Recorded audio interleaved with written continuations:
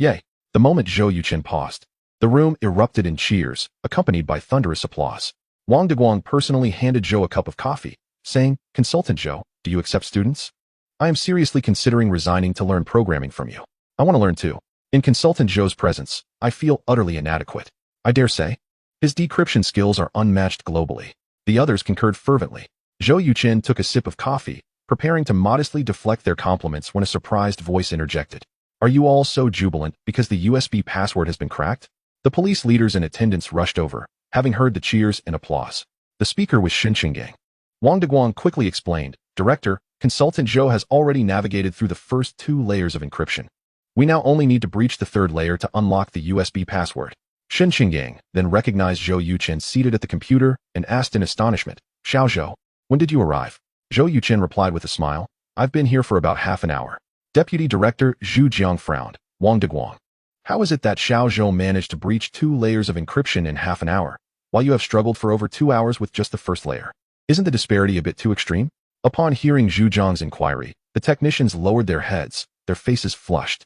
Wang Deguang sighed, "Director Zhu, it's not entirely our fault.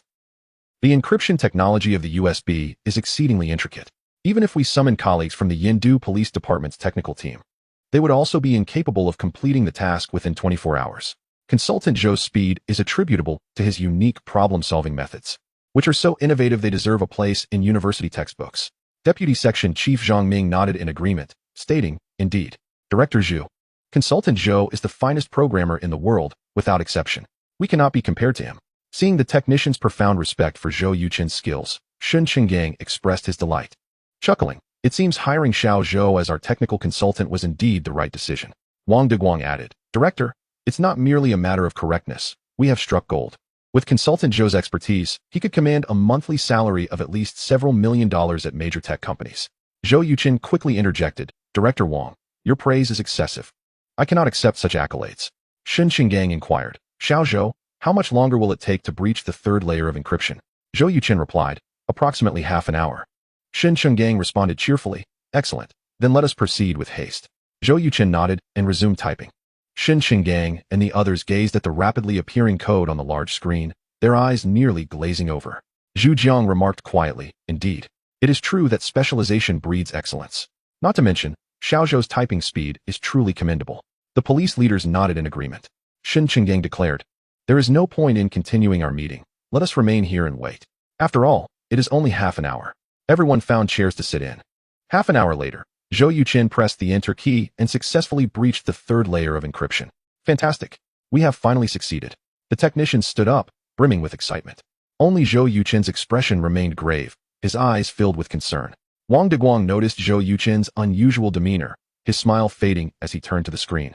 Quickly identifying the USB's issue, Shen Qinggang approached, asking, "Can it be opened?" Wang Deguang replied, "Director, there is a problem. The adversary employed not 3, but 4 layers of encryption.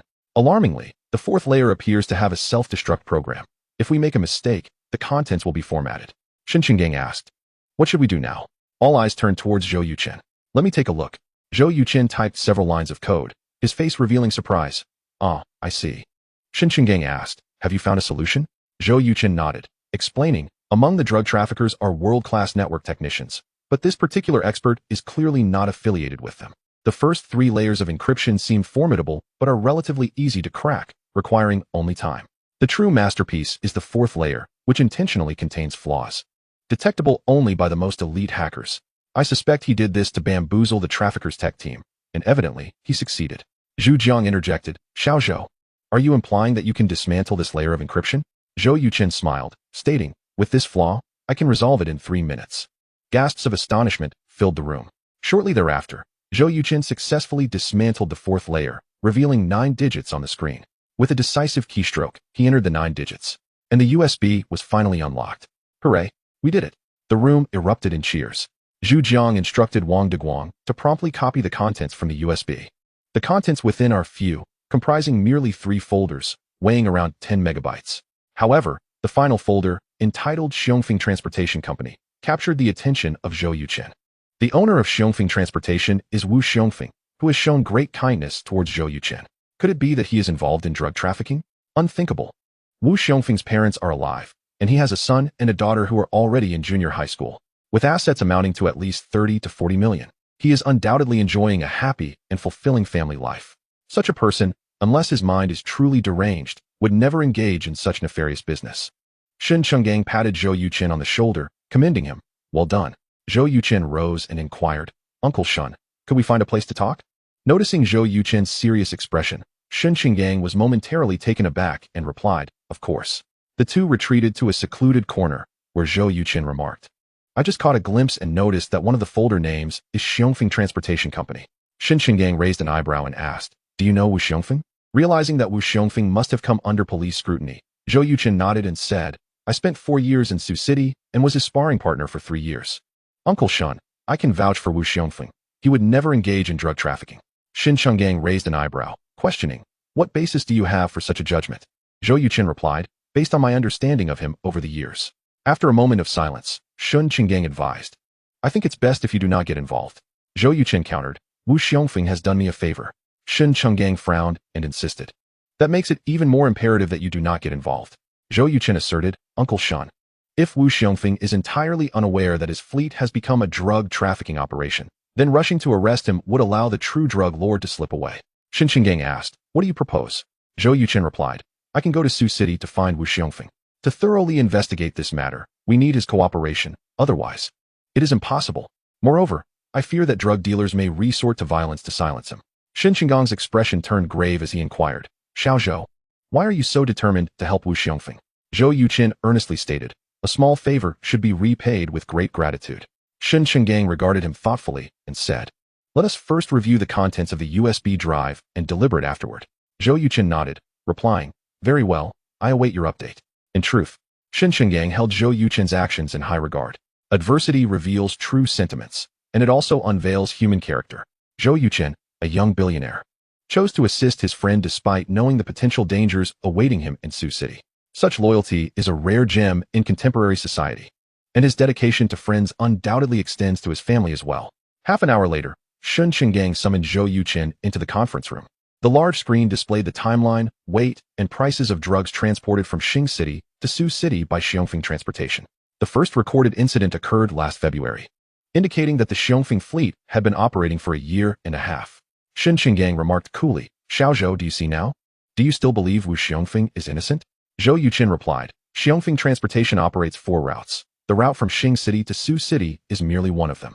If Wu Xiongfeng were the mastermind, why would he limit himself to just one transport route? 200 kilograms of goods would only fill a single container. He could easily have expanded this business across other provinces. Moreover, to my knowledge, Wu Xiongfeng has 4 managers, known as the 4 Heavenly Kings, each overseeing a separate route. He has long ceased to involve himself in the specific operations.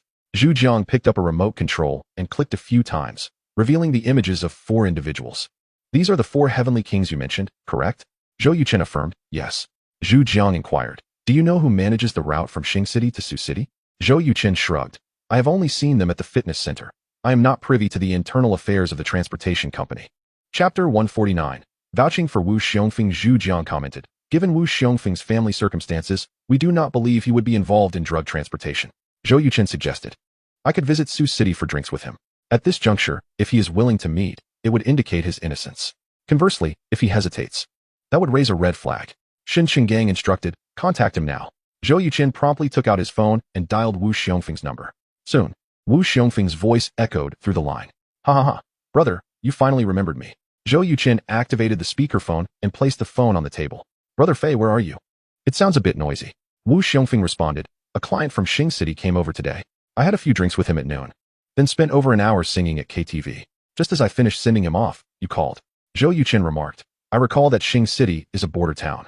Your business is really expanding. Wu Xiongfeng laughed, not at all. If others don't know, you should. The transportation business has been tough in recent years.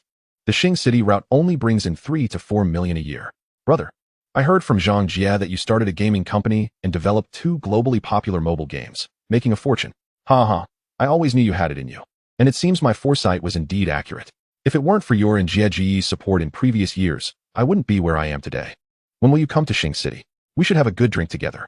Zhou Yuqin replied, Brother Fei, I'm about to head to Sioux City. Do you have time? Wu Xiongfeng exclaimed, does that even need to be said? As long as you come, I'll be there in a heartbeat. Let us meet at Zhang Jia's fitness center. Zhou Yuqin confirmed. All right, it's a promise. After Zhou Yuqin hung up, Shun Qinggang surveyed the room and asked, "What are everyone's thoughts?" The head of the narcotics unit, Hui Yu, responded solemnly, based on this call. It seems Wu Xiongfeng is unaware of his fleet's involvement in drug trafficking. Otherwise, he would never have mentioned Xing City or gone to sing at KTV at this time. Zhu Jiang concurred. Hui Yu is right. I share the same opinion. Shen Qinggang looked at Zhou Yuqin and cautioned, I must remind you. Regardless of whether Wu Xiongfeng is a drug trafficker, you will be in danger. Zhou Yuqin acknowledged, I understand. The USB drive has 4 layers of protection. Unless that network technician intentionally left a vulnerability, even with my skills, it would take at least 24 hours to breach it. In other words, the other party will also believe they have 24 hours to eliminate any potential threats. Wu Xiongfeng is likely one of those threats. Zhu Jiang gave Zhou Yuqin a thumbs up, stating, your reasoning aligns perfectly with ours. For safety, we will assign someone to act as your driver and bodyguard. Once we ascertain that Wu Xiongfeng is innocent, we will lure the real culprits out. Zhou Yuqin shook his head, insisting, the demeanor of police officers is different from that of ordinary people. It is best if they do not appear by my side. Otherwise, it could jeopardize the entire operation. Zhu Jiang frowned. What about your safety? Zhou Yuqin replied, I am capable of protecting myself. Zhu Jiang turned to Shen Qinggang, who responded, then it shall be as you say. Xiao Zhou, do take care. Zhou Yuqin chuckled, I will. Half an hour later, he returned to the government housing complex. Instead of visiting Shen Qinggang, he slipped into his car and called Shen Jingyun to inform her of his need to travel to Sioux City. Shen Jingyun seemed to anticipate his intentions and asked, is it absolutely necessary? It is, he affirmed. Be cautious and return safely. Understood. Zhou Yuqin genuinely admired Shen Jingyun for her decisive and straightforward demeanor. She was aware that his journey could entail dangers, yet she refrained from lamenting or expressing sorrow, instead granting him her blessing without burdening him with any emotional weight. Such astuteness is certainly not characteristic of an ordinary girl. Zhou Yuqin put away his phone, started the engine, and headed straight for Sioux City. At 5 in the afternoon, an imposing Mercedes Maybach glided to a stop at the Longway Business Building in Sioux City. Zhou Yuqin exited the vehicle, carrying a box of Wulianya liquor and 6 packs of cigarettes, and made his way to the 16th floor. Upon entering the Longway Fitness Center, he immediately spotted Zhang Jie standing in the corridor. Jie Gu, it's been a while, he greeted. Finally, you have arrived. Welcome, General Zhou. To our fitness center for an inspection, Zhang Jie replied with a hint of jest. Zhou Yuqin, aware of the humor, retorted, since you're calling me General Zhou, I expected a grand welcome ceremony downstairs. Your sincerity seems lacking. Should I arrange for a few beautiful ladies to accompany you? Zhang Jie teased. That could be arranged. Get out of here with your fanciful ideas. They both laughed, and Zhang Jie playfully punched Zhou Yuqin before accepting the Wulianya. Just come without being so formal. I can't afford your liquor. Zhou Yuqin laughed, as a wealthy man. If I don't bring something, people will surely gossip behind my back. At the very least, I wouldn't want to earn the title of miser. That's true. Let us go. Fei Gu has been waiting for you for an hour. They entered the boxing gym, where they found Wu Xiongfei sparring on the ring with a young man in his 20s with dark skin. It was evident that Wu Xiongfei was no match for this opponent. Surrounding them were a dozen burly men, all under Wu Xiongfei's command. At that moment, Zhou Yuqin suddenly felt a menacing gaze directed at him, but he refrained from immediately searching for its source.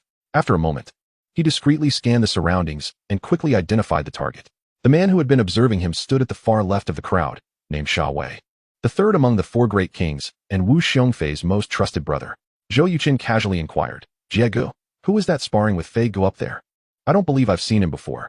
His name is Zhuang Qing, a new recruit of Fei Ji's, exceptionally skilled, reputed to be invincible in Sioux City. Zhang Jie replied. Zhou Yuqin acknowledged this with a nod without further comment. It seemed that Wu Xiongfei had noticed Zhou Yuqin's arrival. As he took a step back and gestured for a pause, Zhuang Qing, puzzled, asked, Boss, what's the matter? Wu Xiongfei chuckled, Xiao Zhuang. Don't you claim to be the best in Sioux City? A true master has arrived today. Do you dare to spar with him? Zhuang Qing raised an eyebrow. Of course I dare. Chapter 150. A strong hostility. Wu Xiongfei turned to Zhou Yuqin and boisterously asked, Brother, have you been neglecting your skills due to work? Zhou Yuqin responded, I practice every morning. I cannot afford to slack off. Wu Xiongfei pointed at Zhuang Qing and said, Xiao Zhuang practices baji boxing. How about a match with him? Zhou Yuqin smiled and walked up to the boxing ring, stating, Fei Gu, I believe it would be better for both of you to face me together. Zhuang Qing's expression shifted. Are you looking down on me? Zhou Yuqin appraised him and replied, in today's society, achieving the pinnacle of skill is a rare feat. How could I possibly underestimate you? Zhuang Qing's demeanor turned serious. The fact that Zhou Yuqin dared to disregard him despite knowing his own prowess indicated that he possessed astonishing strength. Wu Xiongfei declared, Zhuangqing, don't hold back. I refuse to believe that we can't defeat him together. Brother, do you need protective gear? Zhou Yuqin assumed his stance. No need, let us go. Wu Xiongfei let out a loud shout, advancing with swift steps, and kicked towards Zhou Yuqin's abdomen. Zhuangqing, thinking Zhou Yuqin was overly arrogant, decided to teach him a lesson, coordinating his attack with Wu Xiongfei. His combat experience appeared extensive as he swiftly appeared at Zhou Yuqin's right side, throwing a punch at his shoulder. The force of the strike reverberated through the air, creating a crackling sound, demonstrating a level of skill surpassing that of Wu Xiongfei. Zhou Yuqin recognized that Zhuangqing had the advantage of speed and praised him internally, executing the cloud hands technique from Tai Chi, gripping Zhuangqing's wrist. Zhuangqing felt a powerful, supple force emanating from Zhou Yuqin's arm, causing him to spin uncontrollably several times. Zhou Yuqin then pivoted to evade Wu Xiongfei's kick and, in a flash, seized Wu Xiongfei's ankle with his right hand while his left hand glided lightly across Wu Xiongfei's neck. Fei Gu, you're done for, Zhou Yuqin declared, propelling himself like a cannonball towards Zhuangqing, launching 3 punches. The first 2 punches, powered by Peng Jin, left Zhuangqing reeling, forcing him to stagger back 4 or 5 steps. Just as he steadied himself, he heard a thunderous sound as Zhou Yuqin unleashed his 3rd punch. Employing the cannon punch from Xingyi Quan, Zhuangqing could barely muster a token defense before being sent flying. As he was about to collide with a pillar, Zhou Yuqin, swift as the wind, covered 5 meters in an instant and caught Zhuangqing's leg, bringing him down. Wow, impressive. What kind of martial arts is this? Naturally, it's Xingyi Quan, Zhou Yuqin replied, eliciting gasps of astonishment from the crowd. Wu Xiongfei rubbed his neck, chuckling wryly. Brother, your skills are increasingly formidable. If this were a life-and-death battle, I doubt we could withstand a single move from you. Zhou Yuqin smiled. I wouldn't dare to take a life. Zhuangqing's face turned grave as he asked, Mr. Zhou, have you already entered the realm of Enjin? Zhou Yuqin nodded. Indeed. Zhuangqing's pupils constricted. A martial arts master in his 20s is quite remarkable. Zhou Yuqin replied with a smile, you flatter me. You are merely a step away from reaching Enjin. In no time, you should achieve it, perhaps within 2 years. However, Zhou Yuqin felt a sense of unease regarding Zhuangqing. While he appeared to be a sunny individual, his tone often instilled a profound chill within Zhou Yuqin.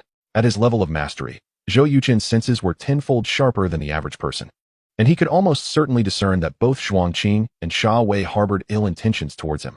Wu Xiongfei announced, all right, Sha Wei, find a place for the brothers to enjoy a hearty meal and finalize the company contracts. I intend to drink to my heart's content with Zhang Jie and Brother Zhou today. Shai nodded and said, no problem. Zhou Yuqin felt a stir within him and immediately employed his loyalty detection skill to assess Wu Xiongfei's subordinates. The majority exhibited a loyalty level of merely around 10%, likely due to Wu Xiongfei's influence. Otherwise, it would have been close to 0.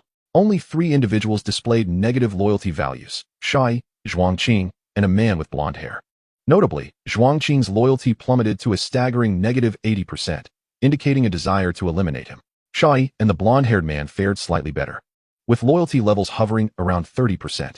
Although they harbored animosity towards him, it did not seem as lethal as Zhuangqing's intentions.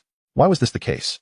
He had only met Shai a few times and had never exchanged a word with him, while he was a complete stranger to Zhuangqing and the other man.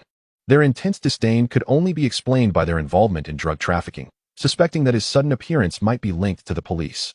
After the others departed, Wu Xiongfei, Zhou Yuqin, and Zhang Jie arrived at a familiar hotel and settled into a private room. With an array of dishes before them, Wu Xiongfei raised a glass and said, Brother, welcome home. At this moment, Zhou Yuqin was entirely convinced that Wu Xiongfei could not be involved in drug trafficking. He lifted his glass and clinked it with Wu Xiongfei and Zhang Jie, saying, Brother Fei, I came here specifically for you. After finishing this drink, I will elaborate. Wu Xiongfei paused, replying, all right. The 3 men downed their drinks in unison. Zhou Yuqin then produced a remote listening device from his pocket, activated it, and placed it on the table. 5 kilometers away, several police officers from the Yunhai narcotics unit perked up their ears in a van. Inside the private room, Wu Xiongfei and Zhang Jie exchanged glances and asked in unison, what is this? Zhou Yuqin waved his hand dismissively, saying, this device is inconsequential. What matters is that Brother Fei is in grave danger. A moment's carelessness could lead to lethal consequences. Wu Xiongfei chuckled, Brother, are you joking? I've been conducting legitimate business for years. Although conflicts occasionally arise with others, it has never escalated to the point of murder. Zhou Yuqin replied, Brother Fei, please answer me honestly. who was responsible for managing and transporting the line from Xinjiang to Suqing. Upon seeing Zhou Yuchen's serious expression, Wu Xiongfai's smile faded. Oh, that would be Shai. Last month, I entrusted Zhuang Qing with that line and assigned Shai to oversee a new route. What is the matter? Zhou Yuchen pressed. Do you not oversee it at all? Wu Xiongfai seemed perplexed by Zhou Yuchen's implication. What do you mean? Zhou Yuchen spoke gravely. For instance, the inspection of goods and finances. Wu Xiongfai asserted, accounting audits are essential, but what is there to inspect about the goods? Chapter 151. Wu Xiongfai's emotion. Zhou Yuchen sighed and gestured to the equipment on the table. Brother Fei. The device is connected to several officers from the Yunhai Drug Rehabilitation Unit. They can hear everything we say clearly. Wu Xiongfai was utterly bewildered. Zhang Jia also looked stunned. Yuchen, what is going on? Zhou Yuchen forced a smile. You too are clever. Do you not grasp what has transpired? Wu Xiongfai suddenly stood up. Are you saying my company's trucks are transporting drugs? How could that be possible? Zhou Yuchen countered. Why is it impossible? Wu Xiongfai's expression soured, coldly declaring, if I, Wu Xiongfai, were involved in the drug trade, may I be cursed with a lineage that dies out, and may I be condemned to the depths of hell for eternity. Zhou Yuchen urged, Brother Fei, please sit down and let me finish. Wu Xiongfai retorted angrily, sit? After 4 years of acquaintance you doubt me? How could I ever engage in the drug trade? Zhou Yuchen interrupted decisively, calm down. If I did not trust you, would I have rushed to find you from Yunhai? Zhang Jie stood and pressed Wu Xiongfai back into his chair. Yuchen revealing this to you clearly indicates his trust. Otherwise, the police would be sitting across from you, not him. Wu Xiongfai pondered this and recognized its validity, indeed. Brother, I apologize for my impulsiveness. Zhou Yuchen elaborated, after years of effort. The police have uncovered a drug case and found a USB drive from one of the drug lords. It clearly indicates that since last February, the Xiongfai Transport Group has been transporting varying quantities of drugs from Xinjiang to Suqing every month, totaling 12 tons. Wu Xiongfai's face paled, his voice trembling. 12 tons? How many families would be ruined by this? Brother, are you certain the contents of that USB drive are authentic? Zhou Yuchen affirmed, 100% certain. Wu Xiongfai gritted his teeth. Could it be that Shai has joined some organization and turned to drug trafficking? Zhou Yuchen inquired. Since when has Shai been in charge of the line from Xinjiang to Suqing? Wu Xiongfai replied, at the end of last year. The profits from these 4 lines vary, and I rotate the person in charge every 2 years. Zhou Yuchen continued, I came to see you today because Shai and a blonde-haired man displayed evident hostility towards me. As for Zhuang Qing, he was even more ruthless. He intended to kill me. Wu Xiongfai expressed surprise. How do you know? Zhou Yuchen explained, with honed skills. My senses are far sharper than an ordinary person's. For example, if a sniper hundreds of meters away intends to kill me, I will sense his murderous intent before he even fires. Wu Xiongfai pressed. What is your relationship with the police? Zhou Yuchen disclosed. I am currently a technical consultant for the Yunhai Police Department. After overcoming 4 layers of protective walls on that drug lord's USB drive, I discovered a folder named after your Xiongfai Transport Company, which prompted this trip to Suqing. Wu Xiongfai glanced at the listening equipment on the table, then back at Zhou Yuchen, gratitude evident in his expression. Brother, thank you. Although Zhou Yuchen had not mentioned his role in the situation, Wu Xiongfai, not being foolish, understood that he had likely spoken highly of him to the police leadership, even vouching for him, thus providing him with an opportunity to clear his name. Zhou Yuchen cautioned, Brother Fei, you are in great danger. That drug organization will very likely seek to eliminate you. Once you are dead, the drug issues will be pinned on you.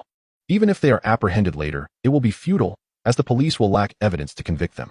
Wu Xiongfai stated solemnly, from the perspective of the drug lord, I would indeed make a perfect scapegoat. Zhang Jia asked, what should we do?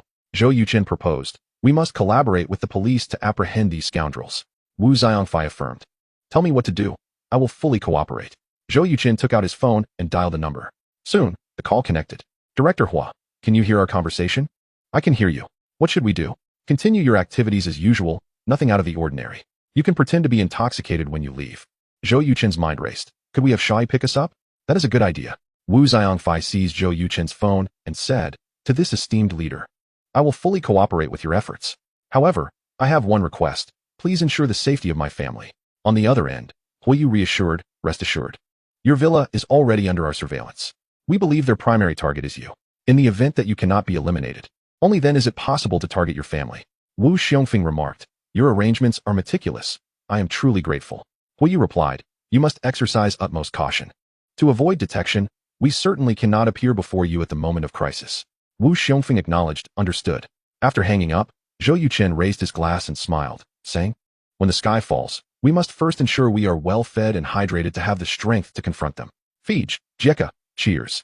Wu Xiongfeng did not raise his glass, but said, Brother, after we finish our meal, you must go to Zhang Jie and refrain from getting further involved in this matter. I may have been foolish and deserve my fate, but you have a bright future ahead and must not falter here. Otherwise, I shall bear this unease for a lifetime. Zhou Yuqin replied, Fij, do you forget? I am a consultant in the cyber technology department of the police force. Though merely a consultant, I am still a law enforcement officer. My presence beside you is not solely a bond of brotherhood, but also my duty. Zhang Jie added, and I am with you. You cannot cast me aside. Wu Xiongfeng felt a surge of emotion, his eyes reddening, and raised his glass, stating, It is my honor in this life to have met both of you. Cheers. They toasted, and the three began to drink, sharing many stories from the past, punctuated by bouts of laughter. Meanwhile, Zhuang Qing and Xia Wei, accompanied by over 10 brothers, were at a barbecue restaurant by the banks of the Sujiang River. After several rounds of drinks and dishes, Zhuang Qing signaled to Xia Wei, who understood and stood up, saying, Brothers, I have matters to attend to at home and must leave first. I've already settled the bill. You all enjoy and make sure to return only when sober. The younger brothers replied in unison, No problem. Zhuang Qing said, Wei Gu, allow me to see you off. Xia Wei nodded, All right. Zhuang Qing turned to a blond man and asked, Ahua, have you finished eating? Yes, I'm going to get the car, replied the blond man, named Ahua, who ran to the roadside to fetch a white van. The three got into the vehicle and slowly departed. Chapter 152, The Insidious Plan on the Road. Zhuang Qing, seated in the passenger seat, turned to Xia Wei and inquired, Xia Wei, who is Zhou Yuqin? Seeing Zhuang Qing's grim expression, Xia Wei couldn't help but shiver, responding, Boss Qing, Zhou Yuqin was a sparring partner at the former fitness center. If outsiders were to hear Xia Wei's address to Zhuang Qing, they would be astounded. Who would have thought that this young man, not even 30, could command Xia Wei as a subordinate? A master of hidden strength serving as a sparring partner? What a joke. Zhuang Qing's face displayed shock. Xia Wei continued, It's true. The core brothers of the Xiongfeng Transport Group all know Zhou Yuqin is Wu Laoda's sparring partner, and he has been for 3 years. Zhuang Qing frowned and asked, Is it possible he is with the police? Without a moment's hesitation, Xia Wei replied, Absolutely not. Zhuang Qing pressed, Why not? Xia Wei explained. Zhou Yuqin was the top scorer in the college entrance examination in Xinjiang province, with a promising future ahead, yet he was wrongfully imprisoned for a year. When he arrived in Sioux City, he was only 20, and he just went to Yanhai 3 months ago. How could he be a policeman? Zhuang Qing noted. He drives a Mercedes worth over 3 million. He seems quite wealthy. Xia Wei replied. Fij mentioned that Zhou Yuqin owns a gaming company, having developed 2 mobile games, Fruit Hero and Angry Birds, which became global sensations, making him a billionaire worth several hundred million. Zhuang Qing raised an eyebrow, saying, No wonder I found the name Zhou Yuqin somewhat familiar. It turns out he developed those 2 games. It seems I was overly suspicious. Ahua, who had been silent, spoke up, Boss, Fire Gu was killed, and the crucial USB drive fell into the hands of the police. I don't quite understand why you haven't left yet. Zhuang Qing displayed a smug expression, stating, First, the USB drive contains only the routes of drug trafficking. There is nothing else. Even if the police discover it, they will only consider Wu Xiongfeng and Luo Qilin as drug lords. Secondly, the USB has 4 layers of encryption. Even the world's most skilled hacker would require 48 hours of sleepless work to breach it. Thus, we have ample time to resolve the issue. Xia Wei inquired, What should we do next? A fierce glint flashed in Zhuang Qing's eyes as he replied, We must swiftly eliminate Wu Xiongfeng and Luo Qilin, erasing all traces. Even if the police access the USB in 2 days, these 2 will merely become our scapegoats. Ahua added, Wu Xiongfeng is manageable, but Luo Qilin is far away in Zhongqing. Time may be tight. Zhuang Qing replied coolly, I have people in Zhongqing. They will act tonight. Our task is to eliminate Wu Xiongfeng. Xia Wei, do you have any ideas? Without a second thought, Xia Wei answered, The child is Fij's lifeblood.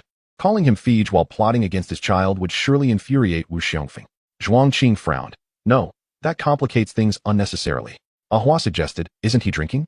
We could lie in ambush at Wu Xiongfeng's villa entrance. 1 bullet would suffice to take him out. Zhuang Qing thought for a moment and said, To ensure absolute certainty, let us each carry a gun. Upon sighting Wu Xiongfeng, we fire simultaneously. Xia Wei and Ahua responded in unison, agreed. After deciding to assassinate Wu Xiongfeng, Zhuang Qing instructed Ahua to drive to his residence, where he retrieved 2 handguns to distribute to Xia Wei and Ahua. He himself wielded a golden handgun, clearly a valuable piece. The 3 changed their license plates and were just preparing to head to Wu Xiongfeng's villa community when Xia Wei's phone rang. Upon checking, he saw it was a call from Wu Xiongfeng. Hello, Fij, what are your instructions? Wu Xiongfeng's voice came through, slightly slurred, indicating he had been drinking. Lao Sha, send someone to pick me up. Sha Wei asked. Feige, where are you? I am brothers, where are we? Zhang Jie's voice interjected. Lao Sha? Feige and Yuchen have had too much to drink. If you're free, come pick them up.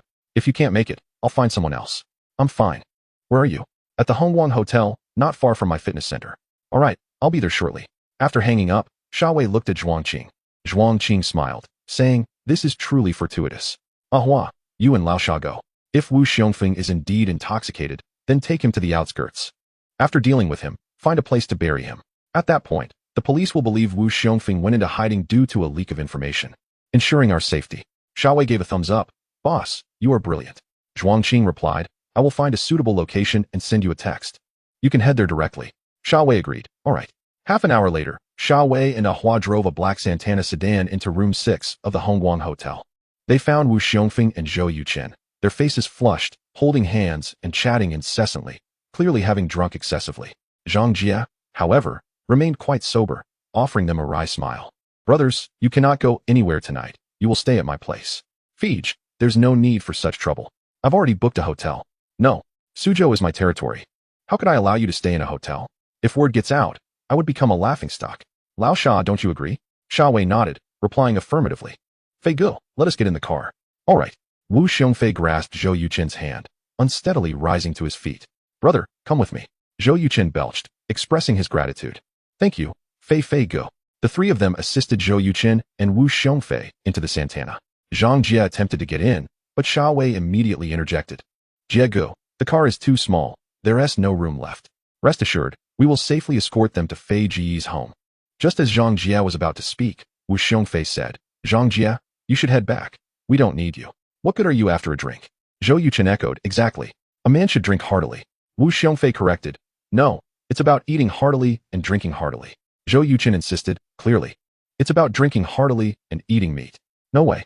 As Wu Xiongfei and Zhou Yuchen began to bicker in the car, Sha Wei interjected, Jie Gu. You should return on your own. We're leaving. Zhang Jie replied, all right, take care on the road. Call me if anything comes up. Sha Wei made an okay gesture. Watching the car slowly depart, Zhang Jie was filled with concern. He understood that if Sha Wei encountered trouble, this would be the prime moment to act. The reason Wu Xiongfei and Zhou Yuchen didn't allow him in the car was undoubtedly for his safety, wishing to shield him from this perilous situation. As for Sha Wei, he clearly did not want to jeopardize his actions. Their mutual understanding led to Zhang Jie being excluded. Chapter 153. Dealing with Zhuangqing inside the Santana. After some bickering, Wu Xiongfei and Zhou Yuchen succumbed to slumber, their snores creating a lively atmosphere. In the passenger seat, Ahua pulled out his phone to glance at a text from Zhuangqing and showed it to the driving Sha Wei. Sha Wei nodded slightly and drove the car toward the outskirts. Ahua turned to the two men sleeping soundly, contemplating. To pass away in the bliss of drunkenness is perhaps not such a bad fate. Half an hour later, the black Santana came to a steady halt by the roadside, surrounded by a grove of trees, an exquisite place for a final resting spot. Sha Wei and Ahua exited the vehicle and approached Zhuangqing, who was leaning against a van, smoking a cigarette. Zhuangqing exhaled smoke and inquired, what is the situation? Ahua replied, the two are completely wasted. They're asking for trouble. Zhuangqing sneered, drawing a knife from his waist and handing it to Sha Wei. You take care of it. Sha Wei's expression changed dramatically, stepping back. Qing Laoda, no matter what. Fei Gu is my elder brother. I can't bring myself to do it. Zhuangqing retorted, Lao Sha, you must understand something. From the day you joined us, you are no longer his brother. Given Wu Xiongfei's character, do you think he would spare you if he learned you were utilizing his convoy for drug trafficking? Sha Wei's expression fluctuated, and finally, he gritted his teeth and accepted the knife from Zhuangqing. Zhuangqing smiled, that's the spirit. No man is a man without a little poison. Sha Wei inhaled deeply, opened the car door, and was about to act when he suddenly felt a sharp pain. His chest was brutally kicked, several ribs shattering as he was sent flying, crashing against a tree before collapsing to the ground, unconscious. This is bad. I've been tricked. Zhuangqing reacted swiftly, shouting as he drew his gun. Unfortunately, he was a moment too late. Zhou Yuchen appeared before him like a specter in the night, swiftly seizing his wrist. Zhuangqing grunted as the gun fell from his grasp. You'll die? Zhuangqing unleashed a fierce strike, employing a technique from the 8 Extremes fist, charging his shoulder with power to collide with Zhou Yuchen.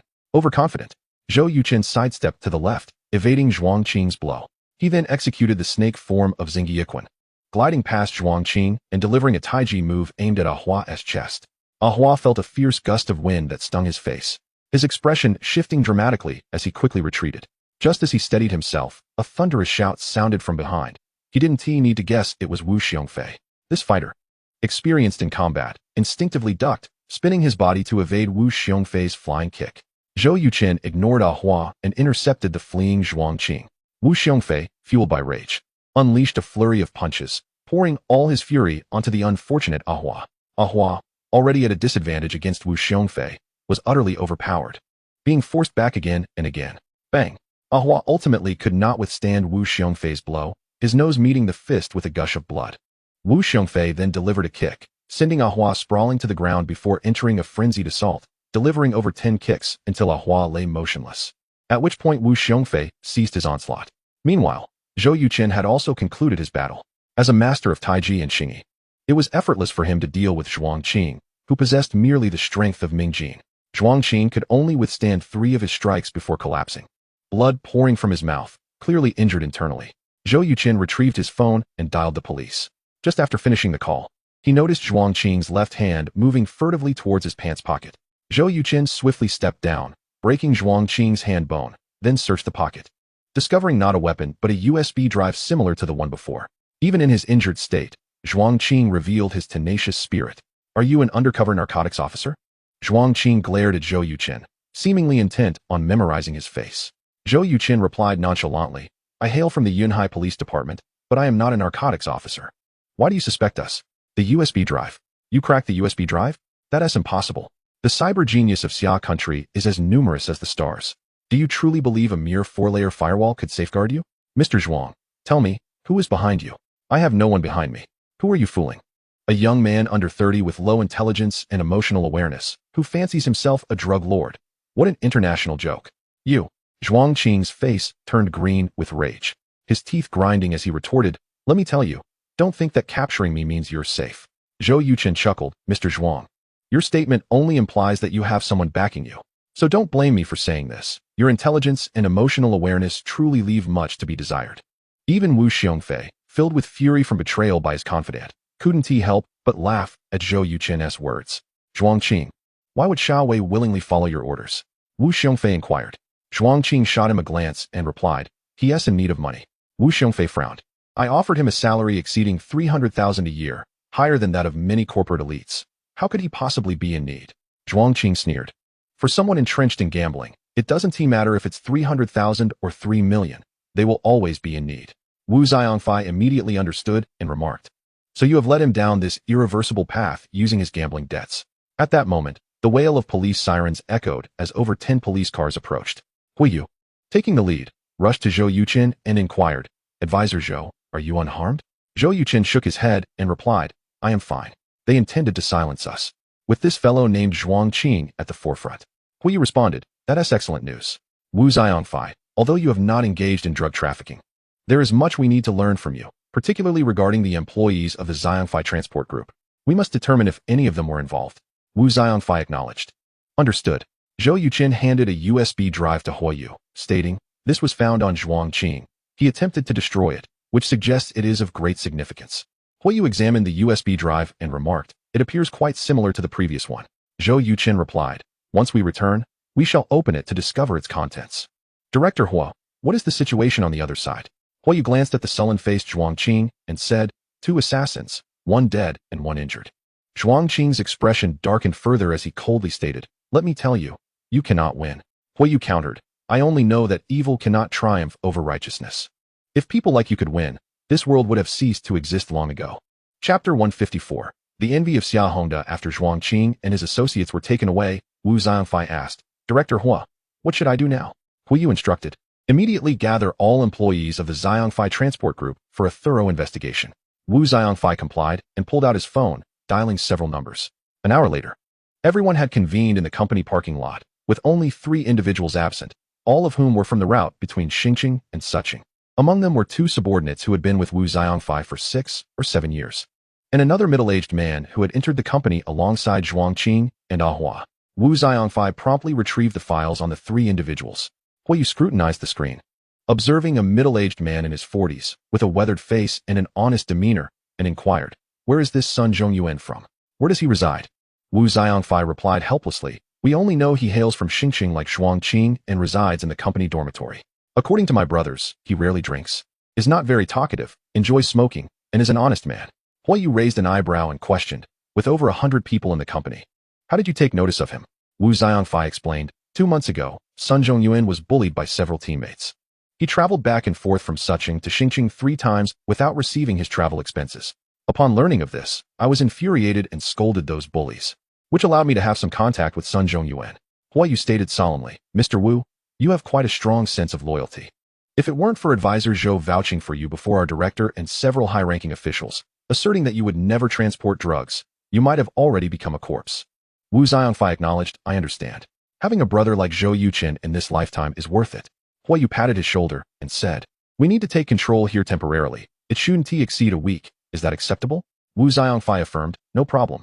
Meanwhile, Zhou Yuqin reported his safety to Zhang Jie before entering the cyber technology department of the Suqing police. To expedite matters, the Yunhai police contacted the Suqing police, requesting Zhou Yuqin to immediately commence work on deciphering the USB drive's password. Upon learning that narcotics had surfaced in his jurisdiction, Suqing Police Chief Xia Hongda's expression soured dramatically, and he wasted no time in personally escorting Zhou Yuqin into headquarters.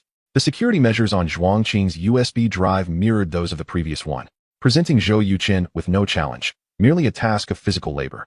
The personnel of the Suqing police were left in awe of Zhou Yuqin's typing speed and technical prowess. In just 45 minutes, the password to the USB drive was successfully cracked. Zhou Yuqin surveyed the room and said, Chief Xia, I may require an isolated environment. Xia Hongda immediately grasped his intent and commanded, everyone, please exit with me. Zhou Yuqin smiled, thank you. Once everyone had left, Zhou Yuqin opened the USB drive and discovered numerous additional folders. This indicated that Zhuangqing's status within the drug trafficking organization was likely far superior to that of the so-called second-in-command. In fact, the individual known as Brother Huo might not be the second-in-command at all. Without opening the files within, Zhou Yuqin packaged them and sent them to the Yunhai police, then dialed Shun Qinggong's number. Uncle Shun, I have sent the contents of the USB drive to your email. We just saw it. Little Zhou, your actions tonight were rather risky. When I initially lacked funds for investment, Brother Fei unhesitatingly provided me with several million. I must repay that kindness. You are indeed a good friend. Now, leave the remaining matters to us police. Do you wish to stay in Suqing or return to Yunhai? Where are they? At my home. Then I shall stay in Suqing for one night. I will meet a few friends in the morning and return in the afternoon. All right. After hanging up, Zhou Yuqin removed the USB drive and erased all traces from the computer before exiting the office. Chief Xia, I sincerely appreciate your cooperation and that of your colleagues. Zhou Yuqin smiled as he extended his hand to Xia Hongda. Xia Hongda shook his hand and replied, it is my duty. Advisor Zhou, may we speak privately for a moment? Zhou Yuqin was taken aback, replying, of course. The two walked to a secluded corner, where Xia Hongda inquired, Advisor Zhou, can you divulge whether this incident is significant? Zhou Yuqin pondered for a moment and replied, quite substantial. To my knowledge, the weight of the narcotics involved is 12 tons. 12 tons. Upon hearing this figure, Xia Hongda's pupils constricted, and his expression grew exceedingly grave, stating, this is my dereliction of duty. Zhou Yuqin reassured him. Such an issue cannot solely be attributed to you, as even the president of the transport company was kept in the dark and nearly lost his life at the hands of those drug traffickers tonight. Xia Hongda expressed his outrage. These drug traffickers deserve death. Zhou Yuqin replied, Chief Xia, I cannot disclose too much specific information. If there are no further matters, I shall return to the hotel to rest. Xia Hongda offered, I will arrange for someone to escort you. Zhou Yuqin chuckled, no need for trouble. My vehicle is right below. Xia Hongda personally accompanied Zhou Yuqin downstairs and was taken aback to see him driving a Mercedes Maybach worth over 3 million. Chief Xia, what are you observing? A voice called from behind. Xia Hongda regained his composure and turned to see Luo Huan, the deputy chief of the Yunhai Narcotics Division. Deputy Chief Luo, what is Mr. Zhou's profession? Is he from a wealthy family? Luo Huan smiled. Advisor Zhou comes from an ordinary background, yet he is extraordinarily capable. That Mercedes Maybach was earned through his own business ventures. Xia Hongda exclaimed, he is running a company at such a young age? Luo Huan explained. Advisor Zhou founded the Yueqin Gaming Company, which you may not have heard of. However, you must have heard of the 2 casual games, Fruit Hero and Angry Birds, that he developed. Just from these 2 games, Advisor Zhou has amassed a fortune of 5 to 6 billion. Xia Hongda responded in astonishment. So it turns out he is the mastermind behind these globally popular games. Luo Huan continued, and that's not all. Rumor has it that consultant Zhou recently participated in the jade auction hosted by Ruiqing, where he acquired a top-tier jade valued at over 2 billion. Upon returning to Yanhai, he used this fortune to purchase a mobile battery manufacturing plant, thereby establishing the Kunping Group. Xia Hongda remarked, he didn't rely on anyone? This is all his own doing?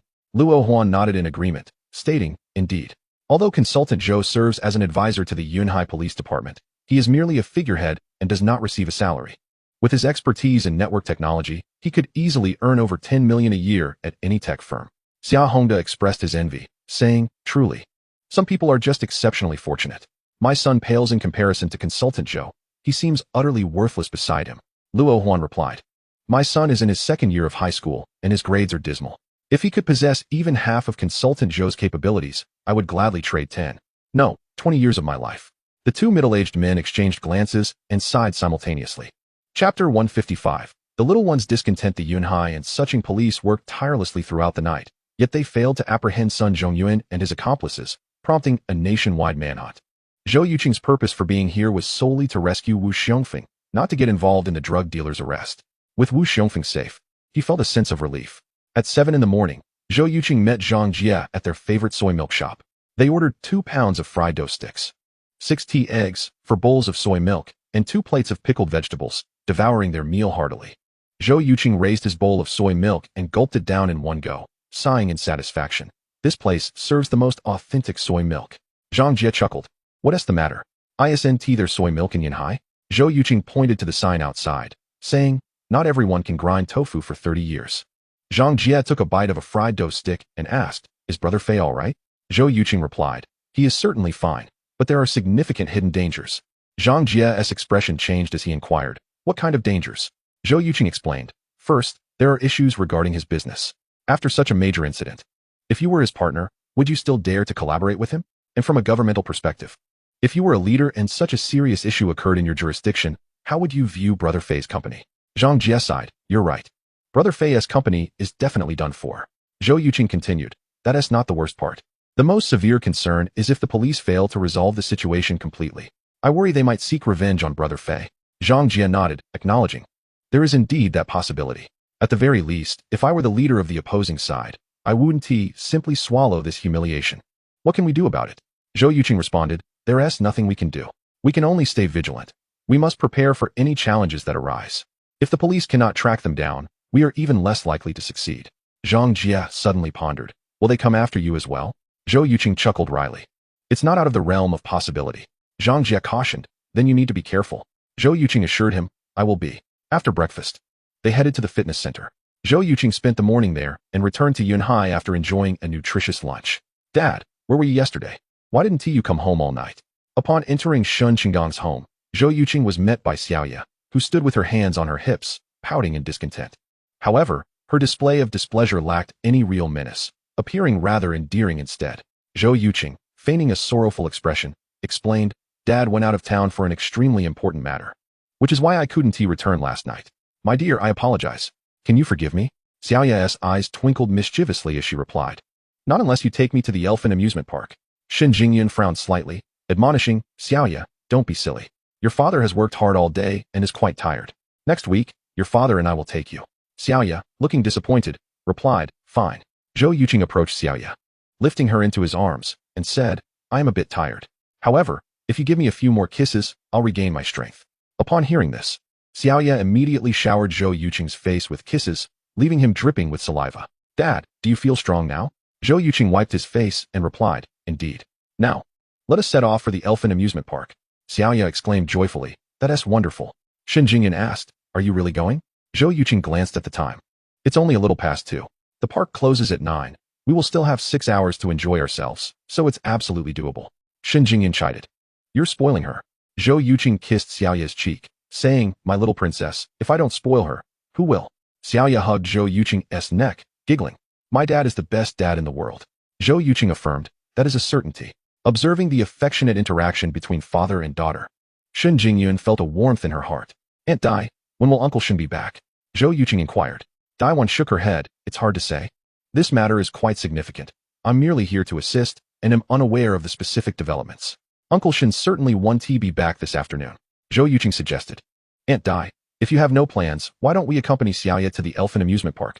As he spoke, he gently patted Xiaoya's bottom. Xiaoya, quick-witted, exclaimed, "Great! Grandma can come play with me too." Daiwan hesitated, not wanting to intrude on their family time, but seeing Xiaoya's delighted expression, she swallowed her refusal. Shen Jingyun linked her arm with Daiwan's, urging, "Mom, let us go together." Daiwan relented. "All right then." "Yay!" Xiaoya cheered exuberantly. Zhou Yuqing and Shen Jingyun exchanged smiles, both feeling a sense of joy. Soon, the four arrived at the elfin amusement park. The park was not crowded that day, and they hardly had to wait for any of the rides. Xiaoya exuberantly dashed about, her little legs moving as if powered by electric motors. No matter how swiftly she ran, Zhou Yuqing was always there to protect her from falling. Initially, Shen Jingyun felt a twinge of worry, but after witnessing Zhou Yuqing catch Xiaoya 3 times in a row, she finally relaxed. "Jingyun, is Zhou Yuqing always this patient with the little one?" Daiwan couldn't help but ask, observing the father-daughter duo on the carousel. She suspected that Zhou Yuqing was intentionally putting on a show to create a favorable impression. Shen Jingyun replied, "No matter how much Xiaoya misbehaves, I've never seen Zhou Yuqing lose his temper. He dotes on her to an almost excessive degree, treating her as if she were made of glass. I, unfortunately, have to play the role of the strict parent, which is why Xiaoya clings to him so." Daiwan nodded in agreement. A loving father and a strict mother is a fine balance. "When do you plan to change Xiaoya's surname?" Daiwan inquired. Shen Jingyun replied, "We haven't discussed it yet. Do you think Dad would agree?" Daiwan chuckled. He lost a bet. Why wouldn't he agree? Just because Zhou hasn't brought it up doesn't mean he doesn't want it. Perhaps he is simply hesitant to say it. Shen Jingyun pondered. "I'll discuss it with him tonight." "Mom, isn't sure to about to have a break?" Daiwan's expression suddenly darkened as she remarked, "He will return next Wednesday." Chapter 156. The issue of changing the child's surname. The stone mentioned by the two was Shen Jingyun's younger brother, Shen Shiyan. Daiwan had given birth to 1 son and 1 daughter with Shen Qinggang, who were 5 years apart. The siblings grew up together, yet their personalities were strikingly different. Shen Jingyun was quiet, diligent, and ambitious in her studies, hardly causing any concern for Shen Qinggang and Daiwan. In stark contrast, Shen Shiyan was like a mischievous monkey, having engaged in countless brawls during school, a number that Daiwan could hardly count. Each time he got into trouble, the hot-tempered Shen Qinggang would give Shen Shiyan a severe beating. However, even if Shen Qinggang left him bedridden for a week, Shen Shiyan remained obstinate and unrepentant. Consequently, his academic performance was abysmal. With no other options, Daiwan resorted to spending money and using connections to send Shen Shiyan to Australia for university, hoping he could at least obtain a diploma. Fortunately, Daiwan earned a considerable income from novel copyrights each year. Otherwise, Shen Qinggang's salary would not suffice to support his education. Hence, the mere mention of Shen Shiyan caused immense headaches for both Daiwan and Shen Qinggang. Shen Jingyun said, "Mom, I spoke with Shiyan on the phone recently, and he mentioned he wants to bring his girlfriend home. I asked who she was, but he wouldn't tell me." "Do you know?" Daiwan sighed. "If he won't tell you, do you think he would tell me?" "My biggest concern is that he brings home a foreign woman. Your father would surely be infuriated." Shen Jingyun replied, "There are plenty of international students there. Shiyan shouldn't end up with a foreign woman." Daiwan responded, "Shiyan graduates next year. With his character, what job could he possibly do? Am I supposed to support him for the rest of his life?" Shen Jingyun's heart stirred. "We can't manage that. Let someone else handle it." Daiwan was taken aback and asked, "Who?" Shen Jingyun pointed at Zhou Yuqing, saying, "Of course. It's this sagacious Zhou." Daiwan questioned, "Can he handle it?" Shen Jingyun shrugged. "When he manages Shiyan, I'll let Xiaoya take his surname. Let us see if he can do it." Daiwan chuckled. "Jingyun, I see you've become quite mischievous." Shen Jingyun sighed. "What can we do? We can only let him try." After accompanying the little girl until 7:30 p.m., Zhou Yuqing finally took the 3 beautiful ladies out of the amusement park and into a well-known Shandong cuisine restaurant for dinner. The establishment was decent, and according to the system standards, the chefs should possess at least a fundamental level of skill. Naturally, the prices were steep. 6 dishes cost Zhou Yuqing over 2,000 yuan, an exorbitant amount. On the way back, Xiaoya patted her little belly and said, "Daddy, those 4 meatballs were delicious. Can you make them?" Zhou Yuqing smiled. "Of course I can." Those 4 meatballs are called 4 happiness meatballs, a classic dish in Shandong cuisine, consisting of 4 fragrant, vividly shaped meatballs symbolizing happiness, wealth, longevity, and joy in life. The chef here didn't quite master the cooking time. If he had pulled them out half a minute earlier, they would have been perfect. Xiaoya exclaimed, "Daddy, I want to eat 4 happiness meatballs again." Zhou Yuqing replied, "No problem. I'll make them for you tomorrow afternoon." Xiaoya's face lit up with joy. "Daddy is the best." Daiwan smiled.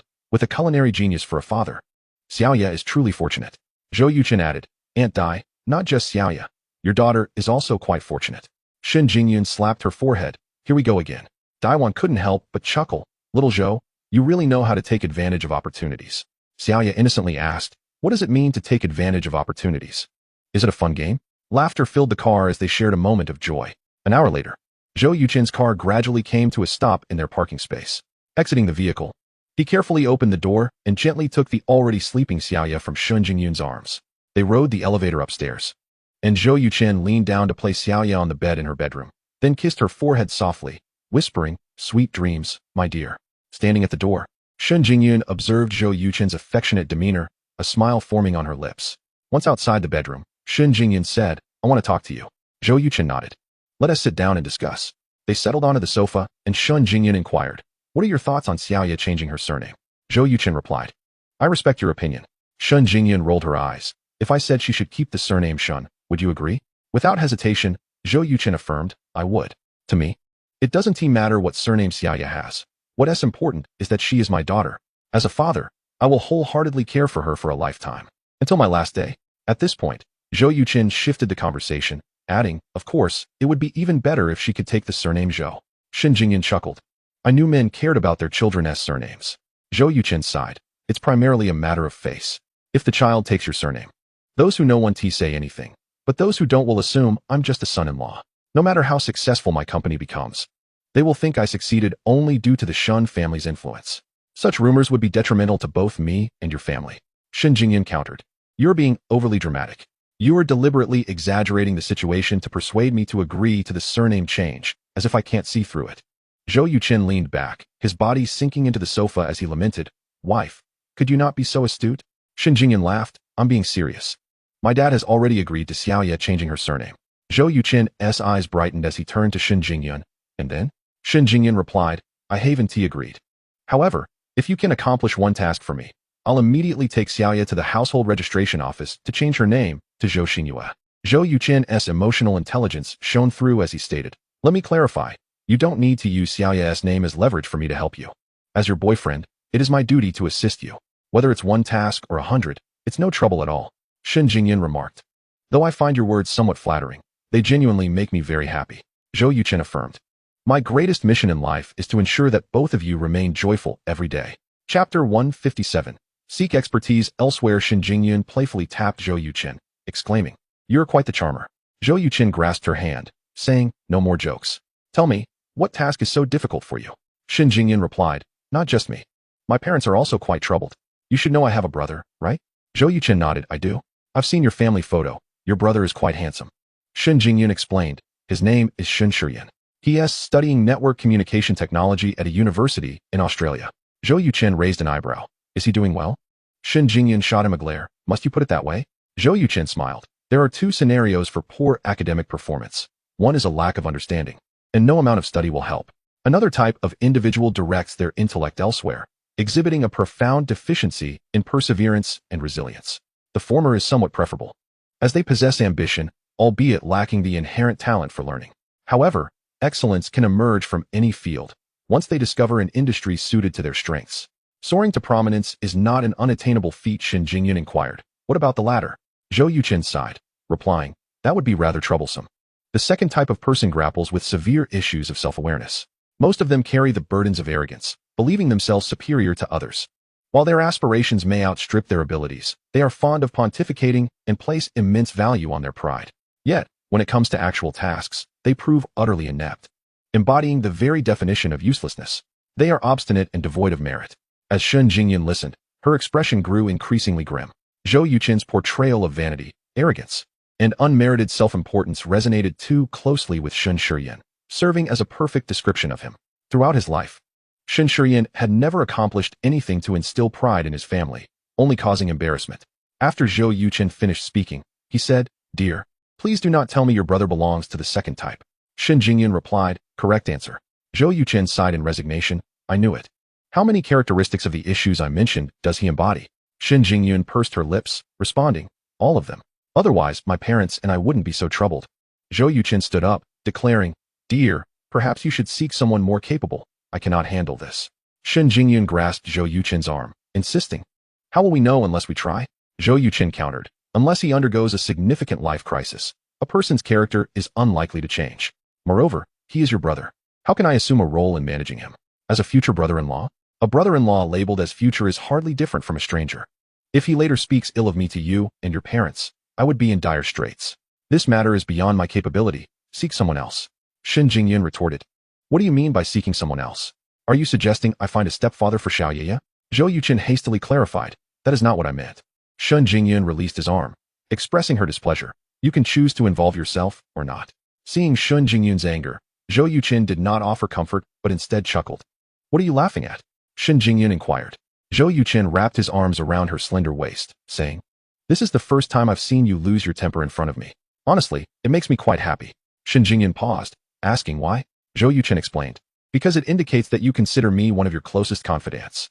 After all this time, I've only witnessed you act this way in front of Aunt Dai. And now I am included. Shouldn't I feel pleased? Shen Jingyun, reciprocating, embraced Zhou Yuqin and planted a kiss on his cheek, saying, Zhou Yuqin, you often praise my intelligence and wisdom. But do you know?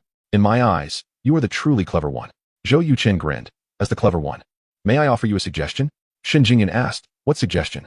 Zhou Yuqin replied. Never harbor illusions about finding someone capable of changing your brother's mindset. I cannot do it. Nor can anyone else in the world. You are his blood relatives, making it impossible for you to offer an objective evaluation. I do not believe a person can be perfect to the extent of having no flaws, nor do I believe someone can be entirely flawed without any virtues. When your brother returns, I will personally prepare a feast for him and your parents at home. What do you think? Shen Jingyun nodded. Sounds good. Zhou Yuqin inquired. Is there no reward for this? Shen Jingyun's eyes sparkled. What reward do you desire? Certainly this, Zhou Yuqin replied, leaning in for a kiss. He continued until Shen Jingyun was breathless, finally pausing. Are you trying to suffocate me? She playfully scolded, her face flushed with embarrassment. Zhou Yuqin tightened his embrace, whispering, Dear, I want. No, Shen Jingyun firmly interrupted. We must wait until after marriage. Zhou Yuqin replied. Then you must at least offer me a taste of sweetness. Shen Jingyun, puzzled, asked what sweetness? You will find out soon, Zhou Yuqin said, lifting her effortlessly as he strode into his bedroom. 10 minutes later, a disheveled Shen Jingyun, her face aglow, hurriedly emerged. Ding dong. Congratulations to player Zhou Yuqin for achieving mastery in chip development technology through relentless effort, earning 20 attribute points and 2 lottery draws. Hearing the system's announcement while engrossed in his book, Zhou Yuqin felt elated. He had purchased 2 comprehension scrolls 2 days ago, but had lost a day due to Wu Xiongfeng's matters. Zhou Yuqin had thought he would require considerable time to reach the master level. To his astonishment, not only had he achieved it today, but he also received 20 attribute points and 2 lottery draws, a delightful surprise indeed. Soon, Zhou Yuqin felt a surge in his mind, as a wealth of knowledge about chips flowed into him like a gentle stream. Unlike previous experiences, this transmission took an unusually long time, nearly 3 times longer than his last skill investment. Zhou Yuqin speculated that the system granted him 2 lottery draws due to the difficulty of the chip knowledge. Indeed, without the replication scroll, even with 10 years at his disposal, it would be improbable for him to attain mastery in chip development. Chapter 158, Stock Prediction Scroll Player, Zhou Yuqin Physique, 14, Normal Person, 10, Spirit, 108, Normal Person, 10, Popularity, 2, 380. 000 Attribute Points, 28 Skills, National Martial Arts, Master Level 7, Hacking Skills, Master Level 2, Chip Development Technology, Master Level 1, Investment Skills, Master Level 2. Tai Chi Visualization, Mental Discipline, Loyalty Monitoring Skill, Special Skill, Culinary Skills, Expert Level 99, Singing Ability, Expert Level 99, Items, Lottery Scroll, 2. I wish to draw. As Zhou Yuqin focused his mind, the golden roulette of the omnipotent cultivation system appeared before him. The golden wheel spun incessantly, its contents shifting continuously. Stop. A flash of light signaled the appearance of a tractor maintenance manual in his item inventory. Damn it. Zhou Yuqin nearly cursed aloud. Tractors are scarce in rural areas, let alone in cities. What use could learning this serve? Destroy it. For the first time, Zhou Yuqin ordered the system to obliterate his prize. I wish to draw again. Zhou Yuqin, undeterred, requested another lottery. Stop. Within the item inventory appeared a scroll, a stock prediction scroll for the domestic market of Xia country, valid for 1 month. Zhou Yuqin was overjoyed. Similar to the futures prediction scroll, this stock prediction scroll allowed the player to forecast the future trends of a specific stock over 1 month. For Zhou Yuqin, with his master-level investment skills, the arrival of this scroll was akin to receiving wings. Now, He possesses hundreds of millions in capital and can effortlessly secure a loan of 20 billion using the game company and Kunpeng mobile battery factory as collateral. Once he selects a stock with a significant price increase, it will be sufficient for Zhou Yuqin to reap substantial profits. As the clock strikes 4 in the morning, Zhou Yuqin begins his stock research. Since acquiring master-level investment skills, he has been keenly attuned to both domestic and international stock market trends, diligently checking the performance of various sectors after market close nearly every day.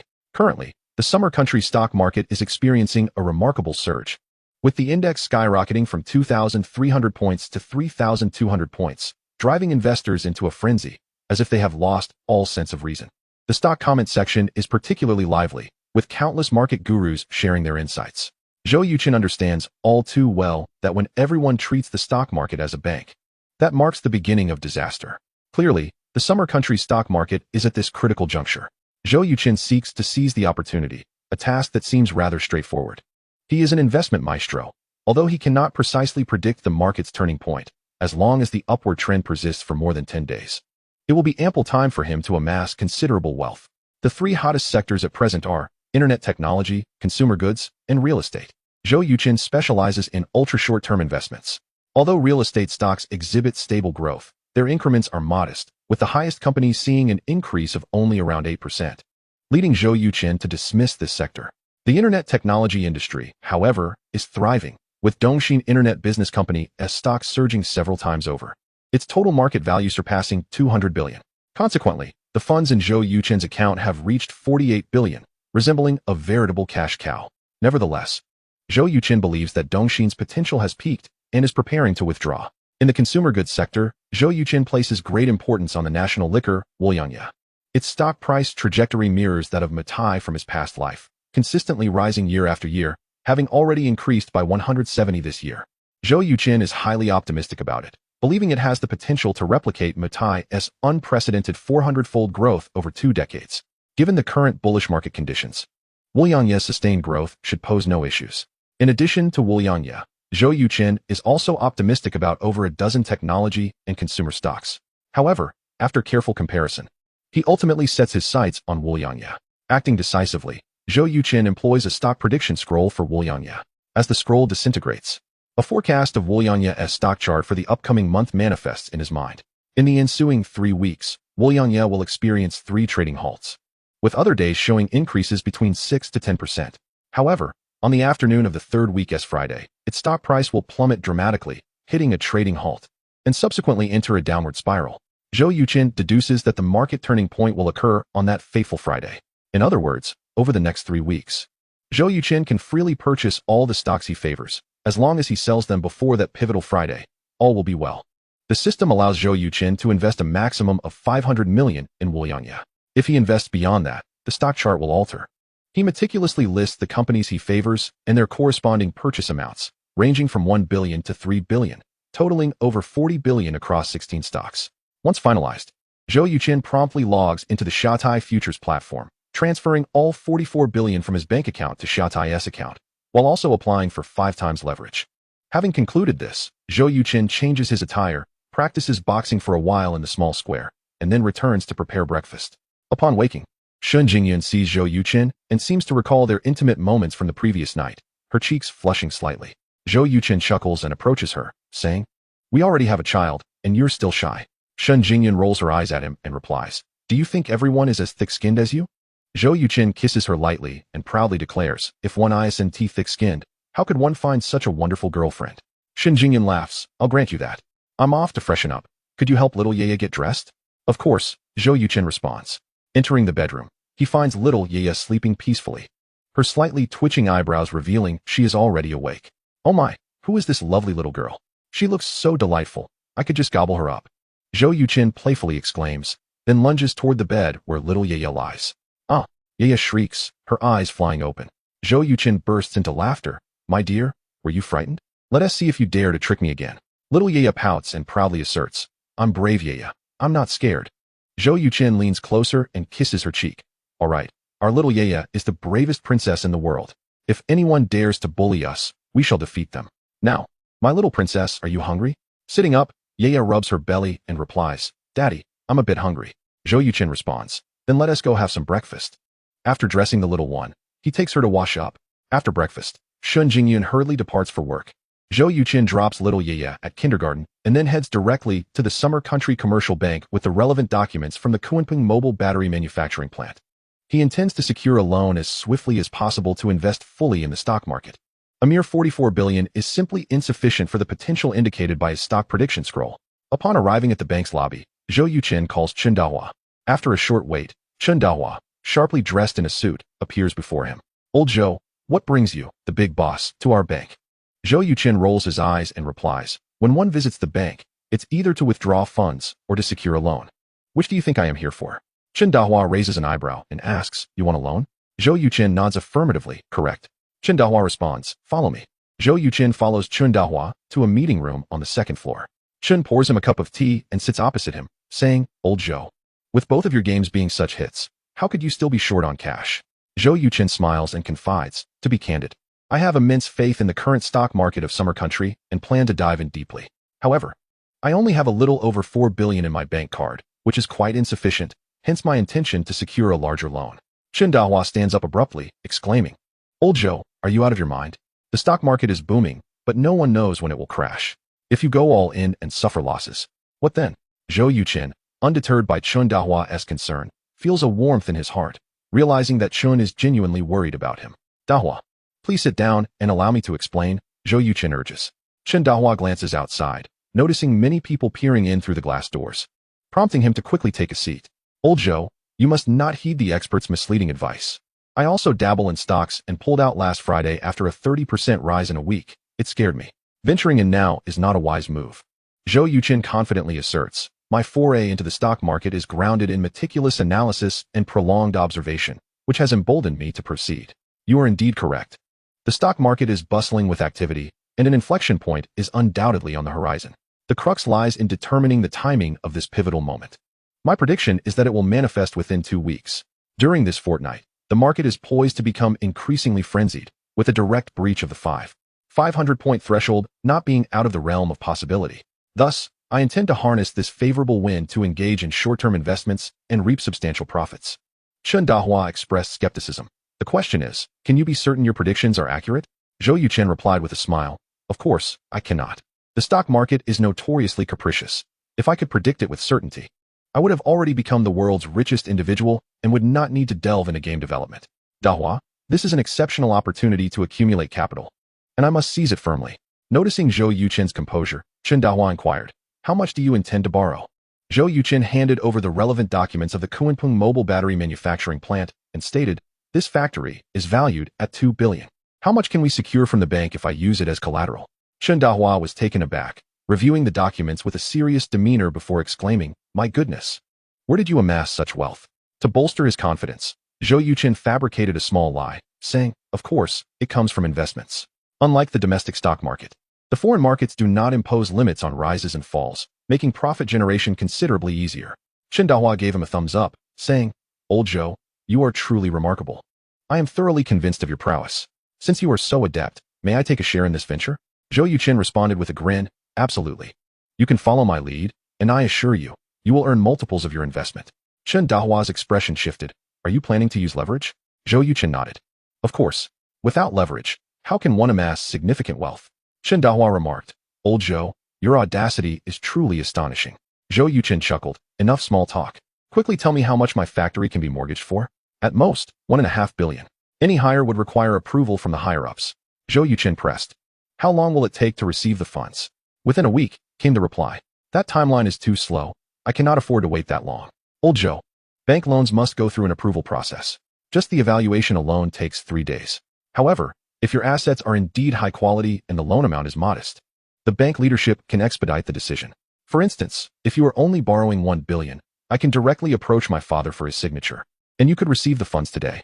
1.5 billion, however, is certainly unfeasible. What if I include the Yueqin Game Company? Zhou Yuqin proposed. Though your Yueqin Game Company has developed 2 globally popular games, it is considered a light asset, unlike a manufacturing plant, which is a heavy asset. To be candid, we cannot ascertain whether you will be able to develop another hit like Fruit Hero, so its valuation may not even reach 100 million. Then let us go with 1 billion. I hope to secure the funds before noon. Come, I will take you to meet my father. As the saying goes, having connections in high places makes tasks easier. Chen Dahua promptly escorted Zhou Yuqin to the office of Chen Qingyang, the branch manager of Yunhai, located on the third floor. Chen Qingyang, 50 years of age, possessed an upright demeanor and an imposing presence that radiated authority. Dahua, did I not tell you? Matters should be discussed after hours, Chen Qingyang remarked, glancing at Zhou Yuqin. Mistakenly perceiving him as merely a supplicant seeking favors from Chen Dahua, his tone tinged with mild dissatisfaction, yet remaining relatively cordial. Chen Dahua, adopting a formal tone, replied, Manager Chen, we have an urgent loan application that requires your approval. Chen Qingyang paused, asking, what is the amount? Is there collateral? Manager Chen, allow me to introduce you. This is Mr. Zhou Yuqin, the founder of Yueqin Game Company and Kuanping Group. He seeks to use the Kuanping mobile battery manufacturing plant as collateral for an urgent loan of 1 billion. Yueqin Game Company?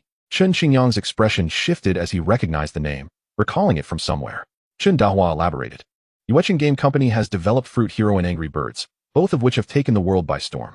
The Kuanping mobile battery manufacturing plant was formerly known as Hongda Mobile Battery Manufacturing Plant, recently acquired by Mr. Zhou for 19.8 billion.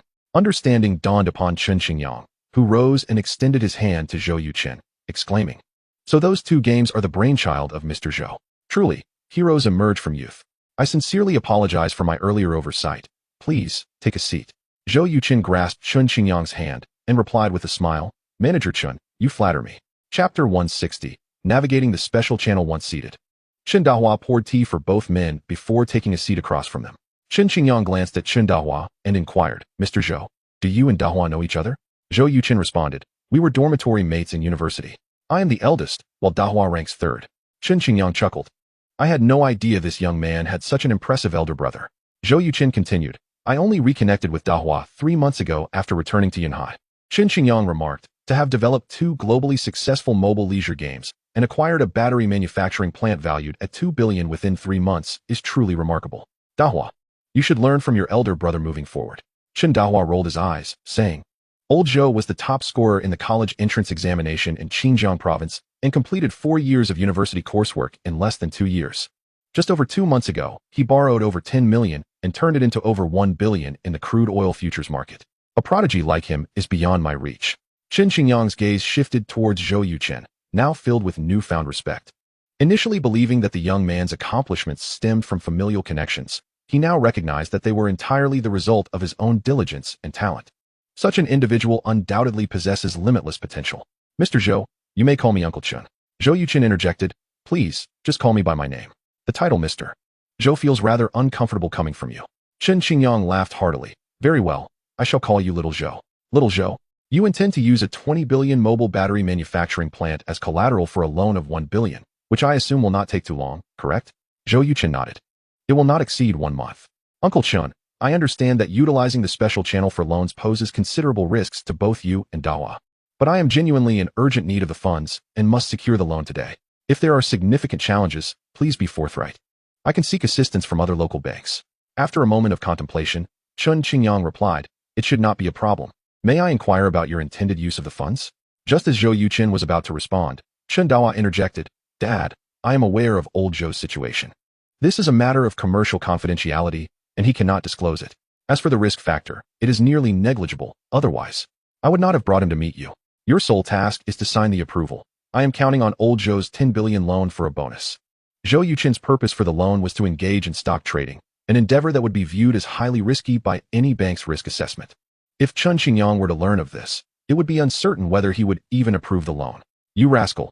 Chen Qingyang shook his head, exhaling deeply. If you possessed even half of Little Zhou's composure, I would feel more at ease. Very well, I approve this loan. You may proceed with the necessary formalities. I have but one requirement. All processes must adhere to proper regulations. Little Zhou, loans through the special channel will undergo stringent scrutiny from higher authorities. And there is no room for preferential interest rates. Please do not hold it against me. Zhou Yuqin chuckled and said, Uncle Chen, interest is a trivial matter. If I can assist Dahua, a slight increase in interest rates is inconsequential. Chen Dahua interjected, Old Zhou, you said it yourself. Zhou Yuqin widened his eyes in surprise, exclaiming, Wait, you really intend to raise the interest? Chen Dahua laughed heartily. Look how frightened you are. What I meant was, once you make a fortune and need to deposit funds, you must come to me. I have tasks involving both deposits and loans. Zhou Yuqin replied, No problem. 2 hours later, Zhou Yuchen's account reflected an additional 10 billion in funds. As Chun Dahua escorted him out of the bank, he expressed his concern. Old Zhou, are you truly confident? This is quite alarming. Zhou Yuchen patted his shoulder and reassured him. Dahua, I have studied the stock market of Xiagua for a long time, and I have identified 17 stocks, the most promising being Wulianya. If you trust me, you might consider purchasing some. I assure you, you will earn a profit. Chen Dahua clenched his teeth and said, I will withdraw all my funds and apply for 5 times leverage to go all in on Wulianya. If I win, my housing situation will be secure. If I lose, I will come to your house begging. Zhou Yuchen smiled and remarked, Since when did you become so thick-skinned? Chen Dahua rolled his eyes, responding, Not as thick as yours. Should we inform Wu Liang about Wulianya? Zhou Yuchen replied, You may tell him. If he wants to invest, let him. If not, that is fine too. Chen Dahua nodded, All right. After departing from Xiagua Commercial Bank, Zhou Yuchen drove to Yueqing Game Company. Upon entering the RD department, Hua Haiyang approached him. Brother Chun, leisure elimination is complete. Please test it. Zhou Yuchen smiled. I already tested it when you completed 1,500 levels, and I saw the modifications you made. This game should be fine. Hua Haiyang insisted, Brother Chun, please test it again, especially the PC version. I'm worried about major bugs. Zhou Yuchen nodded, All right. However, I have some pressing matters to attend to. After lunch, I will come find you. Hua Haiyang replied, Okay. Once in his office, Zhou Yuchen immediately powered on his computer, accessed the Xiaotai financial platform, and transferred the recently borrowed 10 billion into his account, simultaneously applying for 5 times leverage. Once completed, he called Zhuang Wenbin. Upon learning that Zhou Yuchen planned to engage in a stock market battle, Zhuang Wenbin was exhilarated. Mr. Zhou, it seems you are making quite a bold move. Zhou Yuchen chuckled. One cannot catch a wolf without letting go of the rabbit. Besides, it's merely 14 billion, with 5 times leverage. It's under 100 billion, insignificant compared to those large financial institutions. Zhuang Wenbin inquired. The market has surged nearly 50%. Do you still believe it will remain robust? Zhou Yuchen replied, In the short term, it's fine, but long-term prospects are bleak. Zhuang Wenbin continued, Are you planning to invest in one stock or multiple stocks? Zhou Yuchen responded, I have a total of 17 stocks, focusing on consumer and technology sectors. You can review my trading history. Zhuang Wenbin affirmed, Understood.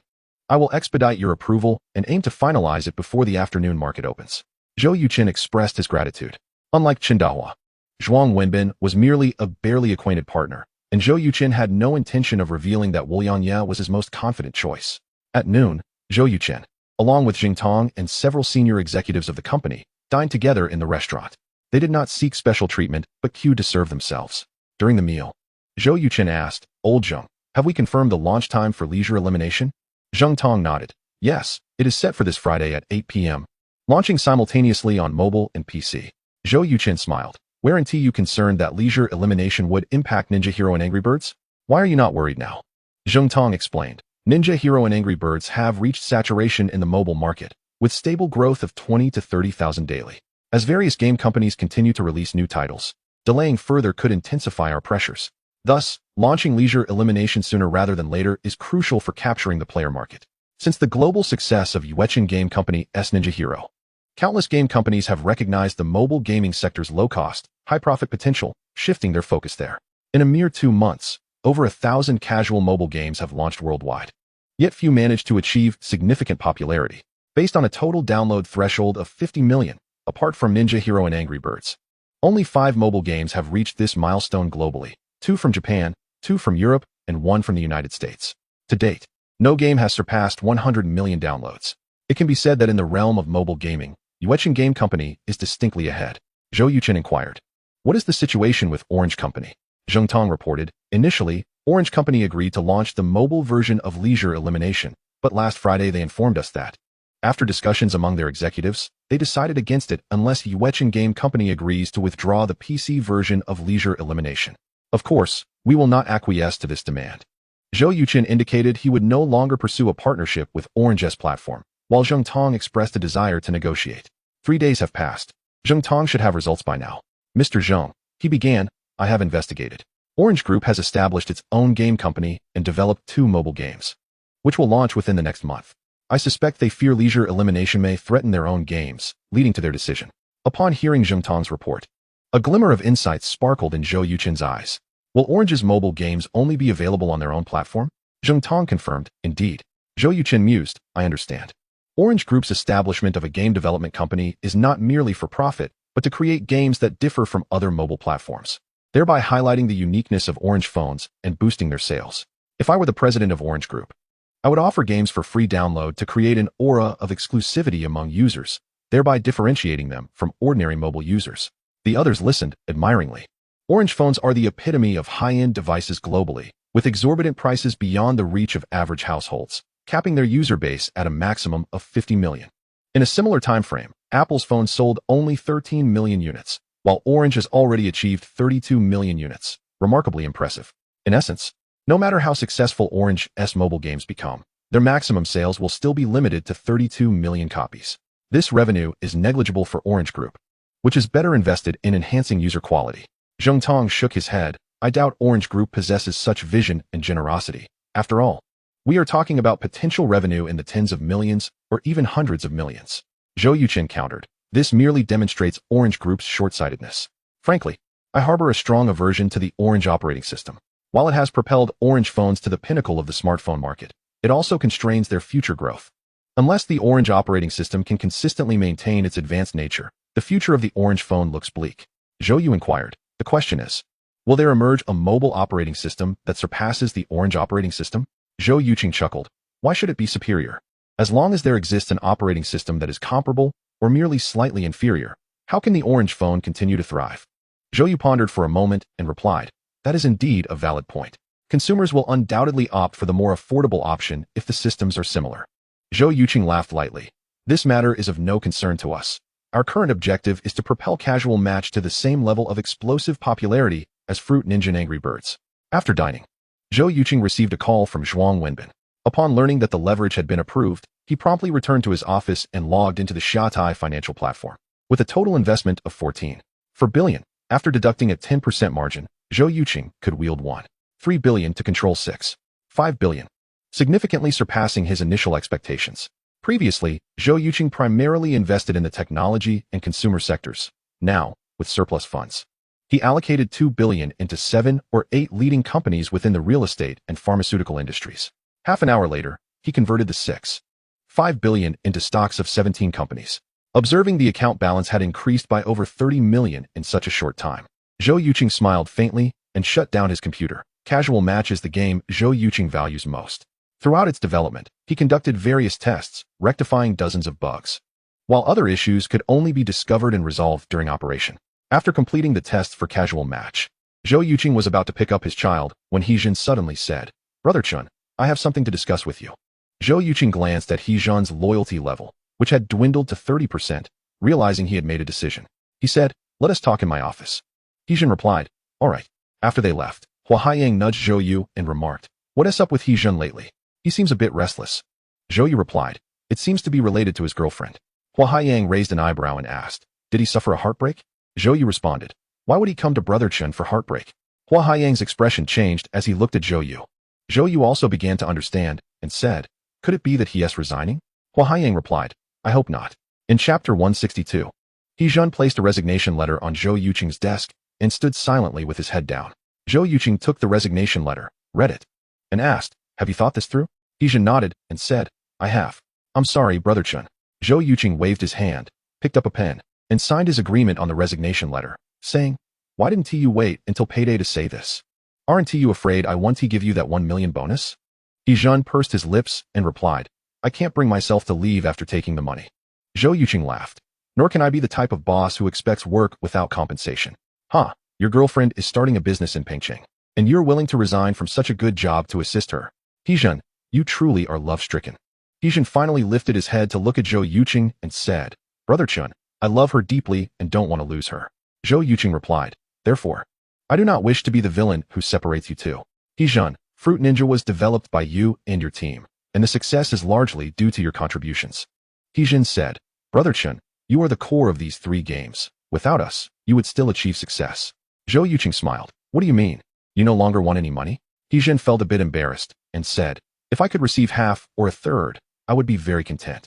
Zhou Yuqing thought for a moment and said, Hezhen, I will give you 500,000. For the other 500,000, I will issue you an IOU. You can come back for it in 6 months. Although Hezhen's emotional intelligence was not particularly high, he understood Zhou Yuqing's good intentions and was deeply moved, saying, Brother Chen Yu, Zhou Yuqing directly interrupted him. We are colleagues. I am offering you a safety net. Besides, I won't be at a loss either. 500,000 for half a year will earn me over 10,000 in interest. He Zhun bowed deeply to Zhou Yuqing, expressing his gratitude. Brother Chen, thank you. You are the best boss I have ever encountered. Zhou Yuqing stood up, patted his shoulder, and said, First, go say goodbye to the brothers. Then collect your 500,000 bonus and the IOU from the finance department, and finally, complete your resignation procedures with the HR department. Okay, Brother Chen, thank you. He Zhen bowed once more to Zhou Yuqing and left the office. Zhou Yuqing called the heads of the HR and finance departments to inform them about He Zhen's resignation. Noticing it was nearly 4 o'clock, Zhou Yuqing hurried to the kindergarten to pick up his child. Hey, brother, are you foolish? Even if you truly intend to leave, at least wait a few days until after you receive your bonus. Exactly. Brother He, you are too hasty.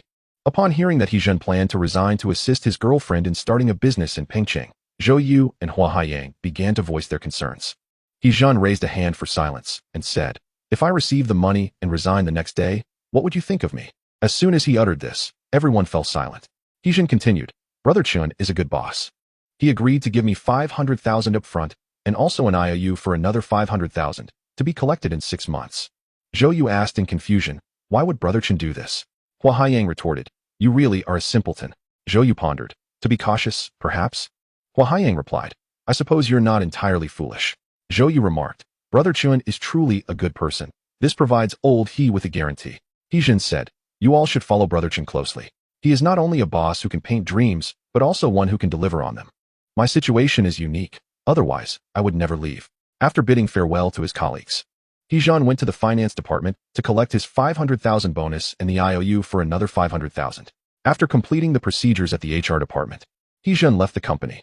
As he descended the elevator, a wave of reluctance surged within him. Although he had only worked at Yuechen Games for less than 3 months, He Zhen had genuinely enjoyed his time there. The work environment and living conditions were quite comfortable, and the camaraderie among colleagues was excellent. He Zhen wondered if he would ever encounter such a good company again. Hey, brother, I'm out. On his way to the kindergarten, Zhou Yuqing received a call from Wu Xiongfei. Fei Gu, I apologize. I didn't know you would be coming out today. I only found out 10 minutes ago myself. Please wait for me. I'll head to the police department to meet you. Tonight, I'll treat you to a meal. No need to trouble yourself. I'm already on my way back to Sioux City. The police informed me that the missing Sun Zhongyuan is likely the big boss behind Zhuangqing, and he is yet to be apprehended. I'm concerned for your sister-in-law and the children's safety, so I must return immediately. This indeed posed a significant threat. I'll call Director Shin shortly to inquire about the specifics. If you need anything, just let me know. I'm always at your service. Brother, I owe you my life. Such a great favor goes unthanked. We'll gather in a few days. After hanging up the phone, Zhou Yuqing arrived at the kindergarten and brought Xiaoya back home. Following dinner, the family of 3 took a stroll, during which Zhou Yuqing called Shen Chenggang. From Shen Chenggang, he learned that the core figure of the entire drug trafficking gang was the seemingly honest Sun Zhongyuan, whose true identity was likely the elder brother of Zhuangqing. It was this connection that allowed Zhuangqing to ascend to the position of the second-in-command within the criminal organization. Zhou Yuqing inquired, Uncle Shen, does Sun Zhongyuan know that it was I who apprehended Zhuangqing? Shen Chenggang was silent for a moment before responding, It's hard to say. Many are aware of this matter. If it spreads, Sun Zhongyuan will likely seek revenge. Zhou Yuqing frowned and asked, Is there truly no trace of Sun Zhongyuan? Shen Chenggang replied, The only thing we can confirm is that he has left Sioux City, and his specific whereabouts remain unknown. Xiaozhou, do not fret too much. Since he has become a Class A wanted criminal, it is only a matter of time before we capture him. Zhou Yuqing expressed, I am not worried for myself. I am concerned about how they might target Jingyun and Xiaoya. Zhuangqing's apprehension was at Zhou Yuqing's hands, while Shen Chenggang led the entire incident. If Sun Zhongyuan, a ruthless scoundrel, were to discover the connection between Shen Jingyun, Xiaoya, and himself, his reaction would be predictable. Shen Chenggang reassured him, Rest assured. Yunhai is not a place where these scoundrels can act with impunity. As the chief of police with decades of experience, having apprehended countless heinous criminals, he had faced innumerable threats. Yet, despite this, Daiwan, Shun Jingyun, and Shun Shiyan had all remained safe to this day, a testament to the stability of Yunhai's public safety. Unbeknownst to them, Sun Zhongyuan was already in Yunhai. He was hiding in a guest house along the outer ring road, discussing plans to rescue Zhuangqing with 2 of his subordinates. The police's investigation was accurate. Sun Zhongyuan was indeed Zhuangqing's brother, originally named Zhuangming. After realizing that Zhuangqing's operation had gone awry, he immediately vanished from Sioux City and arrived in Yunhai. As for the 2 missing employees from the Xiongfeng Transport Group, They had long been eliminated by Zhuang Ming, buried in a pit after overhearing a conversation between him and Zhuang Qing. Boss, challenging the police with our strength is like an egg striking a stone. To rescue Qinggu, we must rely on our wits, not brute force, stated a man in his 30s, wearing glasses and possessing a striking appearance.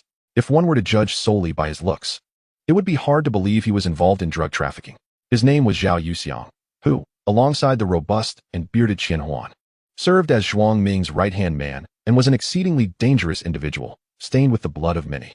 Zhuang Ming pulled out a photograph and placed it on the table, saying, I have investigated the family backgrounds of several leaders in the police department.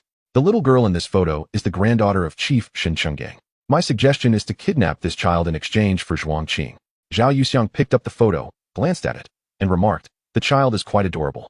Zhuang Ming replied coolly, her name is Shun Xinyue, residing with her mother Shen Jingyun in Unit 301, Building 8 of Mingda Community.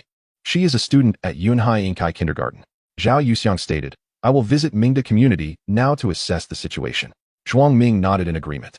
An hour later, Zhao Yuxiang stood before the door of Unit 301, Building 8 in Mingda Community, knocking softly and listening intently for any sound, but heard nothing. He knocked several more times. Yet still, there was no response. Who are you looking for? Asked a refined man in his 30s, holding the hand of a small boy. He was Zhao Lei, a neighbor living opposite Shen Jingyun. Zhao Yuxiang responded, hello, is Ms. Shen Jingyun residing here? I am an old classmate who just returned from abroad. Zhao Lei raised an eyebrow, revealing a knowing expression. You must be one of Ms. Shun's admirers, right? Zhao Yuxiang was taken aback, his face flushing with embarrassment. To be honest, I do have lingering feelings. Zhao Lei commented, that's quite normal. Over the past few years, I've seen many of Ms. Zhao's suitors. Unfortunately, she is already married. Curious, Zhao Yuxiang asked, has she moved away? Zhao Lei confirmed, yes, she recently moved to her child's father's place, just next door at Lijiang Garden. You should avoid going there, lest her husband sees you. That would be troublesome. Zhao Yuxiang nodded, thank you. Exiting Mingda Community, Zhao Yuxiang walked to Lijiang Garden. Seizing the moment when the security guard was distracted, he stealthily slipped inside. After wandering for quite some time, he furrowed his brow in frustration. The community was too vast to locate Shun Jingyun's residence. Just as he was at a loss, he spotted a family of 3 approaching. A delicate little girl held her father's hand on one side and her mother's hand on the other, skipping joyfully along the path, her face beaming with smiles. The father appeared average, but the mother was exceedingly beautiful. Zhao Yuxiang's eyes lit up. This little girl was precisely his target. Excellent. Feigning nonchalance, Zhao Yuxiang walked past them. Zhou Yuqin glanced at him, a glimmer of alertness flashing in his eyes. This man harbored a significant amount of murderous intent. He had likely taken several lives.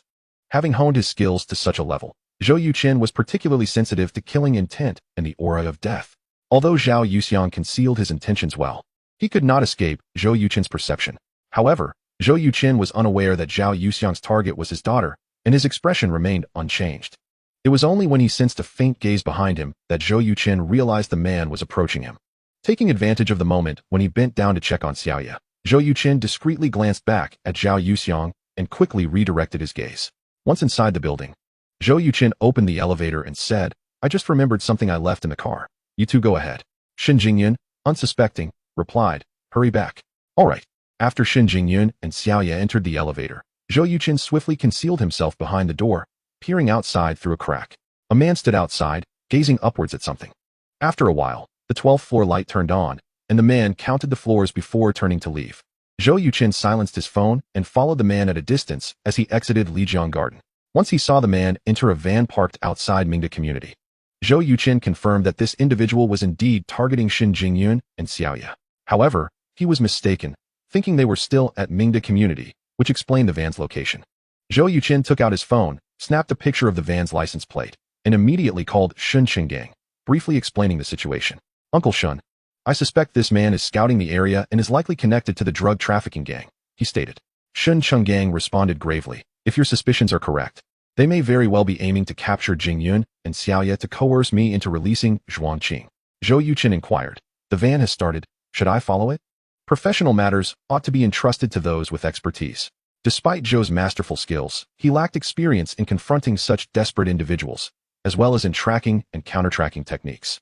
If discovered by the adversary, the precious lead could easily be severed, leading to greater troubles in the future as they vanished once more. Therefore, the wisest choice for Zhou Yuqin was to heed Shun Chenggang's command. Shun Chenggang replied, The main roads of Yunhai City are equipped with surveillance cameras.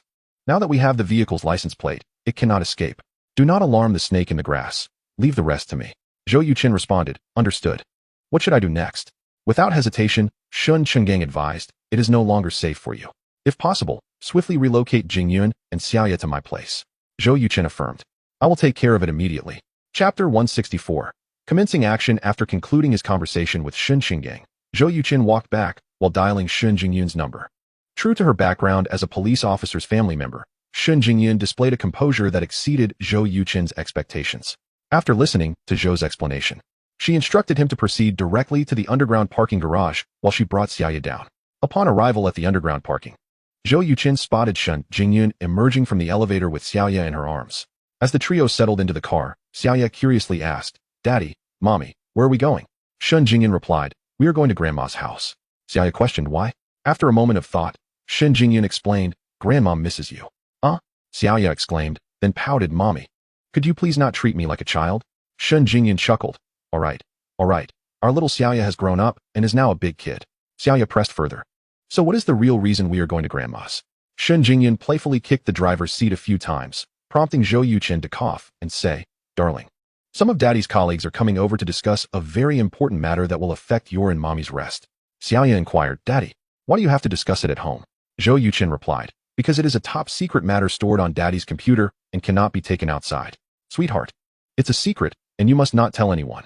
Xiaoya asked, Can I tell Grandpa and Grandma? Zhou Yuqin shook his head, no. Xiaoya responded with an oh, assuring. Daddy, don't worry, Xiaoya promises not to tell anyone. Zhou Yuqin beamed, you are truly my good daughter. Xiaoya giggled, and you are my good daddy. After safely delivering Shun Jingyun and Xiaoya to Shun Chenggang's home, Zhou Yuqin glanced around, noticing Shun Chenggang was absent, and inquired, Aunt Dai, where has Uncle Shen gone? Daiwan replied, he left for the police station half an hour ago. Xiaozhou, what exactly is happening? Zhou Yuqin suggested, let Jingyun explain it to you. I must return now. Shun Jingyun's expression shifted, and she grasped Zhou Yuqin's arm, exclaiming, why are you going back? Zhou Yuqin gently patted her hand. Of course. I must join my colleagues in the fight. Understanding that Zhou referred to police personnel, Shun Jingyun cautioned, please do not act recklessly. Zhou Yuqin smiled, if I were reckless, I wouldn't have called Uncle Shun. Rest assured, I will pick you up for work tomorrow morning and take Xiaoya to school. With that, he turned and left.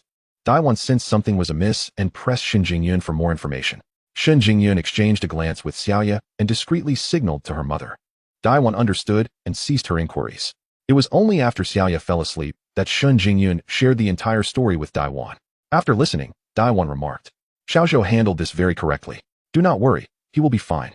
Shun Jingyun nodded. I trust that he and my father will certainly capture that gang of drug traffickers.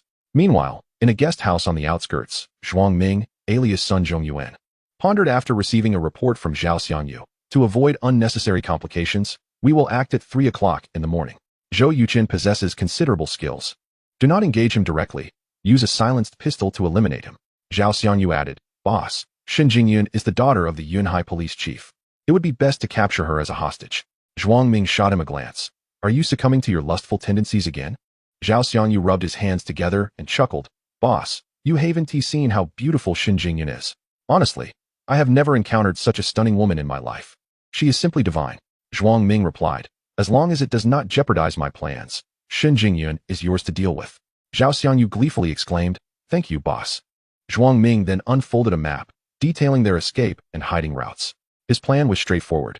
Zhao Xiangyu and Qian Hun would abduct Shin Jingyun and her daughter, hiding in a secure location while he negotiated with the police. Should the police refuse to comply, they would sever a finger from each mother and daughter every hour, sending the severed parts to his phone until Shun Chenggang agreed to release Zhuang Qing and ensure their safe passage out of the country. Given that their identities remained undisclosed, they could quietly depart after their mission's success. Of course, Zhuang Ming would not have them work for free, promising them $50 million. Unbeknownst to the trio, the guest house they occupied was already under police surveillance. However, the specifics of the interior remained unclear, preventing the police from taking action.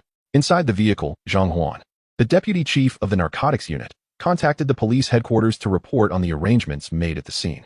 In the conference room, Chief Shin Chenggang personally oversaw the operation, flanked by 6 or 7 senior police officials seated at the conference table. After hearing Zhang Huan's report, Shun Chenggang contemplated. We have yet to ascertain the identity of that individual, merely suspecting a connection to Sun Zhongyuan. The guest house has many patrons, so do not rush. At 2 o'clock in the morning, send a male and female officer disguised as a couple to assess the situation. We must determine who that person is and whether Sun Zhongyuan is involved. If so, how many individuals are there? Zhang Huan acknowledged, understood. After ending the call, Shen Qinggang's phone rang. Upon checking, he saw it was Zhou Yuqin calling. Have you delivered them to safety? Yes, Uncle Shen, I have returned to the community. Why are you going back to the community? Shen Qinggang questioned. A drug lord like Sun Zhongyuan will undoubtedly be very cautious. If he sees my car is absent and cancels the operation, wouldn't that be a wasted effort? We have located the hotel where he is staying. If it is Sun Zhongyuan, we will proceed with action. That is even better. As long as you succeed, my safety will be assured. Shen Qinggang concurred. Just do not act independently. A while later, Fang Zhanbai, the head of the surveillance department, entered. Chief, esteemed leaders, we have identified the white van through nearby surveillance cameras. Shen Qinggang was elated, quickly display it on the big screen. Soon, the conference room's large screen showcased the van, captured early Sunday morning, though the occupants remained obscured. Is there no footage of them disembarking? Shen Qinggang furrowed his brow. Fang Zhanbai replied, No, the inn has no cameras installed inside. We cannot see anything. However, this morning, the van did leave, and the driver's window was rolled down 1/3. We noticed 2 men inside, with the driver being the suspect. Chapter 165. Patience. Zhu Jiang scrutinized the 2 individuals captured on the large screen and remarked, the one in the driver's seat can be confirmed as the one who has been stalking Zhou Yuqing. The other one seems to have a beard, judging by his build. He does not resemble Sun Zhongyuan. Shen Qinggang stated, Sun Zhongyuan is wanted. He would not dare to show himself. Zhu Jiang added, Director, the current situation is unclear. I believe the best course of action is to wait and watch. Shen Qinggang nodded, saying, Zhuang Qing is to be sentenced in a few days. It will undoubtedly be a death sentence carried out immediately.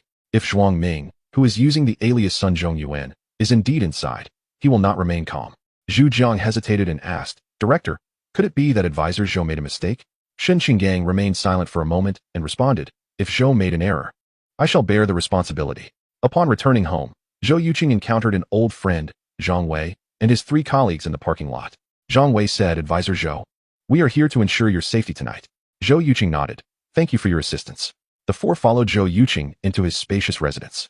Upon seeing Zhou Yuqing's home, Zhang Wei expressed with envy, Advisor Zhou, your house is truly magnificent. In comparison, mine is almost like a doghouse. The other 3 officers nodded in agreement, fully endorsing Zhang Wei's assessment. Zhou Yuqing poured each of them a cup of tea and chuckled, I purchased this house with my first pot of gold. Zhang Wei inquired, I heard that your first fortune came from crude oil futures. Is that true? Zhou Yuqing confirmed, indeed. I took a risk, borrowing over 20 million from outside and leveraged it 5 times to invest in crude oil futures. Fortunately, I made the right judgment. Otherwise, I might be begging on the streets now. A young police officer named Xiao Yu asked, Advisor Zhou, do you invest in stocks? The market has been booming lately, with predictions of the index breaking 6,000 points. Zhang Wei interjected, Xiao Yu, spare us your grand achievements. Advisor Zhou, this kid invested 30,000 and made a 40% profit. We all advised him to take his winnings, but he refuses to listen. Zhou Yuqing smiled, actually, I have invested a considerable amount in the stock market as well. Xiao Yu's eyes lit up, Advisor Zhou, how much did you invest? Do you think the index can rise to 6,000 points? Zhang Wei frowned, Xiao Yu, don't pry. It's fine. Zhou Yuqing waved his hand and stated directly, I invested a total of 1.4 billion. Whether the index reaches 6,000 points, I cannot say. However, judging by the current trend, it seems unlikely for the next 2 weeks. Team Zhang, if you have spare funds, I believe this is a good opportunity to invest and earn some extra income. 1.4 billion? Everyone was astonished, their eyes nearly popping out. Xiao Yu, who thought himself quite accomplished, felt dwarfed in comparison to Zhou Yuqing, who was of similar age. Zhang Wei asked, Advisor Zhou, do you truly believe the stock market will surge? Zhou Yuqing replied with a smile, I studied finance, and I conduct thorough analyses before any investment. I believe the index will rise in the short term. What happens in half a month is uncertain. These officers were on the front lines, facing direct confrontations with criminals and constantly in danger, yet their salaries were far from high. Zhou Yuqing wished to assist them. The current stock market presented a lucrative opportunity. Zhang Wei seemed intrigued, asking, Advisor Zhou, when will you sell? Zhou Yuqing responded, the stock market is ever-changing. I cannot predict when I will sell. Team Zhang, if you trust me, I can recommend a few stocks for you to purchase tomorrow. I will inform you before I sell any shares. Of course, if you do not believe me, then consider it as never said. Before Zhang Wei could respond, Xiao Yu eagerly interjected, I trust you. Zhang Wei shot him a glance and said, Advisor Zhou, I also believe in your judgment. Zhou Yuqing smiled, picked up a pen, and wrote down 5 stock recommendations, including Wulianya. I have invested in nearly 20 stocks. These 5 are the ones I am most confident about. Zhang Wei took the paper Zhou Yuqing handed him and snapped a picture with his phone, asking, "Can I share this with my colleagues?" Zhou Yuqing shrugged, "Feel free. It matters not to me." After chatting for a while and noticing the time, they closed the curtains and turned off the lights. Zhou Yuqing returned to his study and, as usual, began reading. The other 4 officers concealed themselves in different rooms. Compared to their counterparts outside, their accommodations were quite favorable. At 2 in the morning, Zhang Huan was about to assign 2 officers to the inn to investigate when he suddenly saw 2 men entering that white van. Zhang Huan's expression changed, and he promptly reported the situation to headquarters. Shen Qinggong's spirits lifted. He was not afraid of the opponent's movement, only of their inaction. Zhang Huan, do not concern yourself with those 2. Your task is to keep a close watch on the inn. That white van must remain within our sight. Understood. The white van circled the city for 20 minutes, confirming that there was no unusual activity before returning. After a while, a man emerged and opened the door, climbing inside. Upon hearing Zhang Huan's report, Shen Qinggong deduced that the individual was likely Zhuang Qing's elder brother, Zhuang Ming.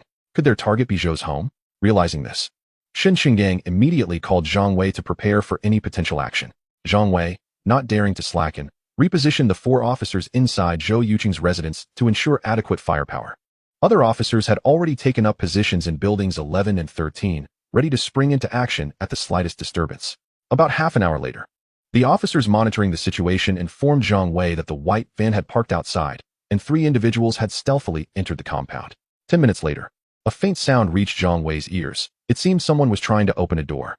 Moments later, the door swung open, allowing a sliver of light to seep in. 3 armed men entered the living room, one of whom switched on the light. As the illumination brightened, a command rang out, "Drop your guns." The 8 officers led by Zhang Wei emerged from various angles, their weapons trained directly on the 3 intruders. "Oh no, it's a trap." Zhuang Ming, nearest to the door, reacted swiftly, crouching low and using his imposing physique to retreat rapidly. He was evidently well-trained, moving with astonishing speed, and in a flash, he slipped away. Chapter 166. Mission accomplished. Zhao Xiangyu and Qian Hun, however, were in dire straits. Standing in the middle of the living room, they found themselves confronted by 8 guns, leaving them no room for resistance. Zhang Wei disregarded the fleeing Zhuang Ming and commanded, "Put down your guns. Place your hands on your heads and crouch on the floor." Zhao Xiangyu and Qian Hun exchanged glances, reluctantly discarding their firearms and complying with Zhang Wei's instructions.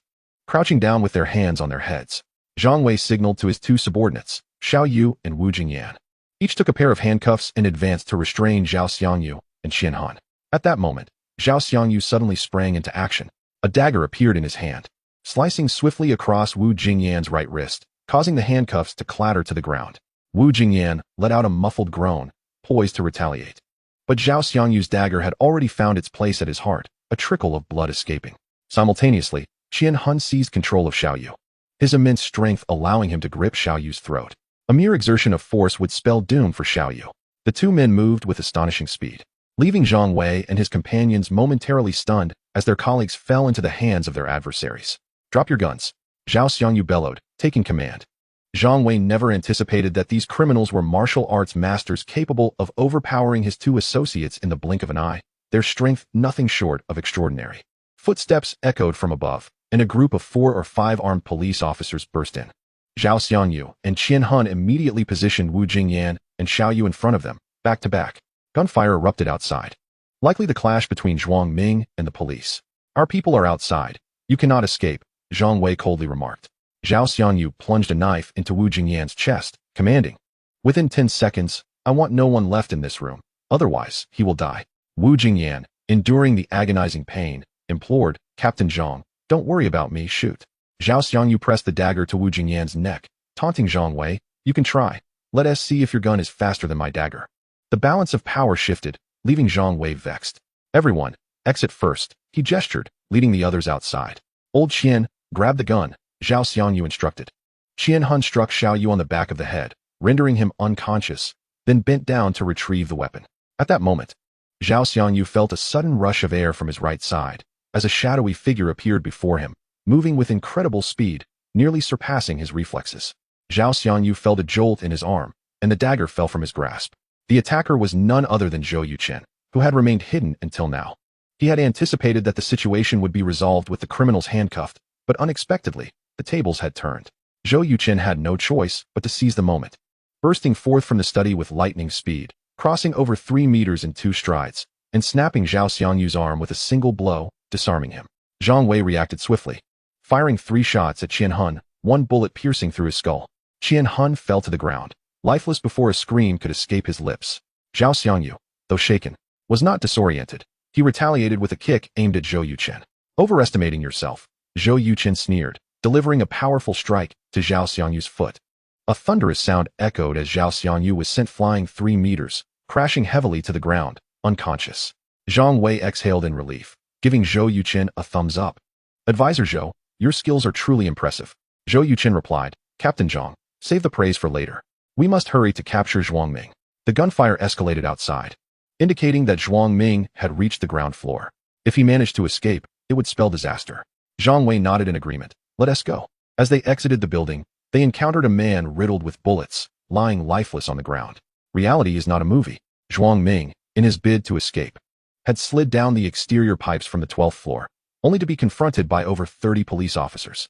Despite his commendable martial prowess, lasting 5 minutes against such firepower was already a remarkable feat. Zhang Wei approached the body for identification, a smile breaking across his face. Indeed, it's Zhuangming. Zhou Yuqin felt relieved. At last, we dealt with him. Zhang Wei promptly reported the situation to headquarters. Shen Qinggang expressed his delight, showering them with praise. The cacophony of gunfire had drawn the attention of the residents in the community. Eager for excitement, they opened their windows to witness the unfolding drama. Once it was confirmed that the criminal had been neutralized, many emerged from their homes, including Zhao Shenghua. Xiao Zhou, what happened? Seeing Zhou Yuqin at the scene, Zhao Shenghua approached, speaking softly. Zhou Yuqin explained, the police are apprehending drug traffickers. Zhao Shenghua paused. What are drug traffickers doing in our community? Zhou Yuqin sighed. They likely aim to capture my daughter and coerce my future father-in-law into releasing their accomplices. Understanding dawned on Zhao Shenghua, who patted Zhou Yuqin's shoulder. Dating the daughter of the police commissioner seems rather perilous. You'd best be cautious. Zhou Yuqin nodded. I will. After the police departed, Zhou Yuqin returned home. Observing the disarray in the living room, with remnants of blood staining the floor, he decided to call for cleaning services the following day. After such a harrowing experience, Zhou Yuqin found it difficult to settle his mind. He attempted to practice Tai Chi meditation while seated on his bed, but could not find his focus and eventually surrendered to fatigue, lying down for a brief sleep. The following morning, Zhou Yuqin drove to pick up Shen Jingyun and Xiao Yeye. Upon arriving downstairs, he spotted Shen Qinggang exiting a police vehicle, his eyes bloodshot from a sleepless night. Uncle Shen, are you all right? Zhou Yuqin inquired. Shen Qinggang sighed. In the past, I could handle 3 sleepless nights while working a case, but now, just one night has nearly taken its toll on me. Xiao Zhou, I heard from Zhang Wei that thanks to your intervention, they avoided significant trouble. Zhou Yuqin replied, it was nothing, Uncle Shen. Is the injured brother all right? Shen Qinggang reassured him, it's not a life-threatening injury. He'll be fine after a month of rest. Zhou Yuqin nodded, that is good to hear.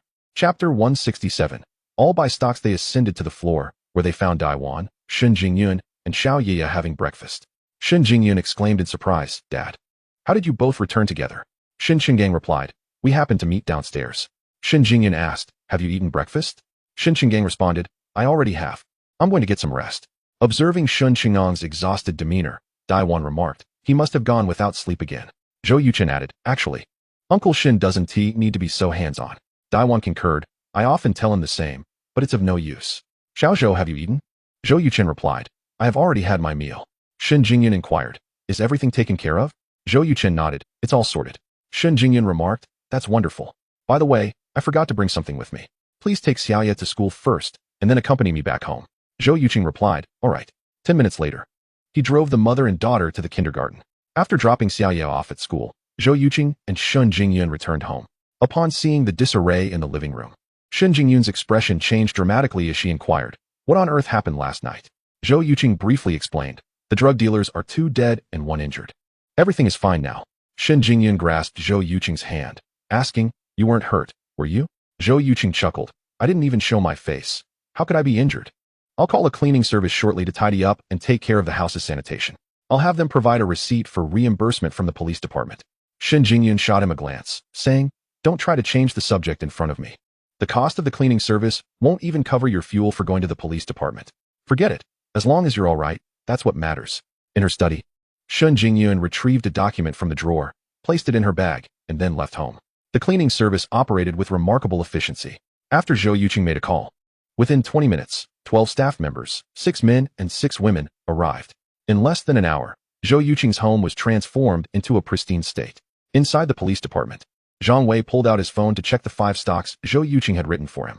After some contemplation, he edited the names of these stocks into a text message and sent it to his wife, Xia Yao. Shortly after, Xia Yao called Zhang Wei. "Old Zhang, what does this message mean?" she asked.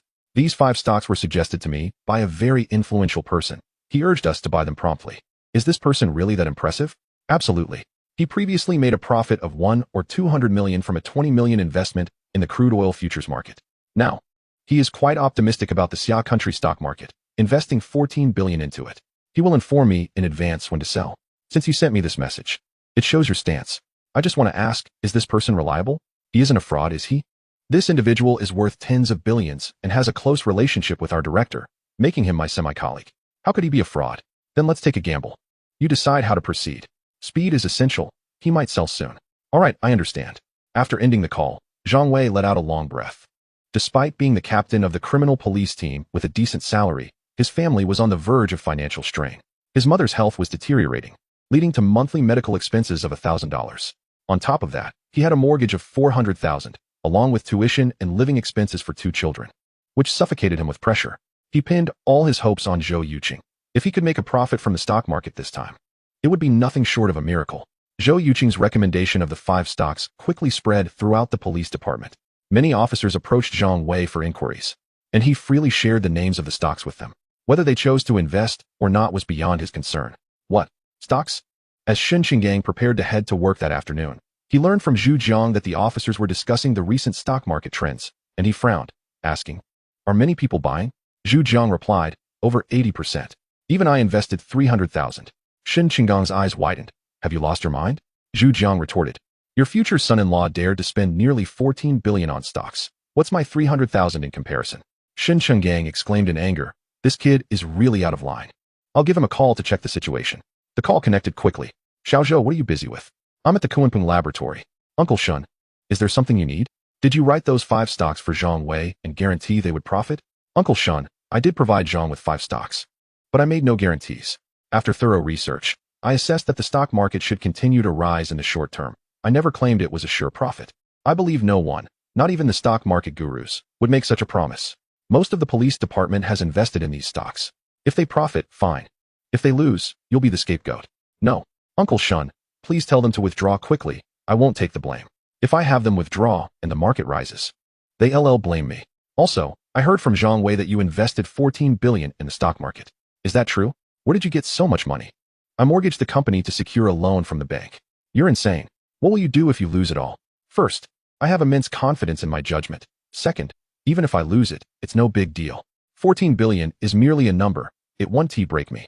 I'm in my 20s. I can get back up after a fall. It's nothing serious." Zhou Yuqing's nonchalant words left Shun Qinggang speechless. The two had entirely different perspectives on the 14 billion. While Shun Qinggang considered it an astronomical figure, Zhou Yuqing treated it as if it were a trivial amount. After hanging up, Shen Qinggang looked at Zhu Jiang and sighed. "Have we grown old?" Zhu Jiang, who had overheard their conversation, remarked, "It's not that we are old. It's that your future son-in-law is incredibly capable. Not even concerning 14 billion signifies what. It reflects his vision and ambition, which have reached heights that ordinary people cannot fathom. I now have increased confidence in his judgment. Perhaps in a few days, my 300,000 will become 500,000. Haha, when that happens, I'll surely treat you to a drink." Shen Qinggang replied helplessly. "I just hope you and everyone else don't end up with losses."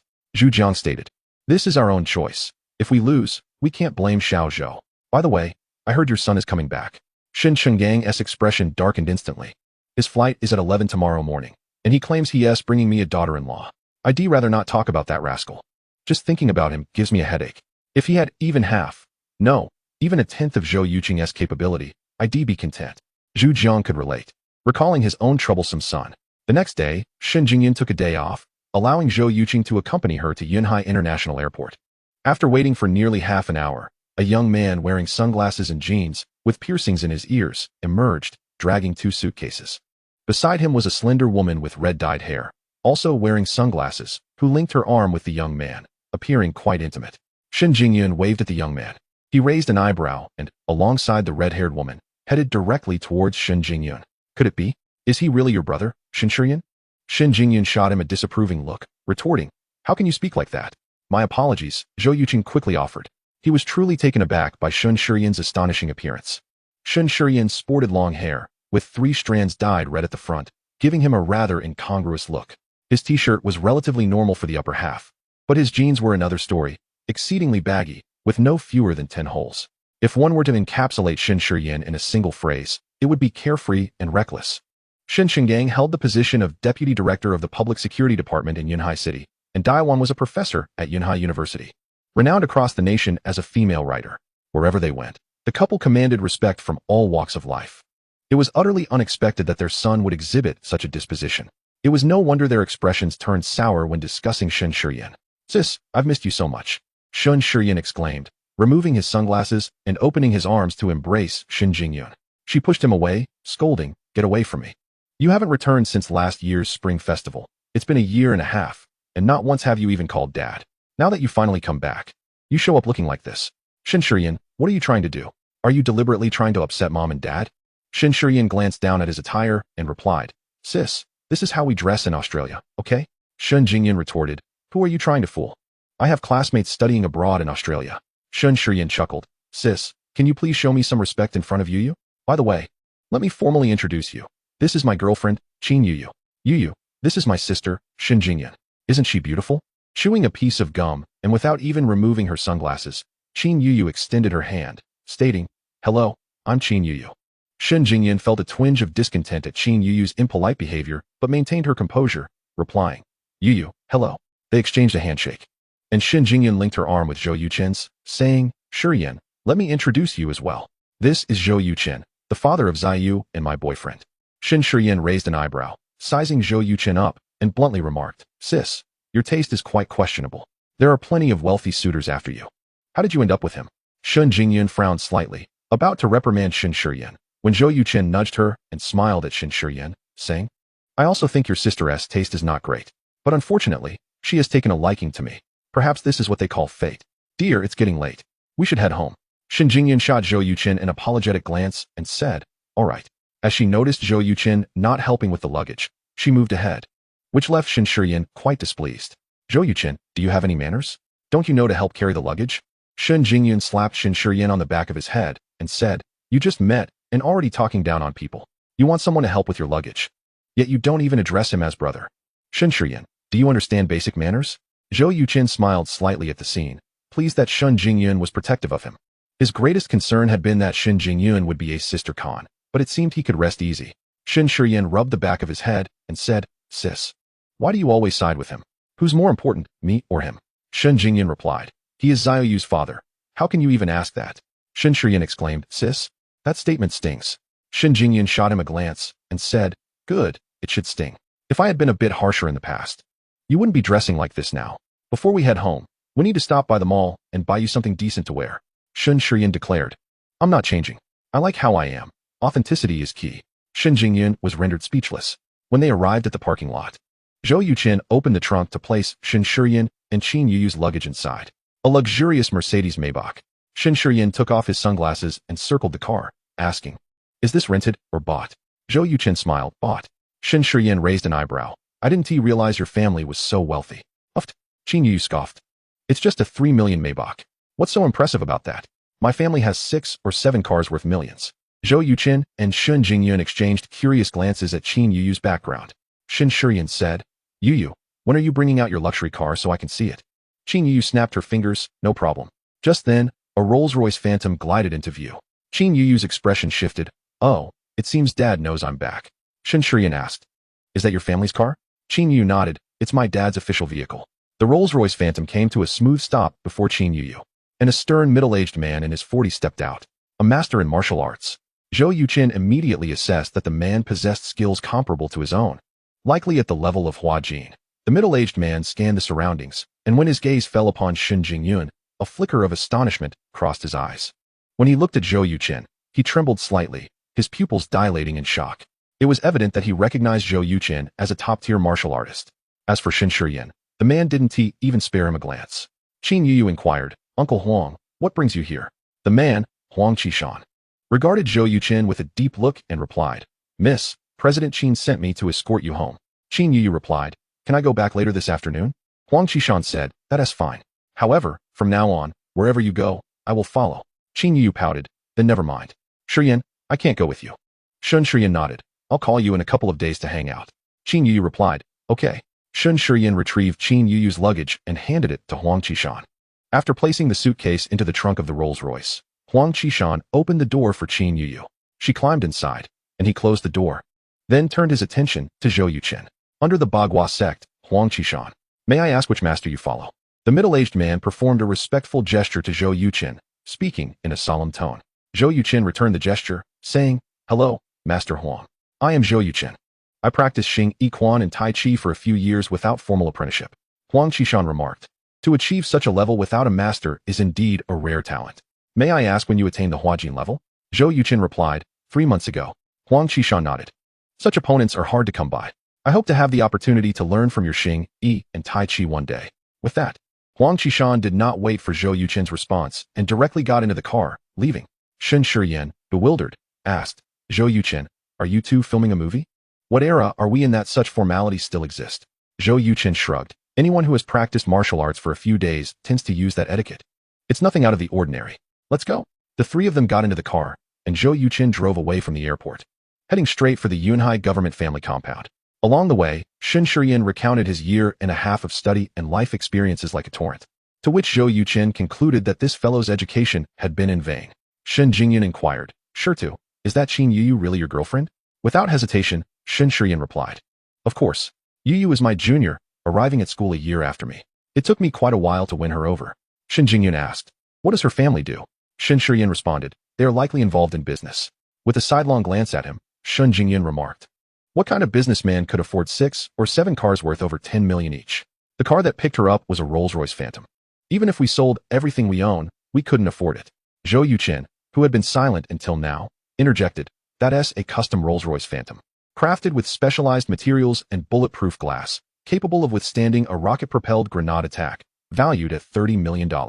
Shin Jingyun, astonished, asked, How do you know this so well? Zhou Yuchen chuckled, I heard it from someone. Only 3 of this caliber of Rolls-Royce Phantom exist in all of Xia country, and one of them is right here in Yunhai. Both Shin Jingyun and Shun Shiyan inquired in unison. Who? Zhou Yuchen replied nonchalantly, the former richest man in Xia country, Qin Kuan, president of the Kunlun Group. The Kunlun Group started in real estate and has since expanded into finance, entertainment, consumer goods, and clothing, boasting a market value exceeding 800 billion Xia yuan, making it a colossal enterprise. Even in today's digital age, Qin Kuan's wealth remains among the top 10. Although Shin Shiyan was merely a student, the name Qin Kuan resonated with him, and he exclaimed, You must be mistaken. Zhou Yuchen laughed. The character Qin is inscribed on the back of that Rolls-Royce. It is irrefutably unique. Congratulations, Shin Shiyan. You are poised to become the son-in-law of Xia country's former richest man. Shin Shiyan fell silent. He understood all too well that someone of his humble means could never catch Qin Kuan's eye. The prospect of marrying Qin Yuyu seemed like a mere pipe dream. Shin Jingyan patted his shoulder and encouraged, Don't lose heart. If you truly like Qin Yuyu, then strive to pursue her. Even if you ultimately fail, you will not regret it. Shin Shiyan nodded, saying, I will. Zhou Yuchen glanced at Shin Shiyan through the rearview mirror, thinking, unless Qin Kuan had lost his senses, he would never choose such a fellow as a son-in-law. If it were me, I wouldn't even let him through the door. Being young. Shin Shiyan quickly regained his spirits after a brief moment of disappointment and began to contemplate borrowing Zhou Yuchen's car. Zhou Yuchen, your car is quite nice. Would you lend it to me for a few days?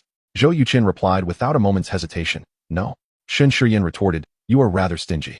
Zhou Yuchen responded, If I lend you the car, your sister will have to wake up early every morning to take Xiaya to school. I wouldn't want to impose that on her.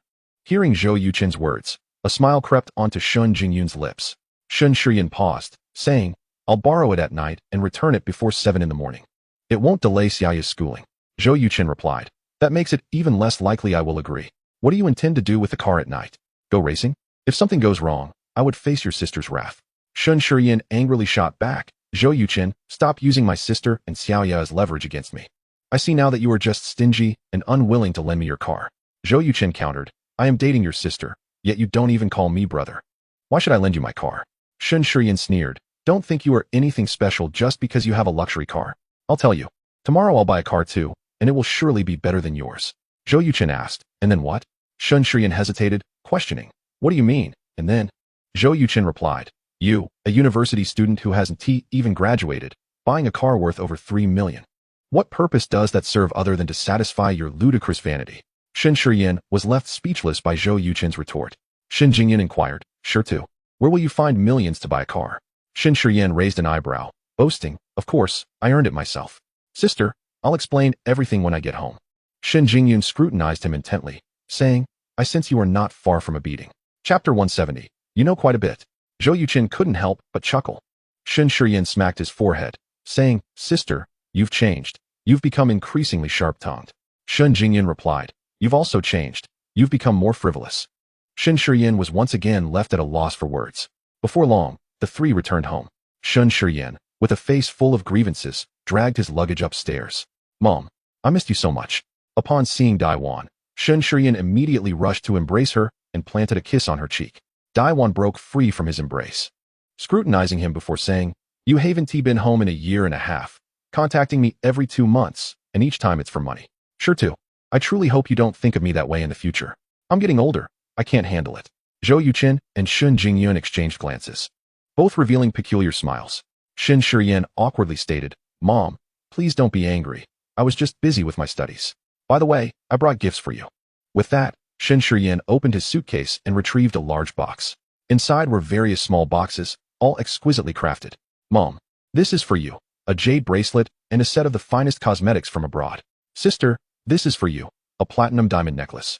A newly released second-generation orange phone, and a set of cosmetics suitable for young people. Xiaoye receives a small gold lock and a toy set. And for Dad, a Swiss mechanical watch worth over $10,000. Upon seeing the gifts Shun Shiyan presented, neither Daiwan nor Shun Jingyun displayed any signs of joy. Daiwan opened the box to find 2 vibrant green bracelets, each with an excellent grade, valued at no less than 200,000. Shin Jingyun's platinum diamond necklace, still bearing the price tag, was valued at $50,000, equivalent to over 300,000 xia yuan. Daiwan set the gifts down, her expression turning serious as she asked, Speak. Where did you get so much money? The annual tuition for Shun Shiyan's university was around 400,000 xia yuan, totaling 120,000 over 3 years. Concerned that he wouldn't have enough funds, Daiwan had been sending him an extra 5,000 each month. Shin Qinggang, a deputy ministerial level official, held a high position but earned a modest salary, totaling less than 10,000 a month. The bulk of the family's finances came from Daiwan's earnings from her novels, which had diminished significantly, now yielding less than 30,000 a year. Given the Shun family's current circumstances, they could barely support Shin Shiyan until he graduated. Now, Shin Shiyan had brought gifts worth $1 million, nearly matching his tuition for 2 years, leaving Daiwan and Shun Jingyun utterly astonished. Just then, the door swung open, and Shun Qinggang entered. Despite his frustrations with Shun Shiyan, at times wishing he could simply cast him out, he couldn't resist the bond of fatherhood when his son finally returned home after a year and a half. Dad, Shun Shiyan stood up, grinning broadly. Upon seeing Shun Shiyan's attire, Shun Qinggang's expression darkened immediately as he remarked, Shin Shiyan, did you come home to infuriate me? Shin Shiyan, perplexed, asked, What's wrong? Shin Qinggang exclaimed in anger, Go to the back room and look in the mirror. Your current appearance is no different from that of a petty thug on the streets. Shin Shiyan rolled his eyes and replied, Dad, this is the latest trend from Australia. You simply do not understand. Shin Qinggang retorted, This is Xia country, not Australia. Do not bring back that chaotic nonsense. This afternoon, dye your hair back and change into normal clothes. I cannot afford to lose face. Shin Shiyan pouted and said, Got it. Shin Qinggang's words fell like a bucket of cold water, leaving Shin Shiyan feeling thoroughly chilled, devoid of any smile on his face. Zhou Yuchen perceived the unease and quickly stood up, saying, Uncle Shun, Aunt Dai, I have an urgent matter at the factory, so I'll take my leave. Shin Qinggang glared. What could possibly be so urgent that you can't spare time for a meal? Daiwan chimed in, Exactly. Xiao Zhou, I've prepared the meal. You should eat before you leave. Zhou Yuchen rubbed his nose and said, All right then. Shun Jingyun found the situation amusing and leaned closer to him, whispering, You want to run already, and it has barely started? Dream on. Zhou Yuchen shot her a glance and replied, I'll go check the kitchen. Shin Jingyun held onto his arm gently, saying, Sit tight. I'm counting on you to help mediate. Zhou Yuchen was rendered speechless. Daiwan opened a box and took out a watch, saying, Old Shun, this is a gift from Shurtu. Shen Chenggang took the watch and scrutinized it. Frowning as he asked, "How much did this watch cost?" Shen Shiyan replied, $12,000. Shen Chenggang pressed on, "Where did you get the money?" Shen Shiyan raised an eyebrow and proudly stated, "I earned it through investments." Shen Chenggang surveyed the other gifts and remarked, "What kind of investment allows you to earn so much? Also, where did your capital come from?" Shen Shiyan replied with displeasure, "Dad, could you please refrain from interrogating me as if I were a criminal?" Dai Wan calmly interjected, "Sure to. Purchasing over $1 million worth of gifts is indeed rather alarming. I hope you can clarify." Shen Shiyan responded, "Even if I explain, you might not understand." Shen Chenggang's voice turned stern, "Less talk, just tell me." Shen Shiyan began, "Have you heard of Telcoin?" Upon hearing the term, Shen Chenggang and Dai Wan exchanged puzzled glances. Shen Jingyun, equally confused, nudged Zhou Yuchen, asking, "Have you heard of it?" Zhou Yuchen nodded. "Yes, I have." Shen Chenggang urged, "Xiao Zhou, enlighten us about this Telcoin." Zhou Yuchen explained, "Telcoin is a decentralized virtual cryptocurrency that has been around for several years. To date, the issuance has not exceeded 2 million coins. Initially, one Telcoin was priced at less than $1, but it seems to have risen to $3,500 now. Uncle Shun, Aunt Dai, rest assured that trading Telcoin is legal worldwide. There are no issues." Shen Shiyan looked at Zhou Yuchen in surprise. "I didn't realize you knew so much about it." Zhou Yuchen smiled. "I enjoy keeping up with investment information in my spare time." Shen Shiyan continued, "Dad, Mom, 3 months ago, when Telcoin's price plummeted, I borrowed $15,000 from a classmate and bought 300 Bitcoin at $500 each. Just half a month ago, I sold them for $3,200 each, making a total profit of $810,000, which is over 5 million. Chapter 171. A heavy blow. Seeing the shock on Shen Chenggang and Dai Wan's faces, Shen Shiyan felt an even greater sense of pride. Shen Chenggang skeptically asked, "Do you have transaction records?" Of course, Shen Shiyan eagerly retrieved his laptop, opened an all-English website, and located his transaction records, saying, "Look here." Shen Chenggang glanced at it and retorted, "Are you mocking your mother and me for not understanding English?" "Jingyan, Xiao Zhou, come over here." Shen Jingyan replied, "I'm not very familiar with investment matters either. Yuchen, you take a look." "All right." Zhou Yuchen leaned closer to the laptop, studying it intently. Shen Shiyan cast a sidelong glance at him. "Can you comprehend this?" Zhou Yuchen ignored him, and after reading, said, "Uncle Shun, Aunt Dai, Shiyan is quite impressive. He bought on April 12th and sold on July 2nd, turning a profit of exactly $810,000. Upon hearing Zhou Yuchen's words, Shen Chenggang and Dai Wan both sighed in relief. Shen Shiyan patted Zhou Yuchen's shoulder and bragged, "So what do you think? Want to join me in investing? If you give me 5 million in capital, I can turn it into 8 million or even 10 million within 3 months. Before Zhou Yuchen could respond, Shen Chenggang interjected, "Enough. You made a little money and are acting all proud. What is so impressive about that? The capital market is fraught with uncertainties. Do you really think you can always win?" Shen Shiyan's words made Shen Chenggang feel a bit flustered. $810,000 might seem substantial to some, but to Zhou Yuchen, it was hardly significant. In the realm of investments, sums were often counted in millions. 3 million in profits from a mere 5 million capital was nothing noteworthy. Shen Shiyan exaggeratedly proclaimed, $810,000, over 5 million. Is that not impressive?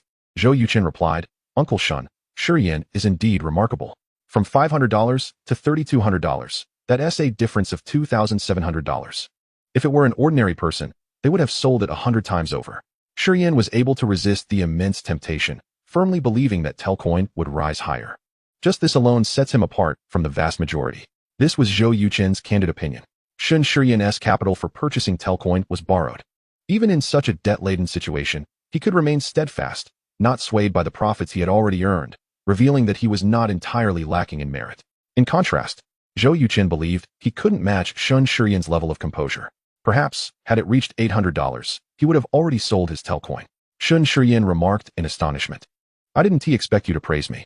Zhou Yuchen smiled and replied, "I'm merely speaking the truth. In the financial industry, those who truly make substantial profits are exceedingly rare.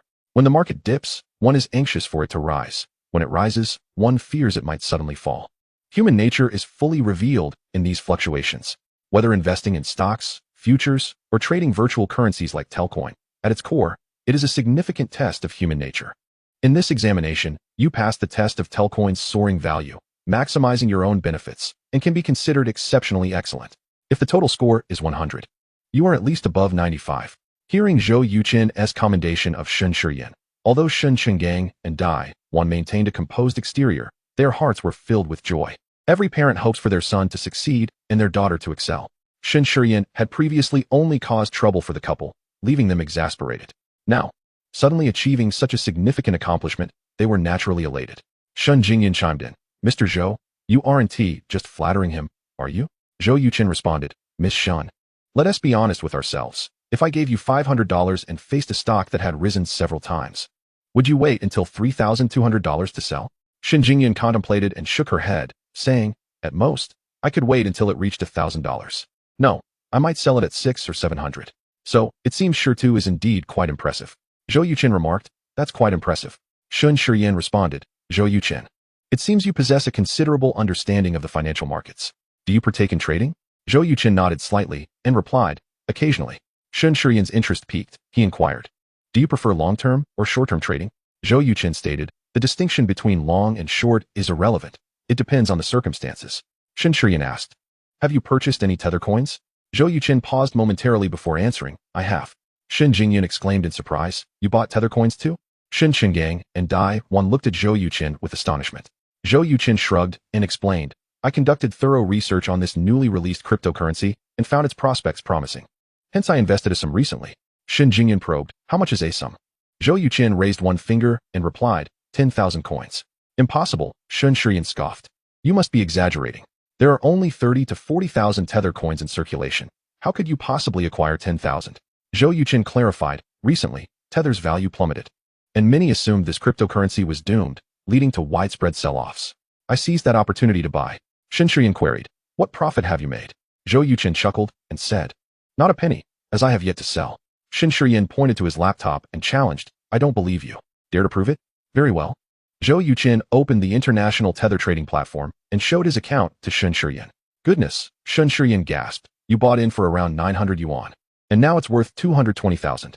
You've made over 2 billion from those 10,000 tether coins, and yet you still hold on to them. Zhou Yuqin, are you out of your mind? Zhou Yuqin calmly replied, if you can hold out waiting to buy at $500,000 and sell at 3,200, why can't I wait? Shen Shiyan countered, the problem is everyone is saying Bitcoin is going to drop. Zhou Yuqin smiled. As I mentioned earlier, those who can earn substantial wealth are exceedingly rare. The fact that everyone claims Bitcoin will fall only suggests it will inevitably rise. Shen Shiyan's gaze towards Zhou Yuqin shifted. When do you plan to sell? Zhou Yuqin responded, I'll consider it when it reaches $10,000. My perspective on tether is long-term, not short-term. At this moment, Shen Shiyan was left astounded. Just moments ago, he was brimming with pride about his own achievements, but now he felt utterly deflated by Zhou Yuqin's revelations. Chapter 172. Shen Shiyan let the cat out of the bag after a while. Shen Shiyan's expression darkened as he angrily exclaimed, if you're so wealthy, why haven't you bought my sister some nice things? Look at her. She doesn't even have a decent piece of jewelry. Zhou Yuqin, you're being quite stingy, aren't you? Witnessing Shen Shiyan's defense of her, Shen Jingyan felt a warmth in her heart, responding, it's not that he doesn't want to buy, but that I don't need anything. Stone, I am a civil servant. I cannot wear expensive jewelry or accept lavish gifts. Shen Shiyan retorted, is he your boyfriend? Shen Jingyan smiled. Yes, he is my boyfriend, but not my husband. Shen Qinggang interjected, Stone, your sister is correct. If Xiao Zhou buys your sister something extravagant, others will claim he is attempting to bribe me through her. Even if it could be explained, it would leave a slew of complications and could adversely affect both me and your sister. Just like this watch you bought, I certainly cannot wear it. Imagine if the public saw me, the chief of police, sporting a watch worth 80 to 90,000. It would likely explode on social media. Shen Shiyan's expression soured. I earn my money through hard work. Why shouldn't I be able to use it? This is too restrictive. Dai Wan interjected, freedom without rules is not true freedom.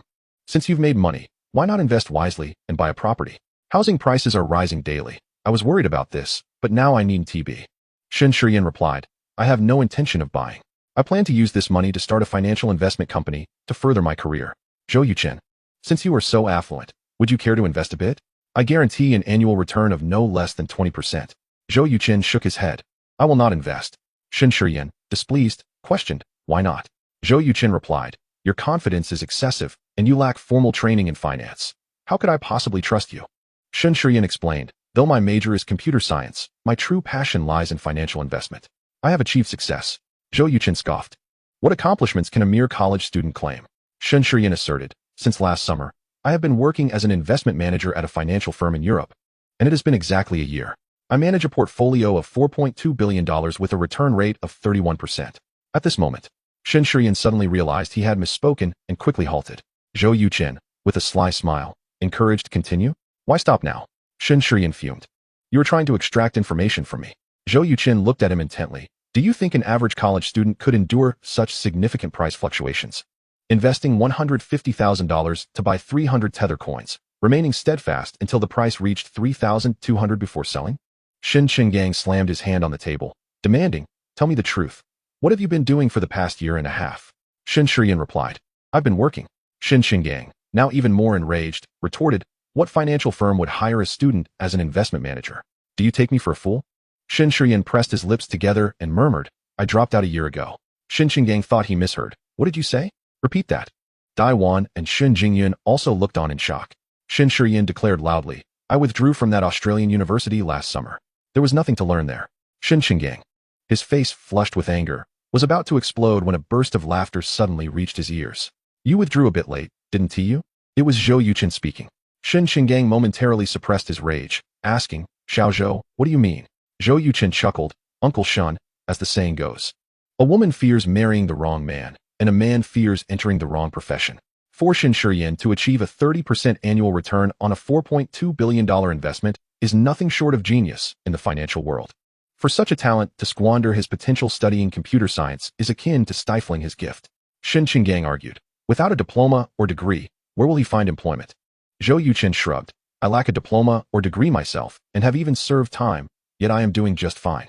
Uncle Shun, in the face of genius, certificates hold no value. Of course, this is assuming Shiyan is not lying. I believe you should have someone investigate in Australia. If he speaks the truth, then attending school is wholly inconsequential.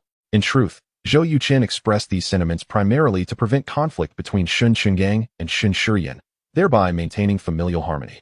Clearly, his objective was achieved. Shen Qinggang regained his composure and, after a moment of contemplation, fixed a piercing gaze on Shen Shiyan, stating, Speak up. What else are you hiding from us? You'd best come clean now. Shen Shiyan reluctantly confessed, Dad, in reality, I don't just have 5 million. I possess over 15 million. The extra 10 million is from the bonuses I earned as an investment manager. Zhou Yuchen promptly raised his thumb and exclaimed, Impressive.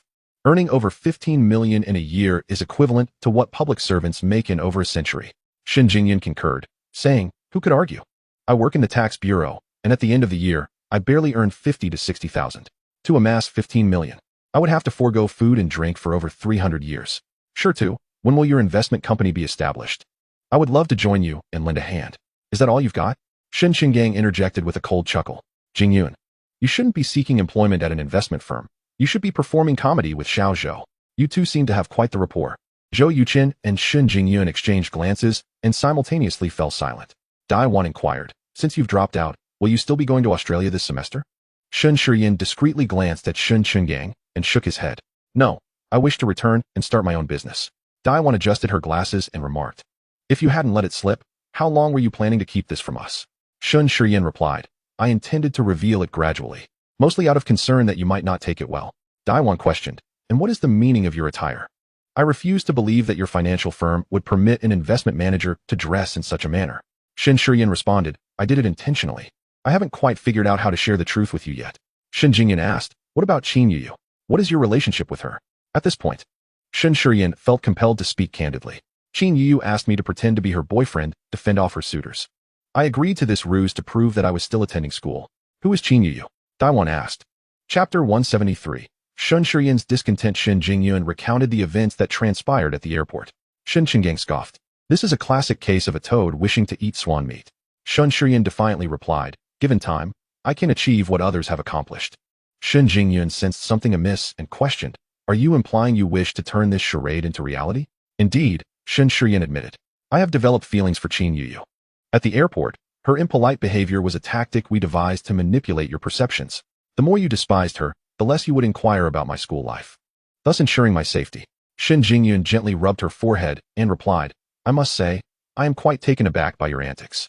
Zhou Yuchen secretly gave Shen Shiyan a thumbs up, thinking, this guy would make a fantastic director. Shen Qinggang stood up and declared, Enough of this. Let's eat. I have a meeting this afternoon. Dai Wan said, All right, I'll serve the dishes. Shen Jingyun added, Mom, let me assist you. The subsequent lunch was exceedingly uncomfortable for Zhou Yuchen. Shen Qinggang remained silent, solely focused on his rice, barely touching the dishes. Despite Zhou Yuchen attempting a few jokes, he failed to alleviate the heavy atmosphere, leaving him feeling quite embarrassed. Daiwan's face bore no trace of a smile. As a teacher, she was still grappling with the shock of her son dropping out. Fortunately, her demeanor was typically composed. Otherwise, the meal might have been unbearable. "I'm leaving," Shen Qinggang stated as he set down his chopsticks and departed for work. His exit somewhat lightened the mood. Shen Jingyun cleared her throat and said, "Mom, I believe Shidu's decision to drop out was made after considerable reflection. Please do not be upset." Daiwan sighed. "I am not angry. Merely struggling to come to terms with this. Give me some time to gather my thoughts. Jingyun, in the coming days, let Shitu stay with you." Your father managed to restrain his anger at lunch for Xiao Zhou's sake. If he were here, it's likely he would have erupted. Shun Shiyan interjected, "Mom, we are in a new era. We cannot cling to outdated traditional thoughts." "What do you mean by that?" Shun Jingyan interrupted. "To support your education, our parents have scrimped and saved, depleting decades of savings, even to the extent of touching their retirement funds. And you? Without consulting them, you simply dropped out and worked for a year and a half. Regardless of the era, such behavior is unacceptable. You ought to sincerely apologize to our parents." Shun Shiyan recognized that Shun Jingyun's words were directed at their mother, so he earnestly replied, "Sister, you are right. Mom, I apologize for my impulsiveness." Daiwan said, "Dwelling on the past is no longer important. What matters is the future. Shitu, are you truly prepared to embark on this entrepreneurial journey?" Shun Shiyan nodded solemnly. "Since my first day at the financial firm, I have been preparing to start my own business. I have accumulated sufficient experience and am capable of facing all challenges. I believe I can succeed." Daiwan remarked, "You know that our family cannot assist you." "I understand, Mom. I will prove to you with my actions that I am not a useless individual. I will make you proud." Despite Shin Shiyan's fervent declarations, Daiwan remained somewhat apprehensive. However, witnessing Zhou Yuchen calmly enjoying his meal, she felt her concerns might be unwarranted. With this future son-in-law present, even if Shin Shiyan were to falter in his entrepreneurial endeavors, it seemed it would not be a grave issue. Noticing Daiwan's gaze, Zhou Yuchen looked up and smiled at her. Instantly, she felt a sense of reassurance. After finishing their meal, while Shin Shiyan was absent, Zhou Yuchen quietly said to Daiwan, "Aunt Dai, it is commendable that Shiyan wishes to explore. Let him experiment freely. If he succeeds, that is splendid. If he fails, I will catch him, and it will not be a significant concern." Daiwan nodded. "Xiao Zhou, please pay attention." "I will," Zhou Yuchen assured her. Half an hour later, Zhou Yuchen drove Shin Jingyun and Shun Shiyan to Mingda community. At home, Shun Shiyan harbored quite a few grievances against Zhou Yuchen. If it weren't for him, he wouldn't have let slip his plans, landing him in such a predicament. Upon hearing Shin Jingyun mention that she and Xiao Yeye had already moved to Zhou Yuchen's home, Shin Shiyan could no longer contain himself and asked, "Zhou Yuchen, what are your intentions?" Zhou Yuchen replied, "What intentions?" Shin Shiyan retorted, "Don't play coy. You can't just be looking to toy with my sister, can you?" Zhou Yuchen chuckled, "If you can persuade your sister to marry me, I would head to the Civil Affairs Bureau to register our marriage right now. As for the 2 billion in my account, I could withdraw it and hand it to you directly." Shin Shiyan looked at Shun Jingyun, who retorted with irritation, "Are you trying to sell me off?" Shin Shiyan quickly shook his head, "I wouldn't dare." Shin Jingyun stated, "Our affairs are none of your concern. Focus on your entrepreneurial journey." Shin Shiyan sighed, "But I lack funds. 15 million is paltry for a financial investment firm. If only someone could lend me a bit." At this, Shin Shiyan glanced at Zhou Yuchen, who feigned ignorance and remained silent. Shin Shiyan was left feeling frustrated. Shin Jingyun inquired, "How much do you need?" Shin Shiyan replied, "At least 100 million.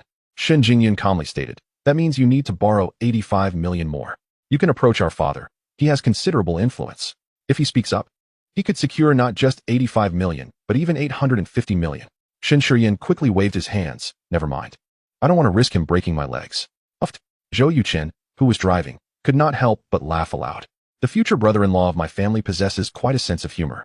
Observing Zhou Yuchen's persistent silence, Shin Shiyan could no longer contain himself and exclaimed, "Zhou Yuchen, can't you lend me a little?" Zhou Yuchen replied, "If I lend you, and you squander it all, what will become of me?" Shin Shiyan retorted angrily, "Do you even want to marry my sister?" Zhou Yuchen answered, "Of course. But what does that have to do with lending you money?" "Mr. Shun, there is no such thing as a free lunch in this world. Do not harbor delusions of gain without effort. If you wish to embark on a business venture, securing your initial capital is the first hurdle you must overcome. If you cannot even pass this initial test, it indicates that you are ill-suited for this industry." Shin Shiyan scoffed, "I've come to realize that you are nothing but a miser." Zhou Yuchen snapped his fingers and said, "Correct, but unfortunately, there is no prize." Chapter 174. Shun Jingyun's apology, seeing the two on the verge of an argument. Shun Jingyun quickly interjected, "All right, Shiyan, let's put an end to the matter of borrowing money. I do not wish to owe him anything." Shun Shiyan replied, "Understood."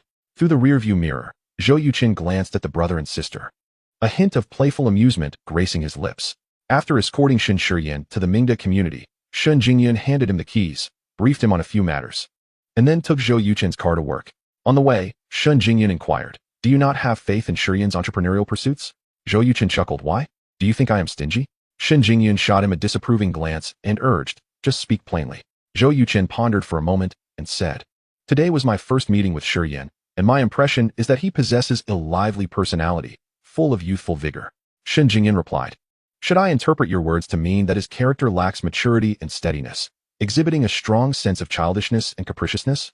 Zhou Yuqin gave her a thumbs up and said, "Wife, your emotional and intellectual intelligence is truly remarkable. You have discerned my thoughts perfectly." Shun Jingyun insisted, "Can you not speak more directly?" Zhou Yuqin affirmed, "I can. If everything Shiyan said at lunch today is true, then he is indeed a prodigy in the investment world. However, brilliance does not guarantee success." Zhuge Liang, despite his extraordinary intellect during the Three Kingdoms period, could only serve as a strategist. And why is that? Because he could not accomplish what Liu Bei could. Shiyan's FLA Financial Company ranks among the top 10 in the Australian financial sector, boasting a sophisticated management system, with departments such as investment management, financing, project evaluation, and risk control, all highly esteemed in the industry. Given Shiyan's qualifications, I find it hard to believe that he could be an investment manager at FLA. Perhaps an assistant manager is within reach. Even if Shiyan were to become an investment manager, achieving a 30% return would still be the result of collective efforts from various departments.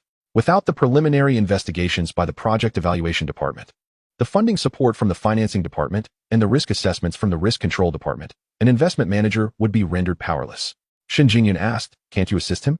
Zhou Yuqin, with a hint of resignation, replied, "Shiyan faces three critical issues. He needs one or several financing channels, industry experts to enhance each department of the company, and a clear system of rewards and penalties along with a developmental roadmap. My dear wife, I am just a novice in the business world. Having entered less than half a year ago, I do not even know a single person in the investment sector. I can only dabble in stocks and futures. Do you believe I can help him resolve any of these issues?" Shun Jingyun remarked, "Then isn't establishing a financial company a futile endeavor for him?" Zhou Yuqin contemplated and said, "Not necessarily."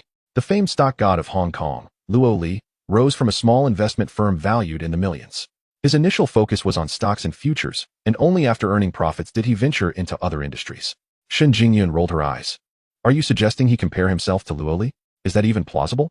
Zhou Yuqin chuckled, "Indeed, it is rather improbable. My dear wife, I recall reading a book that stated, a common bird, if it does not experience death several times, will never transform into a phoenix reborn from the ashes. Similarly, an investor who does not encounter the risks of bankruptcy will find it exceedingly difficult to achieve greatness." For Shun Shiyan at this juncture, what he needs most is not a resounding success, but rather a profound failure. Only through experiencing failure can he truly comprehend the essence of respect and reverence, paving the way for potential success in the future. Shun Jingyun remained silent for a long time before speaking. "Perhaps you are correct. What about you, Mr. Zhou?" Zhou Yuqin replied, "Have I not faced enough setbacks and disappointments? If you asked Shun Shiyan to spend time in a detention center, I would wager he could not endure even a week." Shun Jingyun laughed. "That is indeed true." Zhou Yuqin reassured her, "Rest assured, no matter what, Shun Shiyan will always be my future brother-in-law. I will provide him with a safety net. Whether it is 15 million or 150 million, it is of no concern to me." Shun Jingyun voiced her discontent. "What do you mean by future brother-in-law? That sounds dreadful." Zhou Yuqin responded, "Shun Shiyan's speech may be unrefined, but he did make one correct observation. I am indeed too stingy. I have not even bought my girlfriend any clothes or jewelry as gifts." Shun Jingyun replied, "I do not need that." Zhou Yuqin thought for a moment and suggested, "Then how about a new car? A Porsche is quite suitable for a lady. I will purchase it and register it under my name for you to drive to and from work." Shun Jingyun countered, "That is merely a form of self-deception." Zhou Yuqin turned to her and said, "My dear wife, do you realize that at times, your refusals instill within me a profound sense of defeat, making me feel as though you are preparing to leave me?" Shun Jingyun was taken aback and asked, "Is that so?" Zhou Yuqin affirmed, "Indeed. You seem distant. Even if I wished to buy you a few thousand yuan worth of clothing, you would display a genuine reluctance. My dear, only strangers owe nothing to each other. We are a couple and will one day be lifelong partners. I hope that before me, You can fully open your heart and completely accept me. Upon hearing Zhou Yuchen's words, Shen Jingyun fell silent. She realized that she had indeed been rather unapproachable towards him as a boyfriend. Although she liked him, she had never actively expressed it. Despite her desire to draw closer, she could only passively accept. Although Zhou Yuchen referred to her as his wife, she had never called him husband. Shen Jingyun found herself unsure of what she was truly afraid of. After a long pause, Shen Jingyun finally spoke. I am sorry. Zhou Yuchen replied. You know that what I seek is not merely these 3 words. Shen Jingyun said, Are you not going to buy me a car? Let's go now. A smile spread across Zhou Yuchen's face as he declared, We are en route to the Porsche dealership. Shen Jingyun smiled as well. I can see that. Husband, starting today, I will strive to change. Zhou Yuchen raised an eyebrow at the term husband and said, I am quite looking forward to that. Shen Jingyun added, The first change I want to make is regarding the car. I do not like Porsches. Zhou Yuchen inquired, What do you prefer? Shen Jingyun replied, A Range Rover. Zhou Yuchen was taken aback. Are you that formidable? Shen Jingyun proudly stated, Being formidable equates to safety. For me, a car is merely a means of transportation. Safety is paramount. Zhou Yuchen gave her a thumbs up and said, Very rational. Chapter 175. A new car. Half an hour later, the couple arrived at the Land Rover dealership. In truth, Shen Jingyun possessed little knowledge regarding automobiles. As long as the color and shape were pleasing, that sufficed. Thus, she swiftly selected a gray Land Rover. Priced around $780,000. This was a quarter less than Zhou Yuchen's Mercedes-Benz Maybach. The salesperson was somewhat taken aback. The dealership boasted 6 different colors of the Land Rover, and he had initially assumed that a stunning beauty like Shen Jingyun would undoubtedly opt for red, yet she ultimately chose gray. In fact, not only the salesperson, but even Zhou Yuchen was astonished by Shen Jingyun's unique taste. While the paperwork was being processed, Shen Jingyun took a few laps in the test drive area to familiarize herself with the vehicle. Once everything was settled, she drove ahead with Zhou Yuchen following closely behind. Both cars heading directly to Yunhai Inkai Kindergarten. Daddy, Mommy, why are you both here to pick me up? Xiao Yiya beamed with delight upon seeing Zhou Yuchen and Shen Jingyun together. Zhou Yuchen replied with a smile, Isn't it wonderful that both Mommy and Daddy are here? Xiao Yiya took each of their hands, exclaiming, Of course. It would be even better if this happened every day. Shen Jingyun added, Your uncle returned today, so Mommy took a day off to come pick you up. By the way, Xiao Yiya, do you remember your uncle? Xiao Yiya tilted her head, pondered for a moment, then shook her head, saying, I don't remember. Shen Shiyan had been away for a year and a half, and at that time, Xiao Yiya was not yet 2 years old, so it was hardly surprising. Due to Shen Jingyun's extraordinary beauty, many of the fathers present cast admiring glances her way, greatly satisfying Zhou Yuchen's vanity. Upon exiting the school, Shen Jingyun smiled and asked, Sweetheart, this is Mommy's car, and this is Daddy's car. Which one do you wish to ride in? Xiao Yiya's eyes widened as she gazed at Shen Jingyun's Land Rover, exclaiming, Mommy, did you get a new car? Shen Jingyun replied, Yes, Daddy bought me a new car. Xiao Yiya immediately declared, I want to ride in Mommy's new car. Zhou Yuchen playfully pinched her little nose, saying, You little rascal, how could you betray Daddy so easily? Didn't you say that Daddy's car is the most comfortable? Xiao Yiya giggled. How can I know which is more comfortable without trying Mommy's car? Zhou Yuchen chuckled, You are indeed clever. After placing Xiao Yiya in the Land Rover, Shen Jingyun noticed that the parking lot was crowded with parents' vehicles and said, Darling, could you help me back the car out? I'm afraid of bumping into others. When she first called him darling, Shen Jingyun felt a bit unaccustomed. However, after visiting the dealership, she had called Zhou Yuchen darling numerous times and had completely grown accustomed to the term. No problem. Zhou Yuchen replied as he climbed into the car and reversed it out. Once the direction was adjusted, Shen Jingyun got in and slowly drove away, with Zhou Yuchen immediately following behind. Upon arriving home, Shen Jingyun said, Darling, I need to go to work and bring the car back. Zhou Yuchen inquired, How do you plan to get there? Shen Jingyun answered, I'll just take a taxi. Zhou Yuchen chuckled, Have you forgotten about Shen Shiyan? Shen Jingyun paused, saying, Oh, my mind. I'll take him along and have him drive the car back. We'll go out for dinner this afternoon. Zhou Yuchen smirked. Which restaurant do you think has a chef better than me? Xiao Yiya chimed in. Daddy's dishes are the best. Little flatterer. Shen Jingyun smiled at Xiao Yiya before turning to Zhou Yuchen. I just worry about tiring you out. Zhou Yuchen replied. It's just an extra pair of chopsticks. It won't tire me out. Be careful on the road. Rest assured, Shen Jingyun affirmed as she took out her phone to call Shen Shiyan before driving off. Upon arriving at Building 8 of Mingda Community, she saw Shen Shiyan already waiting downstairs and honked the horn. Sister, is this your newly bought car? Shen Shiyan approached and circled the vehicle in astonishment. I just bought it this afternoon, Shen Jingyun replied. Shen Shiyan settled into the passenger seat, asking, Did Zhou Yuchen buy this for you? Shun Jingyun playfully tapped Shin Shiyan on the head, saying, even if you don't want to call him brother-in-law, can't you at least call him Shingo? Shin Shiyan rubbed his head, replying, you're not marrying him just for Xiao Yaya, are you? Sister, please don't be foolish. Shin Jingyun questioned, sure too, this is your first meeting with him. I don't understand why you hold such animosity toward him. Without hesitation, Shin Shiyan replied, I just find him unpleasant. Shin Jingyun asked, is it because he didn't lend you money? Shin Shiyan shook his head. It's definitely not about money. From the first moment I saw him, I found him off-putting, though I can't pinpoint why. Shin Jingyun smiled. Once you get to know him, I believe you'll change your perspective. So, you're determined to marry him? Shin Shiyan asked. Shin Jingyun affirmed, I really like him. Shin Shiyan slapped his forehead, exclaiming, then that's it. Shin Jingyun, exasperated, replied, you're the one who has finished. Tell me, what are your plans for your investment company? Shin Shiyan explained, initial accumulation, followed by mid-phase efforts, leading to a final explosion. Recently, the stock market has been quite good. I invested all my money this afternoon. Shin Jingyun furrowed her brow, asking, how confident are you? Did you use leverage? Shin Shiyan chuckled. Even the hidden masterminds controlling the stocks wouldn't dare claim certainty, let alone a speculator like me. To ensure safety, I only used 3 times leverage. I predict that the market will continue to rise in the short term, at least breaking past 6,000 points. If Zhou Yuqin were present, he would certainly regard Shin Shiyan with newfound respect. This fellow indeed had a sharp acumen, making astute judgments. However, the definition of short-term and whether the market could reach 6,000 points remained uncertain.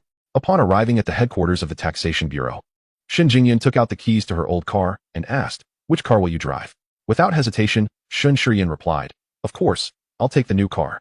Sister, your driving speed is too slow. Let me help break it in. Thank you, but no thanks, Shin Jingyun retorted, rolling her eyes before stepping out of the car. As she reversed her old vehicle and prepared to leave, she realized Shin Shiyan had already vanished. This guy truly was a source of worry. Remembering Zhou Yuqin's evaluation of him, Shin Jingyun sighed. Chapter 176. The stubborn Shin Shiyan. Upon reaching Lijiang Garden, Shin Jingyun discovered that Shin Shiyan had not returned. So she called him. The phone connected quickly. Sure to. Didn't I tell you to drive to Lijiang Garden and then come up for dinner? Did you misunderstand? Sister, I'll be there in half an hour. Where are you? On the ring road. I'm helping to break in the car. Shin Jingyun was left speechless. Upon returning home, Shin Jingyun set down her bag and changed out of her slippers. Zhou Yuqin, busy in the kitchen, heard the commotion and came out to ask, where's your brother? Shin Jingyun replied helplessly, he's south on the ring road helping me break in the car. Zhou Yuqin couldn't help but burst into laughter, saying, your brother really has it tough. When he returns, I'll have to share a drink with him to ease his fatigue. Shin Jingyun rolled her eyes. I'll thank your future brother-in-law on your behalf. Ha ha ha. Zhou Yuqin laughed heartily. Shin Jingyun too chuckled, joining in on the laughter. Shin Shiyan's words seemed somewhat untrustworthy. He had told Shin Jingyun that he would be home in half an hour, yet they waited for over an hour before he finally returned. Just as Zhou Yuqin had prepared a feast of 6 dishes and a soup. Goodness, this house is truly expansive. It must have cost a fortune. Shin Shiyan exclaimed as he stepped through the door. Shin Jingyun replied, your brother-in-law purchased it over 2 months ago for 45 million. It seems to have appreciated to 60 million now. Xiaoyu, greet your uncle. Xiaoyu curiously examined Shin Shiyan and said, hello, uncle. Shin Shiyan handed her a toy he had brought from abroad, smiling as he said, Diu, I held you when you were a child. Do you remember? Xiaoyu shook her head. I don't remember, but now I do. You are my uncle and you bought me a toy. Shin Shiyan laughed heartily, ruffling her hair.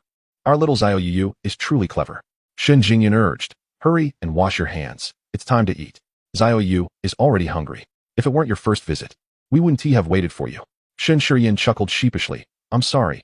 Driving was so exhilarating that I lost track of time. Shin Jingyun shot him a glance. Don't you think your excuse is rather excessive? Shin Shiyan grinned. It seems a bit superfluous indeed.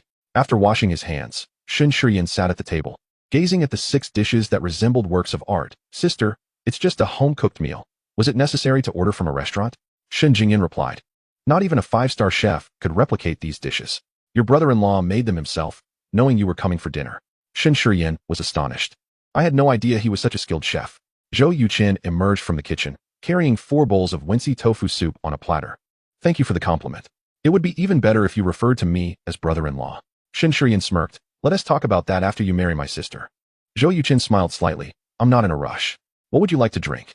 Without hesitation, Shin Shiyan replied, now that I'm back in the country. It must be baijiu. Shin Jingyun was taken aback. When did you learn to drink? Shin Shiyan replied, I've been drinking since graduating high school. For the past couple of years, I've also been drinking baijiu at class reunions. Zhou Yuqin, returning to the kitchen, brought out 4 bottles of Wuliangya, handing 2 to Shun Shiyan, 2 bottles each.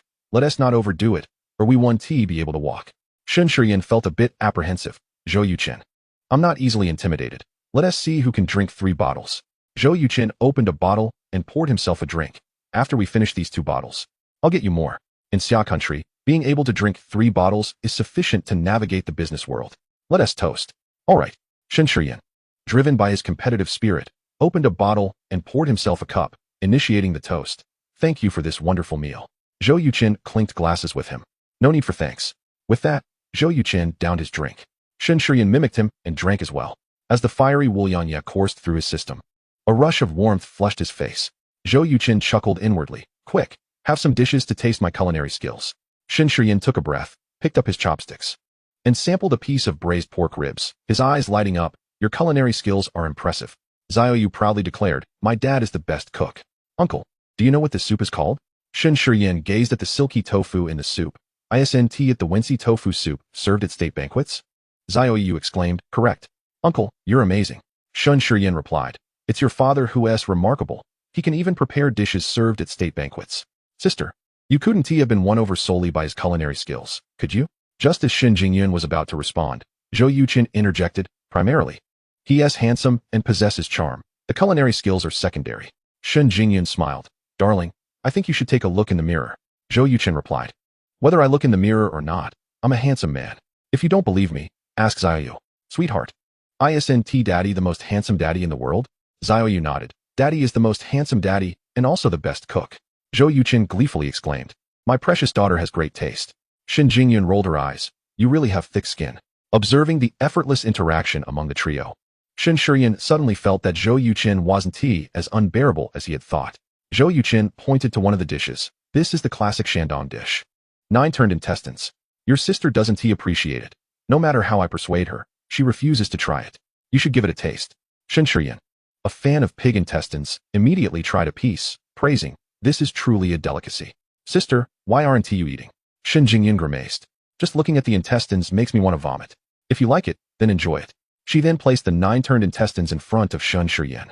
Zhou Yuqin raised his glass with a chuckle. Shiyan, let us have another drink to welcome you back from studying abroad. Shin Shiyan thanked him and clinked glasses. Seeing Zhou Yuqin down another drink, Shin Shiyan felt conflicted. However, the challenge had been issued, and he had to muster the courage to join in.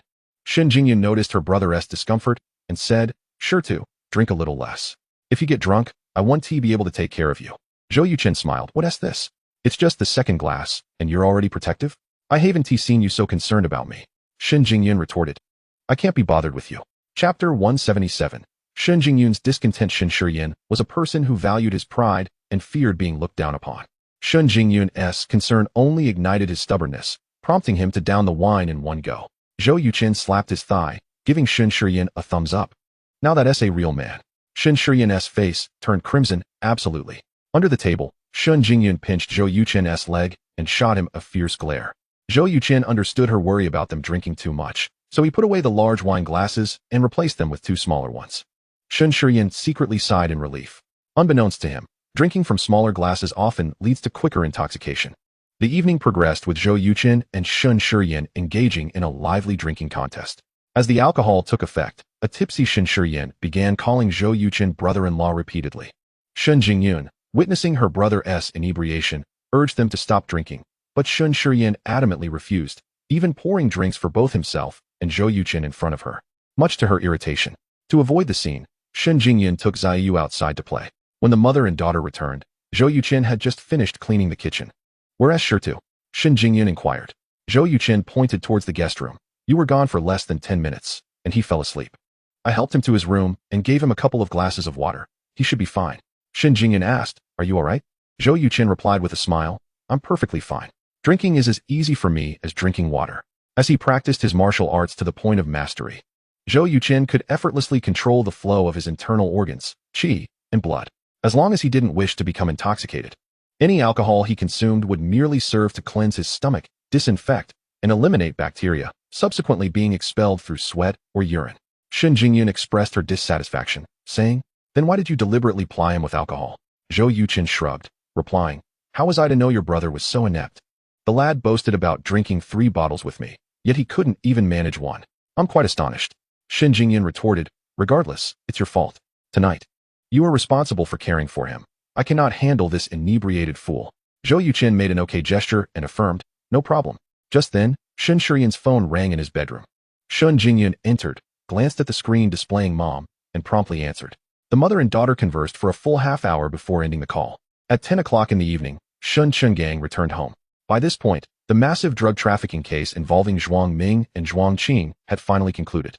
Upon learning of Zhuang Ming's demise, Zhuang Qing fell into utter despair.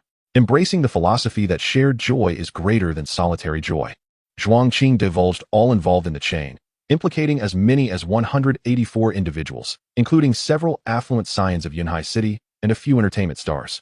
The resolution of this significant drug trafficking case catapulted Shin Chenggang and the Yunhai police to prominence throughout the system. In the afternoon, Shin Chenggang had a cordial meeting with Zhao Yanjing, and barring any unforeseen events, his promotion seemed almost guaranteed. During their discussion, Zhao Yanjing specifically praised Zhou Yuchen, extolling his boundless potential and urging Shin Chenggang to keep a close eye on him to prevent any missteps. Where's that rascal? Off having fun. Upon arriving home, Shin Chenggang noticed Shin Shiyan was absent from his room and inquired of Dai Wan, who was engrossed in a book. Dai Wan set her book aside and informed him. Shirtu is afraid you'd scold him, so he went to stay with Jingyun. Shin Chenggang scoffed. He can't escape me forever. I'll give him a call. Dai Wan interjected. There's no need. Half an hour ago, I called Shirtu, and Jingyun answered. Little Zhou cooked a few dishes and invited Shirtu for a drink. Now he's thoroughly intoxicated. Shin Chenggang found it amusing and remarked. This rascal may not excel in his studies, but now he can't even handle his liquor. Truly, he excels at nothing and leads the pack in causing trouble. Dai Wan furrowed her brow and stated, Old Shan, I believe we need to have a serious discussion. Shin Chenggang took a seat beside her and asked about what. Dai Wan replied, Shirtu is already 22 years old. He is an adult now. Adults care about their dignity and have a strong sense of self-respect. You cannot continue to reprimand him as you used to. Shin Chengang's eyes widened as he retorted. Why should I reprimand him? It's not like this boy behaves responsibly. Just consider how he unilaterally decided to drop out without informing anyone. Can you accept that? Dai Wan countered. Even if it's hard to accept, you must. Besides, Shirtu has already proven himself remarkably capable. In just a year and a half, he earned 15 million through investments, far exceeding what you've made in your entire life. What more do you want from him? Shin Chenggang, irate, responded, speaking of this, it angers me even more. He achieves a modicum of success and struts about as if he's conquered the world. Little Zhou made 2 to 3 billion in 3 months and didn't flaunt it like this. Dai Wan's expression darkened as she said, Old Shun, have you lost your senses? That is your son, not your adversary. Shirtu has achieved success through his own efforts. Is it unreasonable for him to show off a little in front of us? Shin Chenggang found himself momentarily speechless at Dai Wan's retort. Dai Wan softened her tone and continued, Old Shun, let's avoid further conflict with Shirtu. It serves no purpose other than to harm the relationship between you two. You've scolded him for over 10 years, yet he remains unchanged. As the saying goes, society is the best teacher. Let him venture into the world. Perhaps after he faces hardship and failure, he will truly transform. Shin Chenggang fell into a long silence before suddenly asking, You don't have faith in Shitu's investment company, do you? Dai Wan sighed. You detectives are always so perceptive. We may not understand the investment field, but little Zhou is an expert in it. Do you know what he told your precious daughter? Shin Chenggang inquired, not optimistic? Dai Wan shook her head and relayed Zhou Yuchen's words as interpreted by Shin Jingyun, asking, What do you think? Shin Chenggang mused, Although I am an outsider, I can tell that little Zhou's points are quite reasonable. Since he is willing to guarantee Shirtu, let him experiment as he wishes. Dai Wan chuckled, What? He hasn't even become your son-in-law yet, and you're already giving him orders? Shin Chenggang replied, My daughter has already had a child with him. Is it too much to ask him to care for his future brother-in-law? Dai Wan conceded, Fine. Whatever you say. Shin Chenggang added, Before long, I may need to change jobs. Even if I wanted to keep an eye on this rascal, I might not have the time. Chapter 178. A genuine shock. Dai Wan was taken aback, asking Old Wu. Shin Chenggang nodded, saying, President Zhao personally sought me out for a conversation and singled out little Zhou for high praise, calling him a rare, ambitious youth in Xia country, leading me to believe they might be related. Dai Wan remarked, I heard Jingyun mention that little Zhou taught President Zhao Tai Chi a fortnight ago. They must have hit it off well. Shin Chenggang mused, How did little Zhou's father educate him to turn out so well? Honestly, if Shirtu had even half of little Zhou's qualities, I would willingly give up 10 years of my life. Dai Wan rolled her eyes at him and said, There are scarcely a few people like little Zhou in all of Xia country. Having him watch over Shurtu is far better than our efforts. Shen Qinggang acknowledged. That is true. At 4 in the morning, Shen Shiyan, recovering from a night of heavy drinking, opened his eyes and unsteadily rose from his bed. Switching on the light and glancing at the time on his phone, he got out of bed and visited the restroom. Upon returning, he noticed a sliver of light seeping through a bedroom door. Did someone forget to turn off the light? Shen Shiyan approached and pushed open the door to find Zhou Yuchen seated at a desk, engrossed in his studies. Hearing the noise, Zhou Yuchen turned and, spotting Shen Shiyan, smiled, "You're awake. Would you like me to make you a bowl of hangover soup?" "No need. I'm fine now." Shen Shiyan walked to the bookshelf, casually picked up a book on chips, flipped through a few pages, and was surprised to see numerous passages highlighted in red ink. Unable to resist, he took out over 10 more books, finding them similarly marked. "Have you read all these books?" Shen Shiyan asked in astonishment. Zhou Yuchen pointed to his head and smiled. "It's all in here." Shen Shiyan's face reflected disbelief as he replied, "I don't believe it." Zhou Yuchen encouraged, "You can pick any passage. I should be able to articulate it fairly accurately." Shen Shiyan selected a hefty tome entitled How Chips Are Forged, casually flipped a few pages, and posed a few questions to Zhou Yuchen. Not only did Zhou Yuchen respond with precision, but he also identified an error in the text. Shen Shiyan, skeptical, sought out several more titles, and Zhou Yuchen answered each with fluency, offering unique insights as well. "Are you still human?" The astonishment in Shen Shiyan's gaze was palpable. He had encountered many prodigies, yet none had ever impressed him as much as Zhou Yuchen. With a gentle smile, Zhou inquired, "Shiyan, do you have a long-term plan?" Without a moment's hesitation, Shen replied, "I aim to establish a financial investment firm, with the goal of managing at least 100 billion within 10 years. And my net worth should exceed 10 billion. Zhou asked and then, Shen paused, momentarily taken aback. "I will continue striving to become a billionaire in my lifetime." Zhou smiled wryly. "Is that all?" Shen, slightly puzzled, responded, "That's it. What about you? Do you have a long-term plan?" Zhou recounted, "When I last visited home, my father posed a similar question. I told him I have both a minor and a major goal. My minor goal is to become the world's richest person, while my major ambition is to leave a few lines in the annals of Chinese history." Shen chuckled at Zhou's audacity. "You truly dare to say such things. Doesn't that sound ludicrous to you?" Zhou gestured towards the books on the shelf, stating earnestly, "But I am diligently working towards these two goals. For me, becoming the world's richest is not the challenge. The real difficulty lies in ensuring my name, Zhou Yuchen, is etched in Chinese history. After conducting extensive research, I discovered that our nation has been hampered in chip development by Western technology firms. If I could assist in resolving this issue, perhaps I could achieve my goal." Shen retorted, "That's pure fantasy.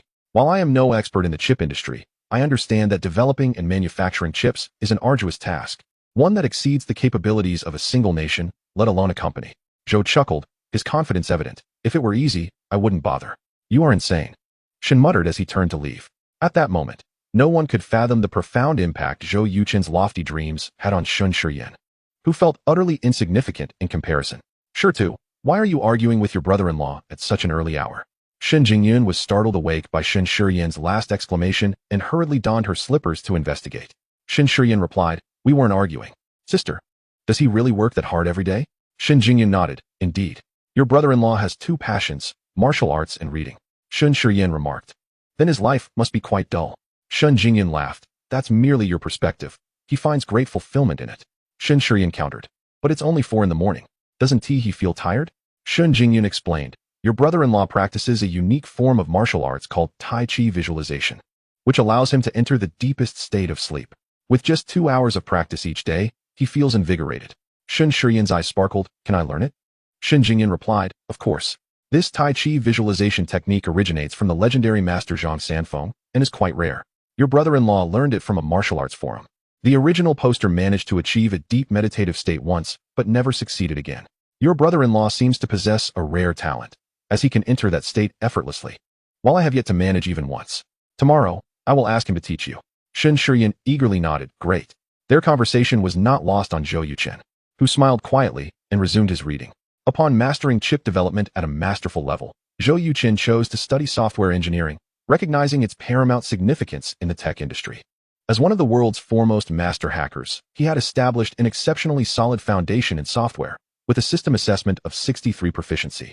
Zhou had anticipated receiving a lottery opportunity, but was disappointed when the system offered nothing, leaving him quite frustrated. In the morning, Zhou descended to practice martial arts for an hour. Afterward, he engaged in conversation with the elderly Zhao Shenghua. I heard your future father-in-law is about to receive a promotion. With an announcement expected today, Zhou was taken aback. Did you assist him? Zhao chuckled. I possess no such abilities. Your father-in-law has made commendable achievements as the director of the police department, earning this opportunity. Zhou replied, there are many officials who have achieved results. Without your support, I doubt my future father-in-law would find it easy to ascend. It's a pity I lack influence. Otherwise, I would have bought some fruit to express my gratitude to you. Chapter 179. Shen Shiyan's request for help. Zhao Shengguo appeared quite pleased with Zhou Yuqin's response, a glimmer of admiration flickering in his eyes. He teased, you're not even his son-in-law yet, and you're so concerned about your future father-in-law. Aren't you a bit too eager? Zhou raised an eyebrow, confidently stating, my relationship with Jing Yun is progressing rapidly. We are just a step away from obtaining our marriage certificate. You can look forward to toasting at the wedding. Zhao smirked, words alone mean little. Let us see if you can actually secure that marriage certificate. Zhou pointed a finger, within a year, I will have this sorted. Zhao laughed, then I wish you success. Upon returning home, Zhou felt it was essential to contact Shen Qinggang, so he dialed his number. After listening, Shen Qinggang asked, Xiao Zhou, what is your relationship with Zhao Lao? Zhou pondered briefly, we are somewhat of a friendship across generations. I communicate with Zhao Lao as a friend. Aside from asking him to officiate my wedding with Jing Yun, I have not sought his assistance in anything else. Shen Qinggang inquired, and what about Zhao Zhongling?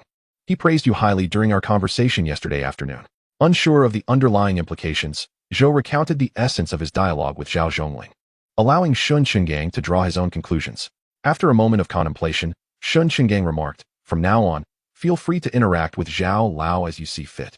Do not alter your attitude because of me. There are reports indicating Zhao Zhongling is heading to Yendu, and it is normal for him to make arrangements before his departure. I never expected that I would be included in those plans. Perhaps I truly am benefiting from your presence, which has caught Zhao Zhongling's attention. Zhou interjected, Uncle Shen, please don't say that. I wouldn't dare to take credit for your achievements. Without your competence and accomplishments, even if you were in Zhao Zhongling's sight, you would not be promoted. Shen Qinggang replied, you have a way with words. Xiao Zhou, I entrust you with keeping an eye on Shiyan's situation. My wife and I are rather clueless about investments and entrepreneurship. Zhou smiled, Uncle Shen, you can rest easy. I will investigate Shiyan's work situation in Australia. If his claims hold true, then after a few years of navigating the business landscape, I am confident he will emerge as a successful investor. However, those initial years may prove challenging, and he is likely to face setbacks, so please don't be too concerned for him. Shen Qinggang acknowledged. Shiyan's primary issue is that he has had it too easy throughout his life.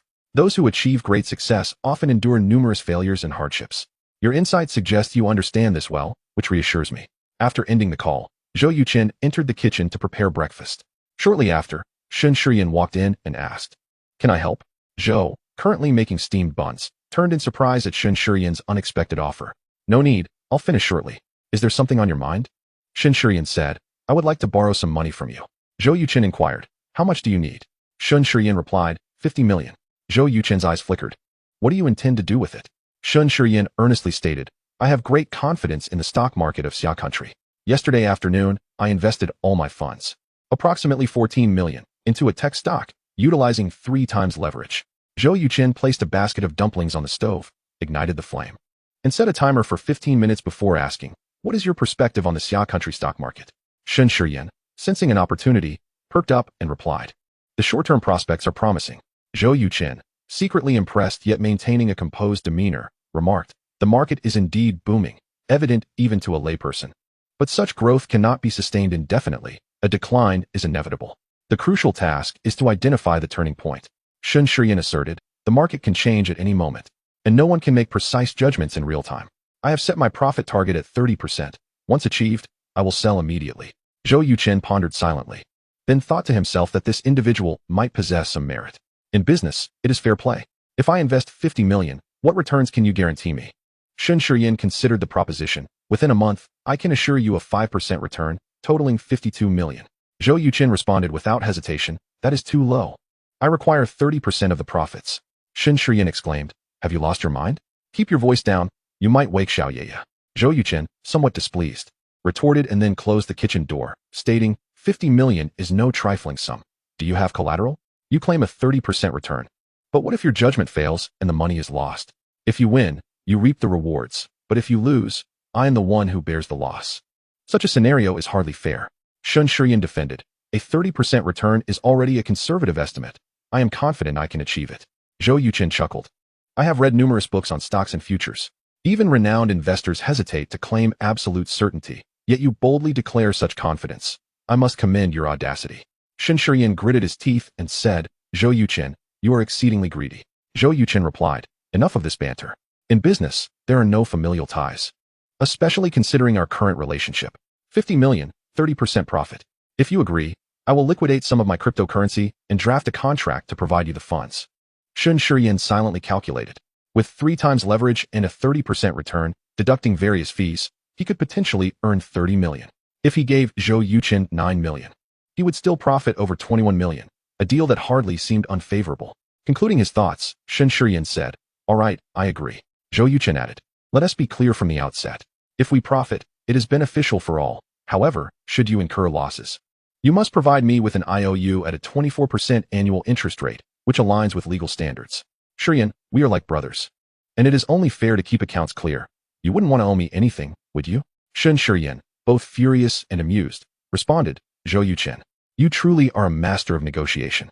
How could my sister possibly have fallen for you? Zhou Yuqin shrugged. It's primarily due to my personal charm. Shen Shiyan, still exasperated, declared, fine, I accept your terms. In Chapter 180, the agreement with the brother-in-law, Zhou Yuqin returned with an alarm clock, set the time, and placed it on the stove, saying, I will print the agreement. You just keep an eye on the fire in the kitchen.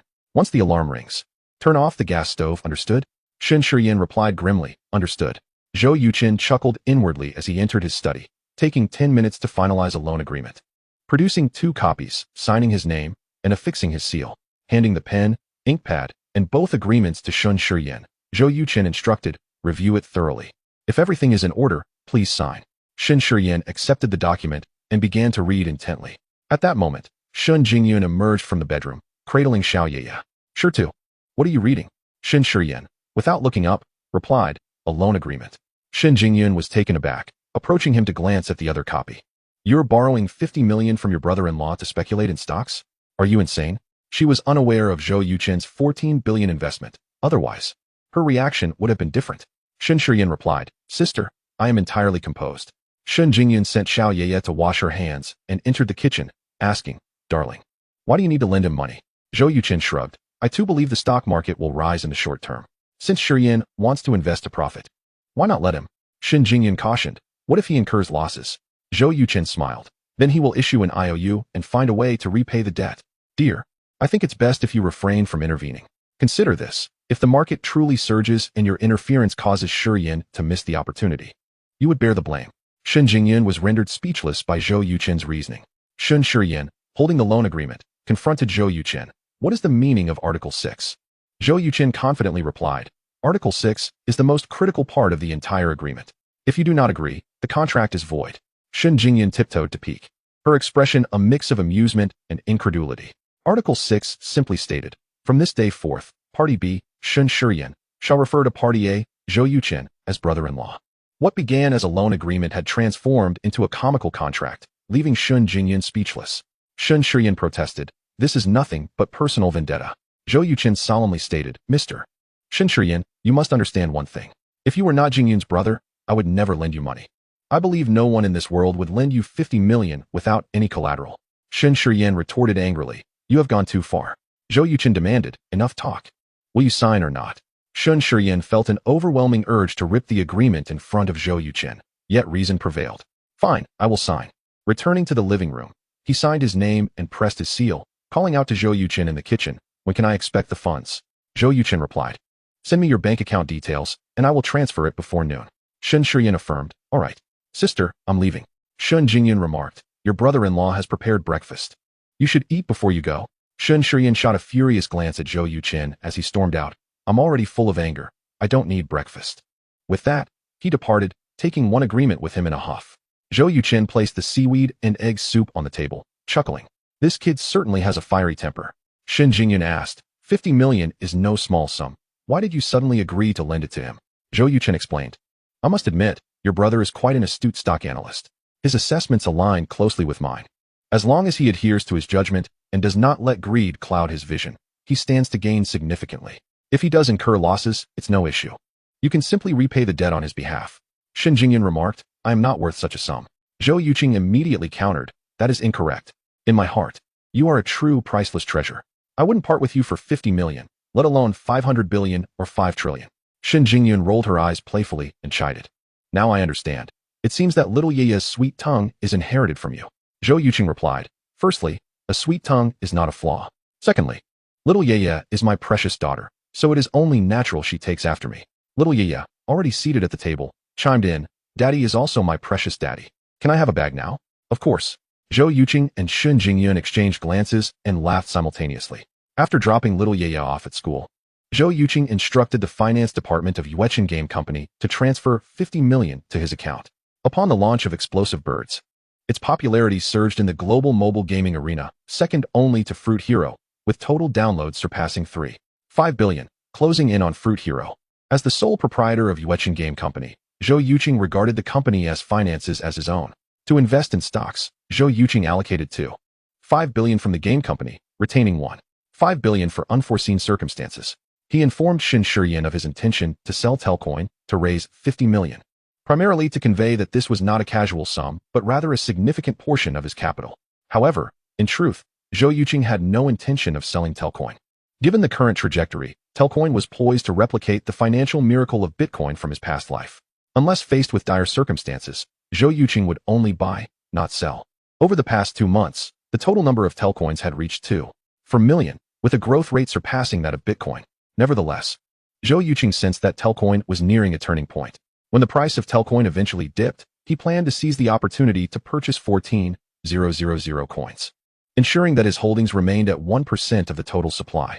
The reason he preferred to buy low and not sell high was due to concerns that selling would make repurchasing difficult. Furthermore, the Telcoin market differed significantly from the stock and futures markets. The latter at least had some discernible patterns, while the former's fluctuations were entirely at the whims of speculators. Even with his masterful investment skills, Zhou Yuqing could not predict the turning point of Telcoin. In fact, he understood well that this so-called virtual currency was merely another tool wielded by the Lighthouse Nation to harvest global funds. Yet, the time for harvesting had not yet arrived. Once Telcoin's quantity and price reached a certain threshold, totaling hundreds of billions or even over $1 billion, a well-timed crash or surge could yield substantial profits for the speculators. Chapter 181. The contest. Zhou Yuqing, fully aware of the risks, still chose to invest because he possessed the capability to exploit the rules of the game to his advantage. Thus, he would not engage in leverage trading with Bitcoin. Before Zhou Yuqing's transmigration, Bitcoin had peaked at $90,000. If Telcoin's growth trajectory mirrored that of Bitcoin, Zhou Yuqing could potentially amass over $10 billion. An astonishing prospect. Of course, these were discussions for another time. The finance department at Yuechen Game Company operated with remarkable efficiency. Within merely 10 minutes, Zhou Yuqing received a notification of the 50 million transfer on his phone. While en route to the Kunpeng battery manufacturing plant, Zhou Yuqing stopped by the bank to transfer the 50 million to Shen Shiyan.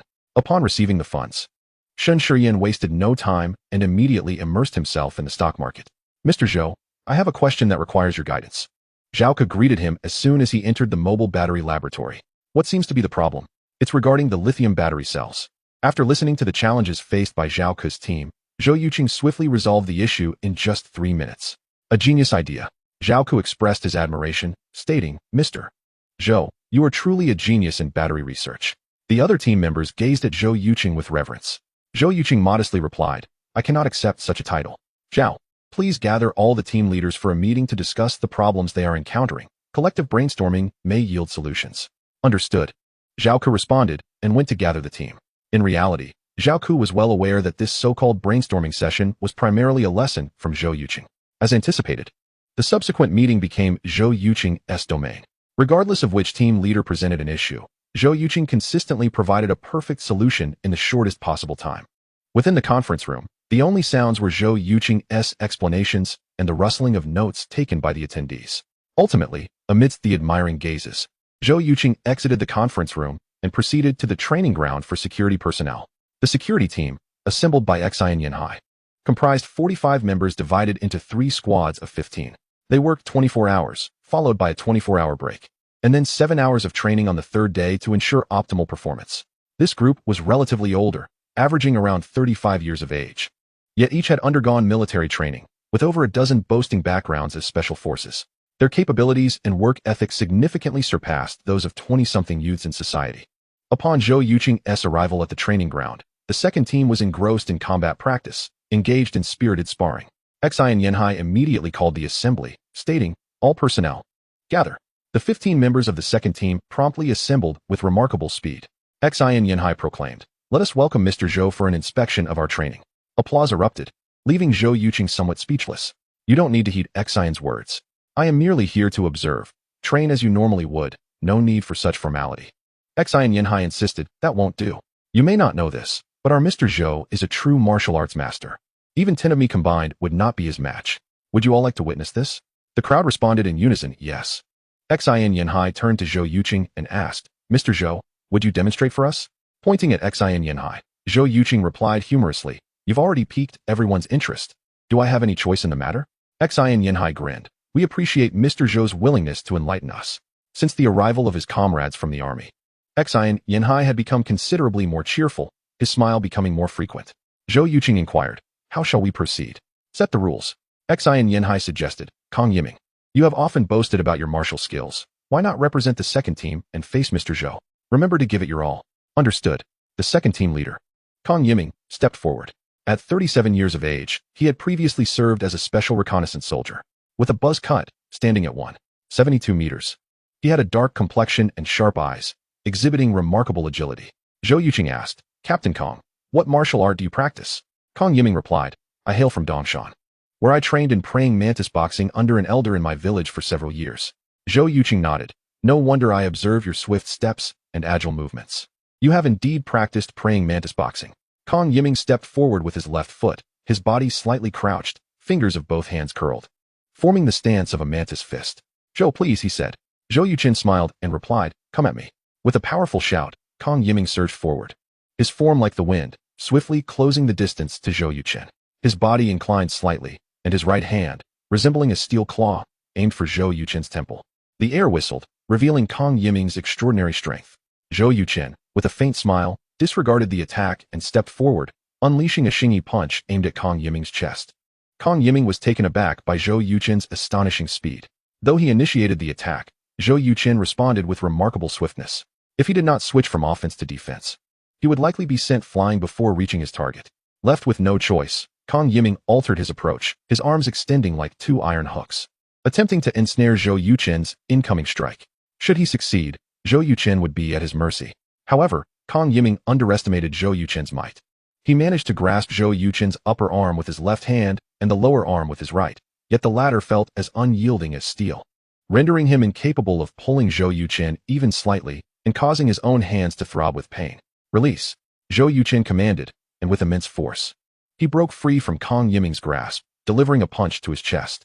Kong Yiming staggered back, retreating over 10 steps before sitting down, his eyes wide with shock and disbelief. The others in the second team were equally astonished. They never expected their boss to be so formidable that even Kong Yiming was no match for him. Kong Yiming was renowned among the 3 security teams, unrivaled except by team leader Xian, and now he had tasted defeat. Xian had previously stated that even 10 of his team would not be Zhou Yuqing's opponents, which many had thought was mere flattery, but now it seemed there was truth to it. Could it be that Zhou Yuqing had reached the legendary realm of transformation in martial arts? The crowd buzzed with speculation. Chapter 182. Resolving issues. Are you alright? Zhou Yuqing approached Kong Yiming, extending his hand. Kong Yiming grasped Zhou Yuqing's hand and stood, realizing he was unscathed, grateful for Zhou Yuqing's restraint. "Thank you for holding back. Zhou, may I inquire about your level of mastery?" Zhou Yuqing smiled. "What do you think?" Kong Yiming pondered for a moment and replied, "Your control over strength is extraordinary, surpassing even that of our instructor.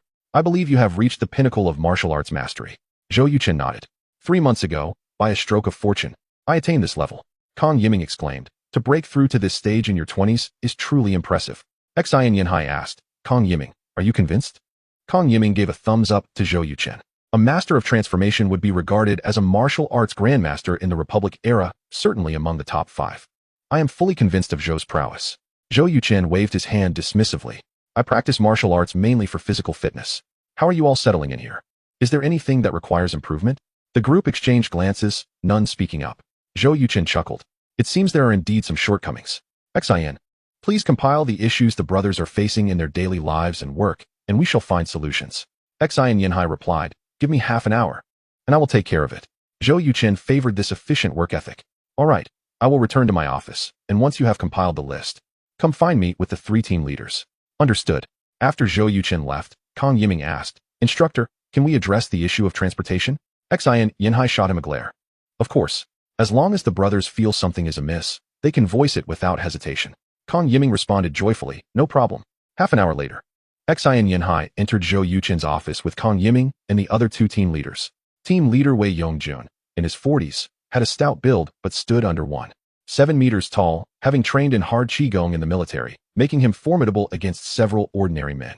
Team leader Yunnan, a tall and robust man from the northeast, had spent years at Shaolin, mastering impressive skills, and was closely matched with Kang Yiming. Zhou Yuchen personally poured tea for the 4 and reviewed the issue list provided by Xin Yanhai. It contained 6 items, the first being a request for vehicles, including 2 vans and 2 military trucks. Due to the product still being in development and the team not yet formed, Zhou Yuchen had not purchased any vehicles. The second item addressed the issue of a night cafeteria, as security personnel often found themselves hungry during their 24-hour shifts. The third item was a desire for a sports facility for recreational activities such as basketball and table tennis. After reviewing the list, Zhou Yuchen reflected. Aside from the second item, the other 5 can be resolved with funding. Xin, please draft a proposal and submit it to finance for approval. Xin Yanhai nodded, understood. Thank you, Zhou. Zhou Yuchen continued. Regarding the dining issue at night, establishing a cafeteria may not be feasible. Wei Yongjun suggested. Zhou, could we establish a small cafeteria? Zhou Yuchen raised an eyebrow, smiling. It seems you all have already contemplated solutions, so let us proceed with your suggestion. Hearing Zhou Yuchen's words, the 3 team leaders beamed, feeling reassured that they had not come to the wrong place. Zhou Yuchen commented, Initially, I thought it would take at least 3 months to develop the new phone battery. But now I realize that was overly cautious. With the current pace of the research team, we should have it ready in approximately 3 weeks. If all goes well, the factory will commence trial production in a month, at most 40 days. I will arrange for the HR department to recruit 1,000 employees for training half a month in advance. Once they are on board, your security operations will officially commence. Given the nature of the new phone battery technology and rapid charging techniques, the research department will be your primary focus for protection. No outsiders are to be allowed access without my or Professor Sun's permission. Xin Yanhai affirmed, no problem. I will station 2 brothers at the entrance of the research department 24 hours a day. Zhou Yuchen replied, how you manage it is up to you. I have only one requirement. Ensure the absolute security of the research laboratory. Xin Yanhai and the 3 team leaders stood in unison and replied, yes. Zhou Yuchen smiled. You may return to your duties. I will visit the HR department. After personally escorting the 4 out of the office, Zhou Yuchen proceeded to the HR department. After briefing them on the recruitment of employees, he called Chu Yuan, who had previously applied for a job. Upon hearing Zhou Yuchen request him to compile a list of potential employees for the Kunping battery manufacturing plant by tomorrow, Chu Yuan's voice trembled with excitement as he expressed his gratitude profusely. Tasks such as worker recruitment were not something Zhou Yuchen, as chairman, needed to handle personally. After enjoying lunch in the company cafeteria with several executives, Zhou Yuchen took his leave. He hurried to a recording studio to record the poignant internet song Lilac, which had swept the nation. The arrangement for Lilac had long been completed, but due to his busy schedule, Zhou Yuchen had not found time to record it until today, when he finally had a moment of leisure. As before, with his exceptional vocal prowess, Zhou Yuchen completed the recording in merely half an hour. He then uploaded the song directly to the free sections of the 3 major music websites using the studio's computer. After finalizing Lilac, Zhou Yuchen immediately drove to the kindergarten to pick up little Yaya. Unbeknownst to him, the moment Lilac was uploaded, it captured the attention of countless fans. Following the explosive success of Mouse Loves Rice and 3 Butterflies, both of which surpassed 20 million downloads and claimed the top 2 spots on the music charts, over 5 million ahead of the 3rd-ranked artist. Zhou Yuchen's casual pseudonym, Wuji, had become a legendary figure across the 3 major music platforms. Many artists and fans speculated that Wuji would surely seize this fervent momentum to debut or release a paid song, but to their astonishment, he had once again released a free track. The song editors at the 3 major music sites, upon witnessing Wuji's reemergence, wasted no time in featuring Lilac prominently in the free music section. Chapter 183. Professor Wu falls ill. When Zhou Yuchen checked the performance of Lilac at 10 o'clock that night, he nearly doubted the clarity of his vision. The number of listeners had reached an astonishing 14.207 million, with downloads soaring to 36.23 million. In a mere 6 hours, over 360,000 people had downloaded Lilac. Although the song was free, achieving such results was truly remarkable. The comments section overflowed with praise. After listening to Lilac, I was moved to tears. Wuji is phenomenal. The lyrics are simple, yet profoundly touching. Many professional singers may look down upon internet musicians, but I find Wuji's songs far superior. With Mouse Loves Rice and Three Butterflies, Wuji had amassed a vast following. And the fact that Lilac was also free took many by surprise. I believe Wuji must be a wealthy individual, engaging in this for fun. Otherwise, such generosity is unfathomable. I hope to hear more songs from Wuji. After reviewing the performance of Lilac, Zhou Yuqin experienced a spark of insight as the system attribute panel appeared before him. Player, Zhou Yuqin. Physique, 14, average person 10, spirit, 109, average person 10, popularity, 3, 26 million attribute points, 33 skills, national martial arts, master level 7. Hacking skills, master level 2, chip development technology, master level 1, investment skills, master level 2, Tai Chi visualization, mental discipline, loyalty monitoring skills, special skill. Culinary arts, proficient level 99, singing ability, proficient level 99, items. None before uploading the song to the 3 major music websites. Zhou Yuqin had deliberately checked his popularity. He distinctly remembered his popularity value was 242 million, which had now surged by 840,000, undoubtedly due to Lilac. In other words, new songs could indeed augment Zhou Yuqin's popularity, albeit the growth rate would sharply decline after reaching a certain threshold, which he speculated to be around 1 million. Initially, he had intended to discard the identity of Wuji, but it appeared that he could not afford to do so just yet. Zhou Yuqin had a plethora of well-known internet songs in his mind, which he could easily convert into attribute points in exchange for valuable items in the system store. He knew there were numerous methods to increase popularity, but he had yet to conceive them. With the advent of 4G networks and the rise of short video apps, Zhou Yuqin could potentially follow the path of his past life, Slay Busi, transforming himself into an internet celebrity capable of promoting his own company's products. Perhaps this approach would also significantly boost his popularity. Just then, Zhou Yuqin's phone rang. It was a call from Wu Liang. Hey, Lao Zhou, have you heard? Professor Wu is hospitalized. Our classmates are planning to visit him tomorrow. Will you join us? Zhou Yuqin was taken aback and asked, which Professor Wu? Of course. It's Professor Wu Zhenhua. Who else could it be? Zhou Yuqin's expression shifted. What is wrong with Professor Wu? During his university days, Professor Wu had shown him considerable favor. Had it not been for that incident, Zhou Yuqin might have graduated as a master's student and become a teacher at Yunhai University. I'm not sure about the specifics, Wu Liang replied. I heard it from Sun Zhong in the class group. Professor Wu is a prominent economist enjoying national subsidies. And his son is a high-ranking official. Quite a few senior officials from the Yunhai government will visit him while he is hospitalized. It's no surprise that Sun Zhong knows. Will everyone be going? Zhou Yuqin asked. There must be over 20 of you, right? Most of you are doing well. When are you going? At 9:30 in the morning. Lao Zhou, you won't bail on us, will you? Professor Wu treated you like his own son back in the day. You can't lack gratitude. I will certainly visit the professor, but not with you all. Wu Liang, after your visit, send me a text with the room number. Sure thing. And yes, your relationship with Professor Wu is indeed special. It makes sense for you to visit him privately. After hanging up, Zhou Yuqin's mind was awash with memories. His gratitude towards Professor Wu and their profound student-teacher bond stirred a wave of nostalgia, as images of their interactions played vividly in his mind. Darling, are you all right?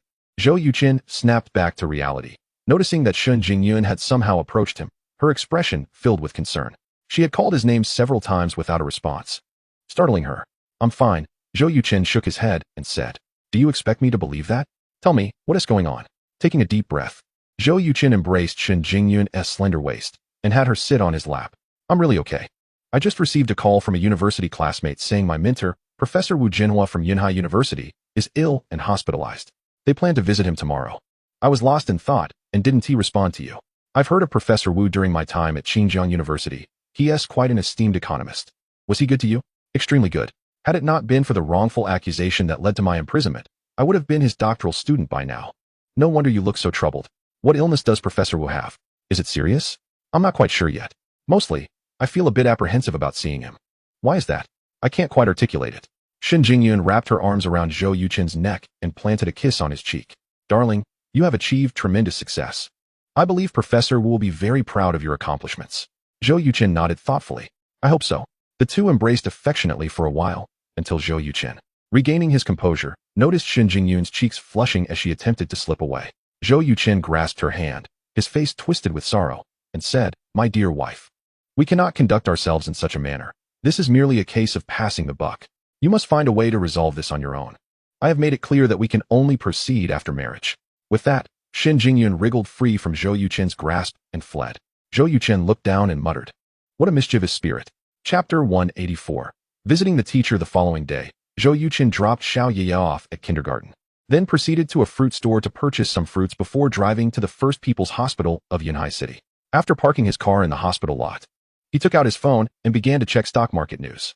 Since he had invested in various companies 3 days prior, the market had surged by 14%, surpassing 4,200 points, and Zhou Yuchen's holdings had reached a staggering 8.3 billion, with a remarkable increase of 27%. The crux of the matter was that not only was he profiting, but nearly all investors were as well. Even those who had never dabbled in stocks were diving headfirst into the market with cash in hand. Online, there were even calls for aligning with international markets, proclaiming a rally towards 8,000 points. If one were to encapsulate their sentiment in a single word, it would be frenzy. While others succumbed to greed, he remained cautious. When others were fearful, he was bold.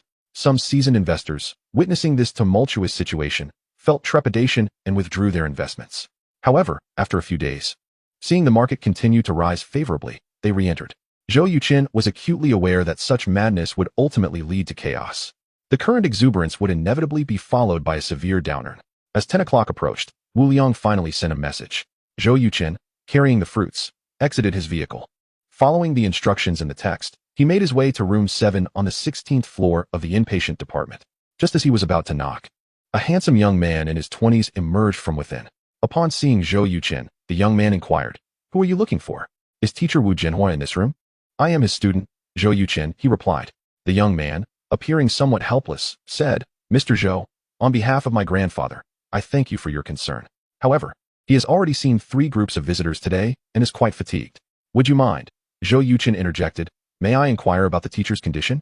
The young man responded, "My grandfather underwent surgery to remove a lung nodule. Although it was detected to be malignant, it was caught early, and there are no risks involved. He merely needs to rest for a while." Zhou Yuchen sighed in relief. "That is good to hear." Just then, a frail voice called from inside, "Yong'an, who are you speaking with?" Wu Yong'an replied, "Grandfather, a student of yours has come to visit." Wu Jinhua said, "Then why haven't you let him in?" "I see." Wu Yong'an acknowledged and gestured for Zhou Yuchen to enter. "Please, come in." "Thank you." Zhou Yuchen stepped into the hospital room, setting down the fruit basket. He gazed at the emaciated figure of the elderly man lying in the bed, his eyes reddening as he said, "Teacher, I am so sorry for taking so long to visit you after all these years." Wu Yong'an looked at Zhou Yuchen with surprise, sensing that this student was somewhat different from the others. Wu Jinhua, without his glasses, could not clearly see Zhou Yuchen's face and asked, "Who are you? Your voice sounds familiar." "Yong'an, bring me my glasses." Before Wu Yong'an could move, Zhou Yuchen had already approached the bedside, carefully picking up the glasses from the nearby table and gently placing them on Wu Jinhua's face. "You are Yuchen?" Wu Jinhua recognized him almost immediately, his face lighting up with joy. Hearing his name called so readily sent a wave of emotion through Zhou Yuchen, tears welling in his eyes as he choked out, "Teacher, it's me, Yuchen. I have returned." Wu Jinhua grasped Zhou Yuchen's hand with delight, exclaiming, "It is wonderful that you are back. Where have you been all these years? I have inquired about you from many, but none had news." Zhou Yuchen replied, "After my release from prison, I remained hidden in Sioux City." Wu Jinhua raised an eyebrow. "Hidden in Sioux City? What do you mean?" Zhou Yuchen briefly recounted his ordeal with Luo Hao. Upon hearing this, Wu Jinhua, visibly upset, exclaimed, "That Luo Hao is truly a scoundrel. And you, why did you not come to me when such things occurred? Did you not consider me your teacher?" Zhou Yuchen quickly poured a glass of water, assisting Wu Jinhua in taking a sip. "Teacher, these gangsters act without any moral compass. I feared it would implicate you. Even my parents, I only visited recently." Wu Jinhua sighed. "You have truly suffered. Fortunately, the Luo father and son have received their comeuppance. And the girl who wronged you has been punished as well, though it is a pity that justice arrived late. You are the most brilliant student I have ever taught. Had I not retired, I would have ensured your readmission to Yunhai University." Zhou Yuchen stated, "Teacher, you once said that the theories in textbooks are lifeless. Only by merging theory with practice can one truly grasp knowledge. Though I have not been at Yunhai University, I have not forgotten to learn. The difference is that I have shifted my focus from macroeconomics to financial investment." Wu Jinhua nodded, "I understand your choice. What line of work are you in now?" Zhou Yuchen candidly shared how he garnered his first fortune through the futures market, subsequently establishing Yuechen Game Company. Upon learning that the games he often played on his phone, Fruit Ninja and Angry Birds, were products of Zhou Yuchen's creation, Wu Yong'an's expression turned to astonishment. Wu Jinhua, on the other hand, was immensely pleased, teasing, I never imagined you would become a billionaire. Should I start addressing you as Mr. Zhou? Zhou Yuqin chuckled. Teacher, please do not jest. This is merely a modest endeavor. Wu Jinhua remarked. Since you have chosen entrepreneurship, it must entail more than merely starting a game company, correct? Allow me to challenge you. What do you believe will be the most lucrative industry in Xia country in the future? Without hesitation, Zhou Yuqin replied. It will undoubtedly be real estate. In any country where the population is high and land is scarce, once the economy reaches a certain stage, property prices will inevitably soar. And the real estate sector will flourish accordingly. Wu Jinhua furrowed his brow. Are you planning to establish a real estate company? Zhou Yuqin responded. No, I will not venture into real estate. While it can be quite profitable, it lacks technical substance and cannot be sustained. At most, it may thrive for 10 to 20 years, but once supply exceeds demand, it will collapse entirely. Wu Jinhua nodded. Then what do you intend to pursue? Zhou Yuqin declared. I aspire to establish a financial investment company and a tech firm. Wu Jinhua immediately perked up, eager to inquire further, but just then, a knock echoed from outside. Wu Yong'an, who had been listening intently, frowned and rose to open the door. Moments later, he ushered in a stunning young woman, elegantly dressed, her beauty striking. Teacher, you nearly scared me to death, the beautiful woman exclaimed, clearly close to Wu Jinhua, speaking in a casual tone with a hint of playfulness. Wu Jinhua chuckled. It was merely a minimally invasive procedure. I will be discharged next Monday. Yuqin, allow me to introduce you. This is your junior, Zhang Wanyue, who studied with me for 2 years in graduate school. Wanyue, this is Zhou Yuqin, the student I have often mentioned to you. Chapter 185. Homework inspection. Zhang Wanyue scrutinized Zhou Yuqin, extending her hand with a smile, and said, Senior Zhou, I often hear my teacher praise you as his most outstanding student. It is a pleasure to finally meet you. Zhou Yuqin lightly touched her hand before quickly withdrawing it, replying, My teacher is merely flattering me. I cannot possibly be his most exceptional student. I am certainly the least academically accomplished and the most unfortunate among those he has taught. With a soft chuckle, Zhang Wanyue could not help but laugh at Zhou Yuqin's words. Wu Jinhua joined in the mirth, remarking, Yuqin, despite enduring considerable hardships, you still maintain such a sunny disposition. That is truly commendable. Please, have a seat. The two took their places, one on each side. Wu Jinhua continued, Yuqin, Wanyue's father, is a real estate tycoon. She serves as the vice president of his company, and I hear she is doing quite well. Zhou Yuqin pondered briefly about the top 10 real estate companies in Yunhai and said, I recall that the president of Longjiang Group is Mr. Jiang Ming. Zhang Wanyue replied, He is my father. Zhou Yuqin was taken aback, saying, No wonder I sensed an extraordinary aura about you. It turns out you come from a distinguished family. Longjiang Group is a colossal real estate firm, valued at 200 billion. Jiang Ming holds a staggering 42% of the shares, ranking him among the wealthiest in the nation. Wu Jinhua chuckled. We were just discussing the real estate industry. Wanyue, what is your perspective? Without hesitation, Zhang Wanyue proclaimed. It holds immense potential. Having worked at Longjiang Group for a year and a half, I am very optimistic about the future of real estate. I believe that within 2 years, property prices in various regions will at least double, and in major metropolitan areas like Yunhai and Yindu, prime locations may even see prices multiply several times over, leading to a flourishing real estate sector. Wu Jinhua inquired, if you were the president of Longjiang Group, where would you steer this ship? Zhang Wanyue contemplated and said, I would seize the opportunity while land prices have not yet peaked, mobilizing funds to purchase as much land as possible nationwide, constructing commercial skyscrapers and residential complexes, with the aim of transforming Longjiang Group into the largest real estate company in the nation within a decade. Zhou Yuqin gazed at Zhang Wanyue in astonishment, not expecting this seemingly gentle and delicate woman to harbor such grand ambitions. Wu Jinhua expressed his approval, saying, Ambitious indeed. Yuqin, what about you? What would you do? Zhou Yuqin responded, Compared to junior sister Jiang, I might take a more conservative approach. Zhang Wanyue regarded Zhou Yuqin intently, saying, I would love to hear more. Recalling the Wanda Group from his previous life, Zhou Yuqin explained, the explosion in the real estate sector is foreseeable.